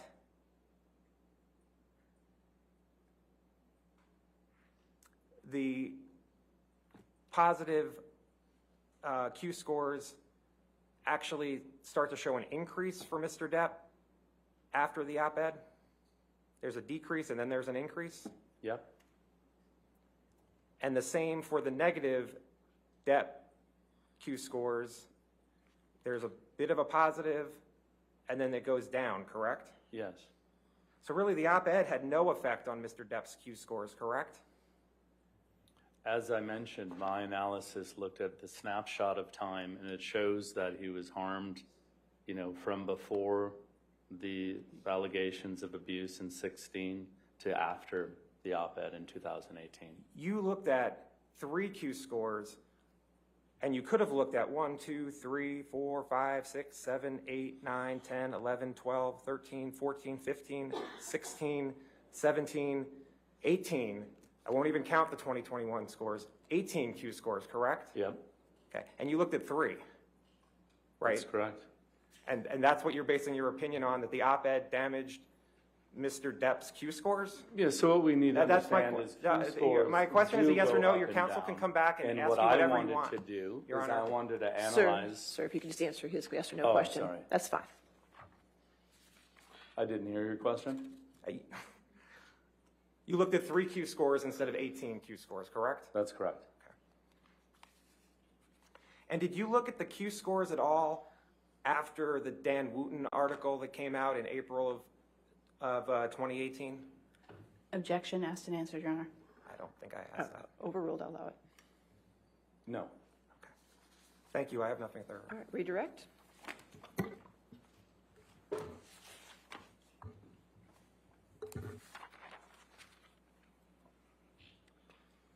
Mr. Banya, on cross-examination, you were asked some questions about the fact that you made a determination about which of these articles had a negative connotation. Do you recall that? Yes. Is that something that you do in situations other than in your analysis in this case? Yeah. So in non-litigation, when we're building brand monetization strategies, and especially if you're going to work with a celebrity or an athlete, you want to look at what's going on out there, about that personality. Because celebrities and athletes, Q scores can go up and down. You want to analyze the time and see what's going on out in the media. Do I really want my client to license in a celebrity that there's problems out there, or an athlete? So yes, it's important to look at this. And I believe you were asked whether you're offering an opinion in this case about the impact of the op-ed on Mr. Depp's public image. Do you recall that? Yes. And I believe you testified that you are offering an opinion on that. Is that right? Yes. What's that opinion? Well, the opinion is that he's portrayed in a negative connotation after that date. And with respect to the Q scores that you analyzed, Mr. Nadelhoff was asking you about the 3 points in time that you looked at. Why, in your opinion, was it appropriate to look at just those 3 Q scores? Yeah, as I was trying to explain, Q scores do go up and down. We're analyzing a period of time. We want to see what's happening right before an event, during that event, and if there's another event after that event. And that is our area of analysis. So that's why just these 3 sets of Q scores are the appropriate way to analyze this. Thank you. I have nothing further, Your Honor. All right, is this witness subject to recall? He is, Your Honor. All right, sir, do not discuss your testimony with anybody since you are subject to recall, but since you are an expert, you are allowed to stay in the courtroom if you wish, okay? Okay, All right, thank you, Your sir. Honor. All right, you can step down. Okay. All right, your next witness. Your Honor, I believe we're calling Aaron Filati by deposition. Oh, okay. And, Your Honor, there are a few exhibits, there are at least 2 exhibits that I think we have still on the list. Could you put, I'm sorry, could you put your microphone on? We approach, there's 2 exhibits that we have. Okay. All right, well, we're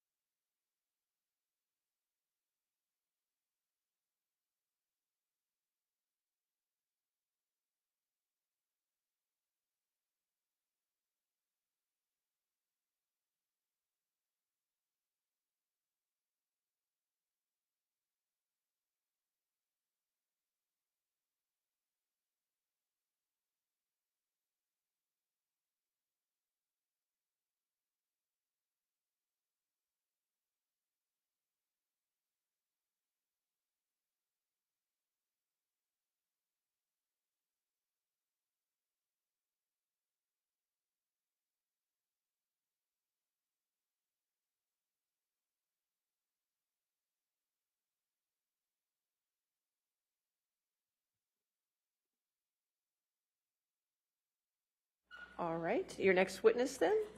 Thank you, Your Honor. Plaintiff calls Aaron Filati, also known as Aaron Borem Filati, and Ms. Heard's counsel begins the questioning.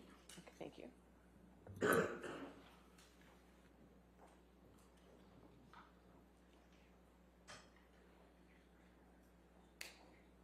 Provide your full name. Aaron Filati. And is Borum your maiden name? Correct. Okay. So Borum was your name, your last name in the 2014 to 2016 timeframe, correct? That's correct. Have you communicated with anybody else from Mr. Depp's counsel other than Ms. Vasquez? Not that I recall. Oh, excuse me, I do. I don't remember his name. I'm so sorry. I feel like I spoke with Adam. I don't know his last name. Did you speak to or communicate with Adam Waldman? Perhaps. I don't recall his last name. Okay. And do you recall when that occurred? That would have been 2019 because I had a newborn at that time. So maybe May, June, July, something like that, 2019. So this is a text exchange between you and Mr. Waldman? It appears so. Okay. And do you recall speaking to Mr. Waldman at all? Yes. And do you recall that when you were communicating with Mr. Waldman was Mr. Depp's attorney? Yes. Ms. Filati, you're a trained nurse, is that correct? That's correct. Do you have any specialties? Well, I haven't been working, like I used to, but previously I was trained in addictions and mental health. And when you say addictions, are there specific type of addictions you were trained in? All, but I primarily worked with chemical dependency. And where did you receive training for addiction and mental health?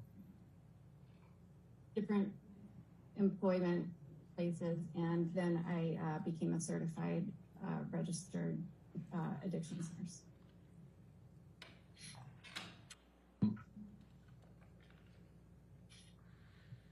You know who Dr. David Kipper is, correct? Correct. Did you work for Dr. Kipper?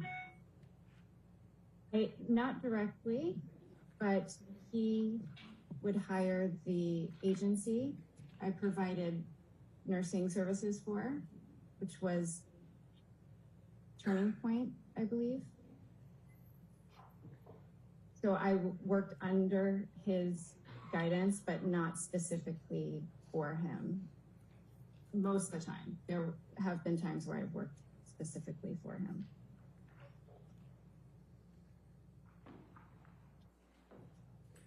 Okay. When did you start working for Turning Point Nursing Services, or whatever the name of that company was? I don't recall. My best guess would be somewhere between 2007 or 8. And when did you start to begin to do any work for Dr. Kipper?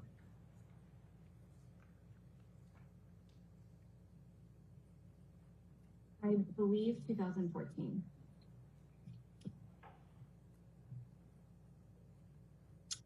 What were the circumstances that started you working for Dr. Kipper in 2014?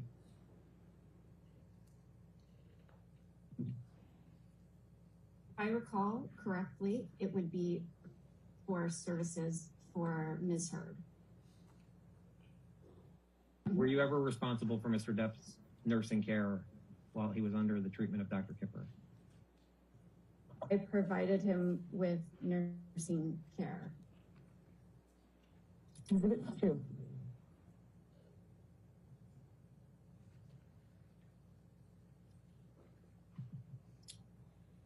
So Ms. Filati, I'm showing you what's been marked as Exhibit 2 to your deposition. And these are AH TPD 16929 through 16959.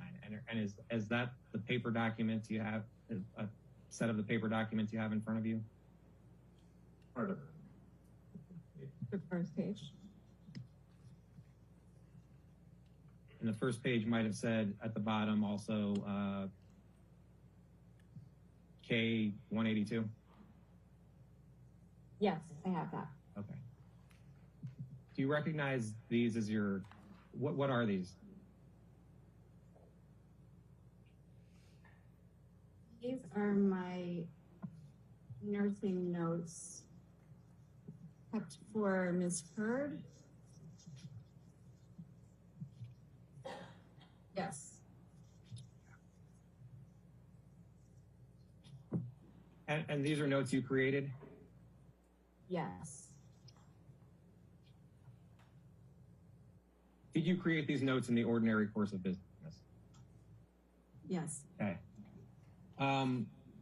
Were you trained in how to prepare these notes? Yes. Would you write these how long after the visit would you write up these notes? Would depend. Sometimes I would keep notes on my phone that I would transfer to the Word document when I was in front of my laptop. And if not possible, I would do it as soon as feasible. And how often would you show these notes to Dr. Kipper? I don't recall. At intervals, but I don't recall. So if you look at the first page of the notes, the first entry is August 27th, 2014, correct? Yes. And you wrote RN has been hired to provide private nursing care for client Amber Heard, right? Correct. Right. And RN refers to you, correct? And an RN means registered nurse, correct? Correct.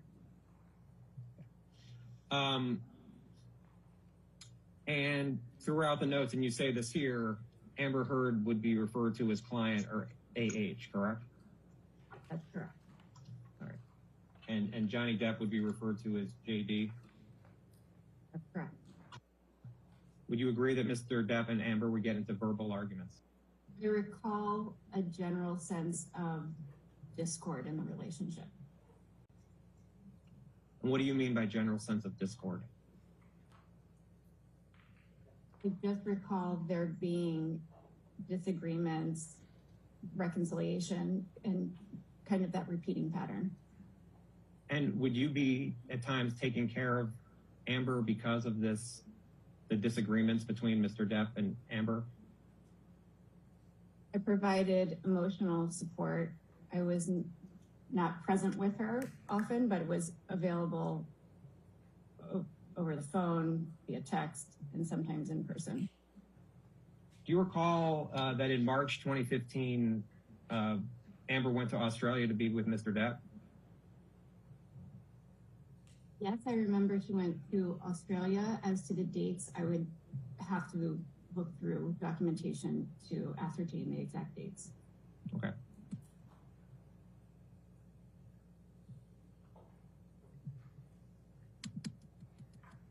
And on Exhibit 2, this is your note of March 7th, 2015? That's correct. And you wrote, client notifies RN via text of increasing anxiety? Yes, I wrote that. And then on 3/8/15, you wrote, RN received report from Debbie RN. Debbie being Debbie Lloyd, correct? That's correct. Do you recall what the report you received was on March 8th, 2015 from Debbie? I mean, I'm just reading my notes. Sure.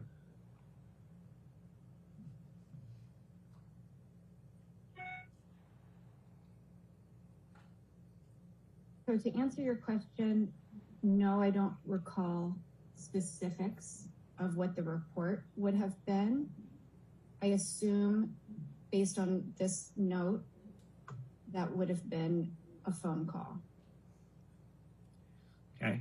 And it says, client will be returning to Los Angeles on March 9th, 2015, accompanied by house manager Ben. Do you see that? Yeah. Did you have an understanding as to why Amber was leaving Australia in March of 2015? Yes. I don't know if this is the exact timing, but you know better than I, there was an incident in Australia and they had to be, Ms. Heard and Mr. Depp had to be separated. So Ms. Heard returned to Los Angeles per my nursing notes, and I believe Mr. Depp must have stayed in Australia. What was your understanding as to why Mr. Depp and Amber had to be separated? It's hard to recall specifics because I wasn't there or involved at the time, but became involved again. I remember hearing from other people that there was quite an argument between the two in Australia. Do you have any understanding if anyone was injured during the argument between Amber and Mr. Depp? Physically injured? Physically, yeah. Again, I wasn't present, so I'm only speaking as to what I recall during that time period and what I sort of remember hearing from others. And also, I just remember Mr. Depp's finger was injured. I can't tell you specifically which one, but I remember there was an injury to his finger. Do you have any understanding as to how his finger was injured? No. And then, Aaron, you wrote the next note on March 9th, 2015 that says RN and CT in touch via text and phone calls after client arrived at 1500. Yes, I wrote that. Okay. And 1500, you're using military time, correct? That's correct. So that would be 3 p.m.? Correct. Okay. And you wrote client expressed feeling, quote, sad, right? Yes, I wrote that. So do you recall what Amber was sad about at approximately March 9th, 2015? I can't speak to the, I don't remember specifically, but I would assume based on my March 8th note, I would make the assumption that those feelings were in relation to the relationship issues.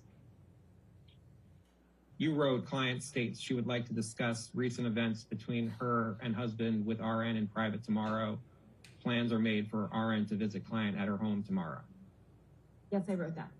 Do you recall the conversation you had with Amber regarding the events between her and Mr. Depp at around this March 9th, 2015 timeframe? No, I don't recall specifics. Do you recall anything in general? I really don't, I'm sorry.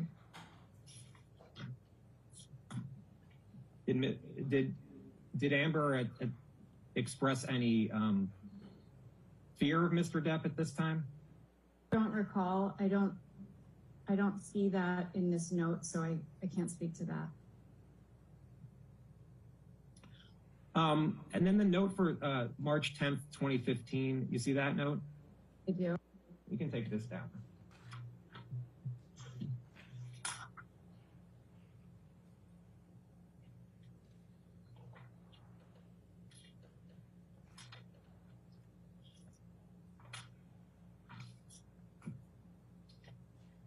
we put up attachment 25, please. Stand by.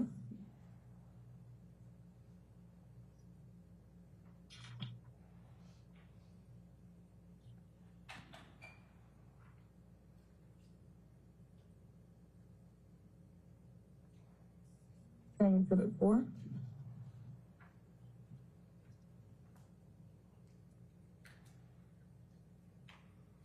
Ms. Velati, I'm showing you a text chain between you and Whitney Hurd on March 23rd, 2015. Do you see that? Yes, I do. And on March 23rd, 2015, you texted to Whitney Hurd, Debbie just told me what's going on and to check with you, is Amber awake or fall asleep? Do you see that? I do. And then Ms. Hurd wrote she finally fell asleep. You see that? Yes. Okay.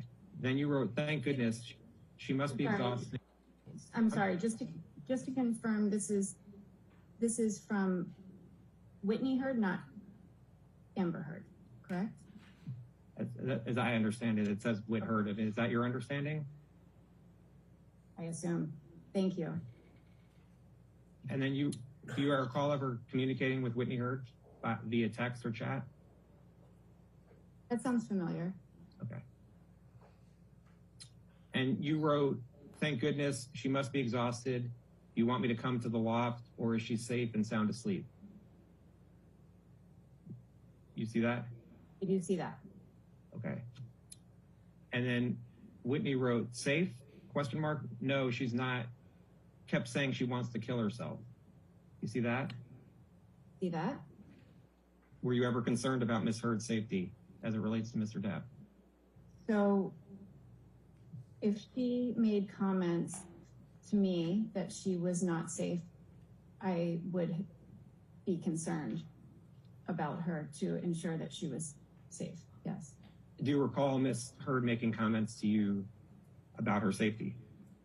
I remember a general sense when they, meaning Ms. Hurd and Mr. Depp, would have arguments. She would often have her friends around her for support, but from a general, physical sense, she was always in a safe place. And you mean in a general physical sense, she was always in a safe place? What do you mean by that? Meaning she was always, not always, I should say, often home, often surrounded with friends. She had friends that lived right down the hallway from her, so she was always supported. Was Mr. Depp friends with Marilyn Manson? Yes, I believe. Ms. Velati, I'm showing you what's marked as Exhibit 7, and these are texts that Mr. Depp produced between you and him. And I'm focusing on this text message of October 31st, 2015. You see that? Well, so this text message between you and Whitney is on March 23rd, 2015. You see that? I do. Okay. And if we go back to Exhibit 2, and I'll go back. Oops.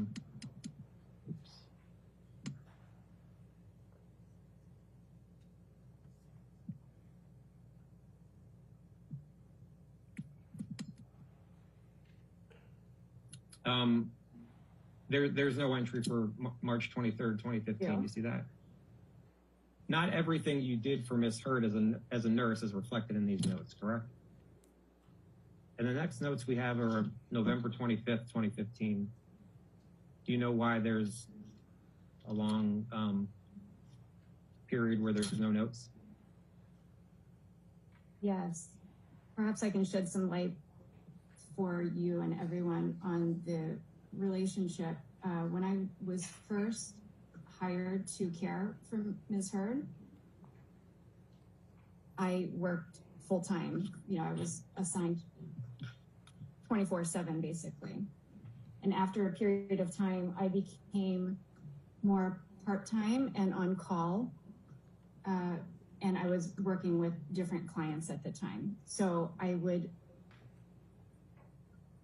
how to put it, I would not be working regularly, but would also be available if an issue arose or a medication change needed or things like that. So I would assume that would account for this gap. Why did you move from full-time to part-time? I don't know the exact answer, but I assume that's not my decision to make. That's usually the client and or treating physician.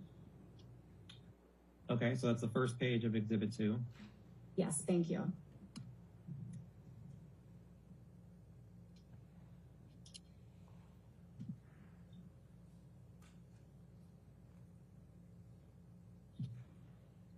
So if you can you go down to, it's about the third paragraph, a little bit, yes.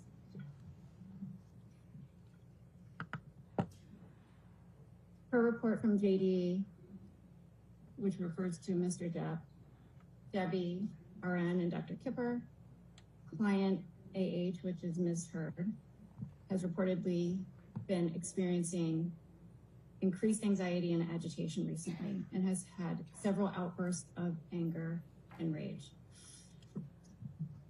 From what I remember, when I was involved in the case, it was to help assist Ms. Heard with some emotional issues, anxiety issues, in attempts to assist, in layman's term, kind of calming things down a bit.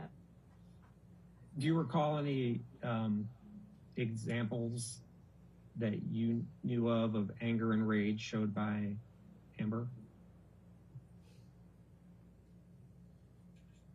I do recall seeing her very angry. I have to refer to my notes. It was in London, so that would have been 2014. And I believe it was in reference to a violating incident where her phone had been hacked and she was quite upset. I saw her angry at that time, and other times I don't recall. Were you in London with Amber at the time? Yes. And how was Amber showing her anger?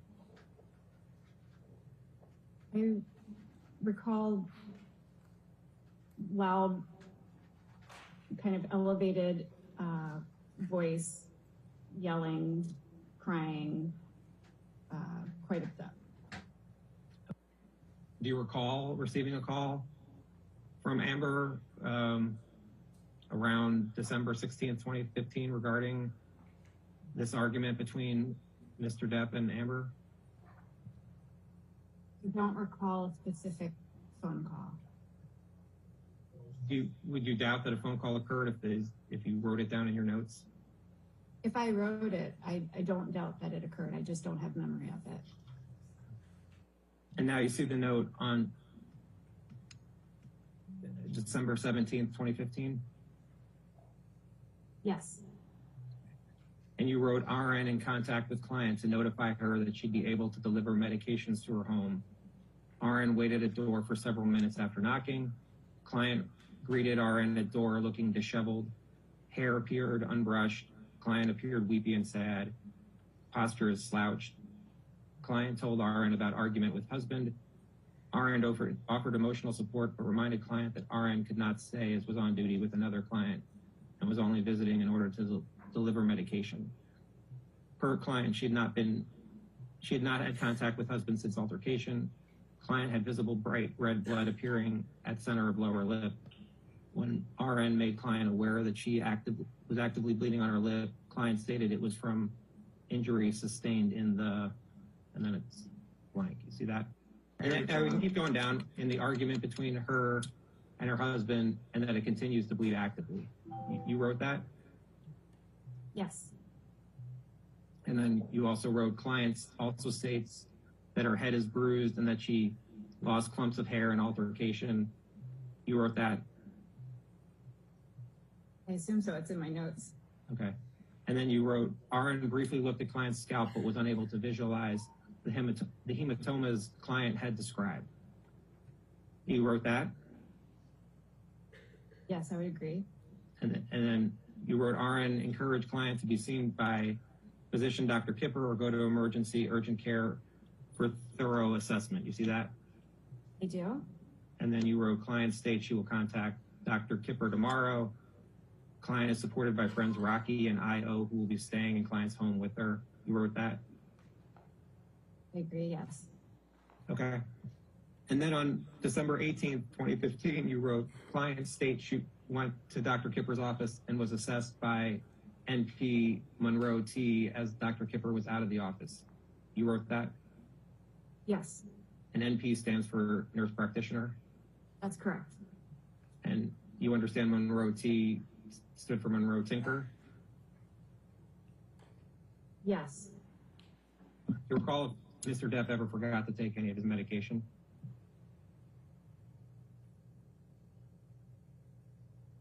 at a specific time or ever? In any time where you were working with him? I would say vaguely, yes. Ms. Bellotti, I'm showing it's been marked as Exhibit 11 to your deposition, which is Bellotti 96 through 106. You see that? Yes, You recall receiving this text message, right? a vague memory of this. Do you recall if you spoke to Amber after you received this text message? Or at any time after you received this text message around May 21st, May 22nd, 2016? Are you saying a phone call or just? Yeah. Phone call. I don't really recall. It could have happened, you just don't recall one way or the other? I would agree with that. And you received this picture from Amber? That's correct. What is this picture of? I was just asking if you could scroll down. Well, could you rewind it just a little? Ms. Heard. And does the picture show redness under Miss Heard's eyes? You can answer as a lay person if she has such an opinion. If you have an opinion one way or the other, you can let them know. I'm not an expert, so, I mean, there's color on her face in different areas. I don't know what's what. And you received this first picture of Amber at 12:36 a.m., correct? That's the timestamp there. And you received another picture at 12:36 a.m.? It appears so. And who do you see in that picture? Also Ms. Heard. And you received a third picture of Amber at 12:36 a.m.? Yes, it appears so. And is that third picture of Amber? Yes, that's Ms. Heard. And you received the fourth picture of Amber at 12:36 a.m.? Then yes. And this fourth, I think just so it's clear, the fourth picture is of Amber, correct? That's correct. And you received that at 12:36 a.m.? Yes, that's the timestamp. And these are pictures of Amber's face, correct? Yes, that's a picture of her face and neck.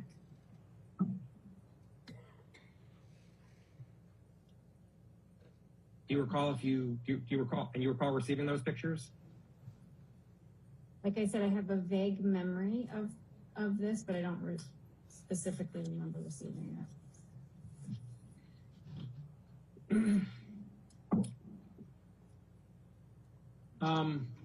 Okay.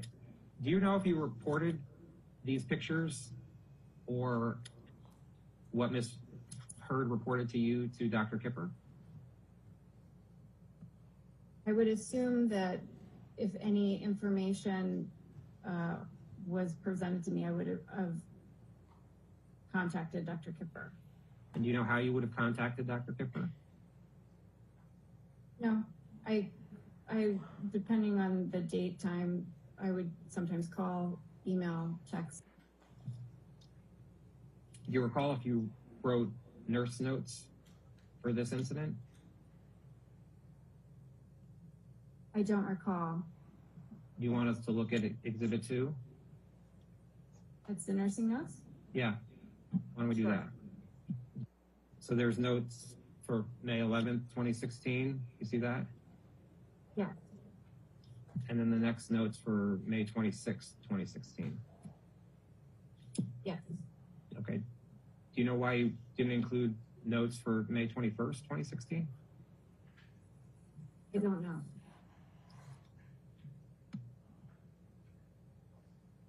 And on May 26th, you wrote, client texted RN requesting Ambien as she states she's suffering from insomnia due to stress and anxiety. Client reports, quote, having the hardest week of my life, end quote. You wrote that? Yes. And you wrote, client states she cannot deal with the negative media publicity she has received surrounding the divorce she requested from her husband, JD. Dr. Kipper notified Ambien 10 milligrams, QHS PRN 14 ordered. Per Dr. Kipper, client is encouraged to make appointment with Dr. Kipper in office to be assessed. Client did not respond. You wrote that? Yes. Ms. Vladi, I'm showing you what's been marked as Exhibit 12 to your deposition, which is Vladi 114 through 119. You can take a look through them. It appears to be notes of when you were Mr. Depp's nurse, as opposed to Ms. Heard. But feel free to take a look. That's correct. I think these are my nursing notes in relation to Mr. Depp. So client now is Mr. Depp, correct? That's correct, because these nursing notes are in reference to Mr. Depp. Yes, that's correct. Okay. And in the nursing note for April 23rd, 2015, you wrote that Dr. Kipper will introduce Rosalind Phillip to Debbie RN and clients Amber H. and Johnny Depp. Debbie RN will assist in coordinating session appointments between clients and Ms. Phillips. Do you know if Mr. Depp and Amber ever saw Rosalind Phillip? I don't know.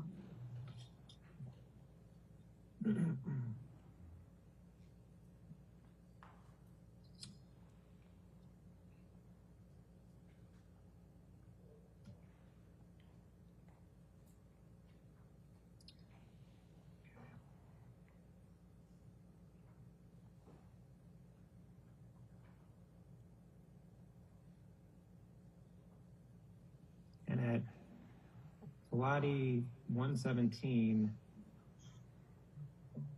it shows notes for June 7th, 2016, correct? That is correct.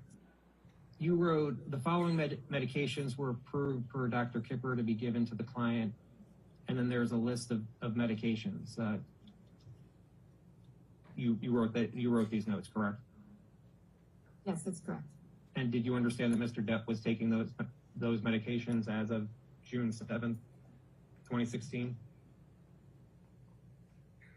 For this nursing note, it appears that he was taking these medications listed.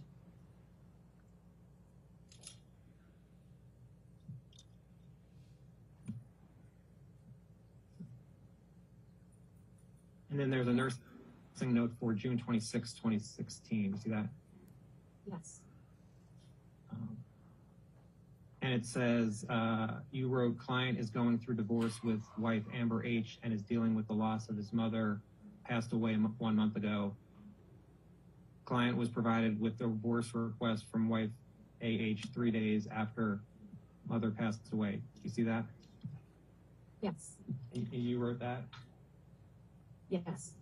So was it your understanding that Amber asked for a divorce? This note says that Mr. Depp was provided with divorce request from Ms. Heard, so it appears she was the one requesting the divorce. Right, and you wrote, next, client states he was not aware AH wanted divorce and expresses confusion regarding AH's desire to terminate marriage. You wrote that? Yes. Is that what Mr. Depp told you? I would assume if I wrote it in my notes. Then you wrote, client's divorce has been highly publicized and wife AH has been accused him of several character damaging allegations, including domestic violence. You wrote that, correct? Correct. Was this did you write this based on information Mr. Depp provided you? I don't know. I would assume that I've had discussions with him regarding this, considering that this is a nursing note for Mr. Depp. Did Mr. Depp tell you his character had been damaged as of June 2016? I don't recall. I have to go by what my note says here. So it alludes to that's something that he had discussed. And you see where you wrote, client states he felt helpless previously but is now angry at AH and wants to clear his name. Mr. Depp told you that? Again, I don't recall for sure, but I would go back to my nursing notes because those were written more at the time. So I would assume that he and I discussed that. Okay, farther down, you wrote, RN assisted client in processing feelings and encouraged client to continue utilizing individual therapy as he responded well to RN's use of therapeutic communication. You see that? Yes. And you wrote that, correct? Yes.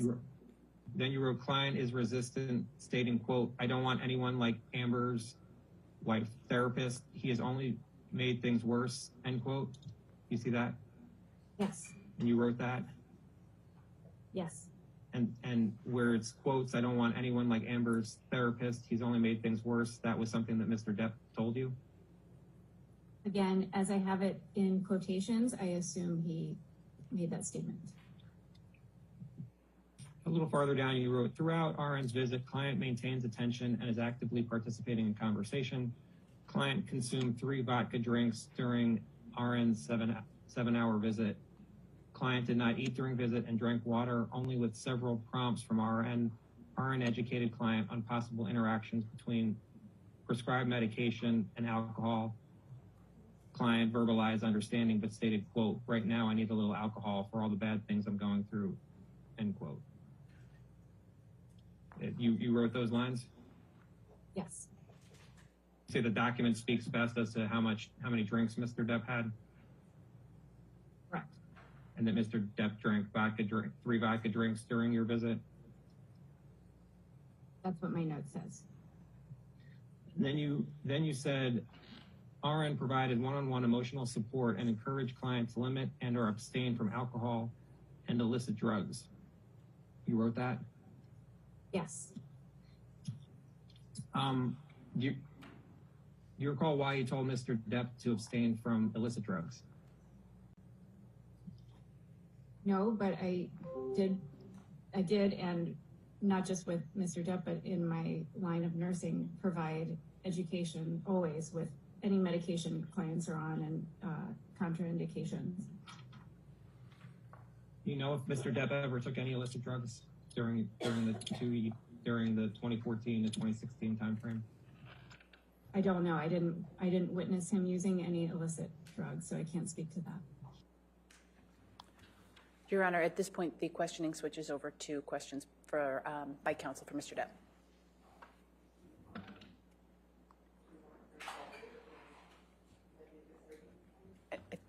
That's all right with us, Your Honor.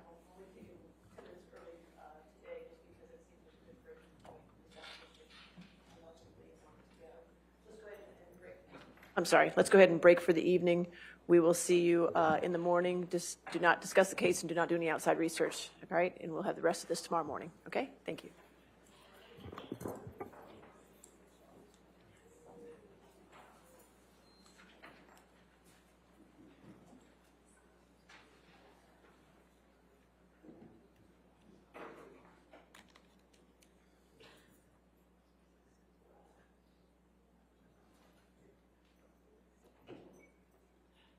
All right, so we'll see everybody at 10 o'clock tomorrow, okay?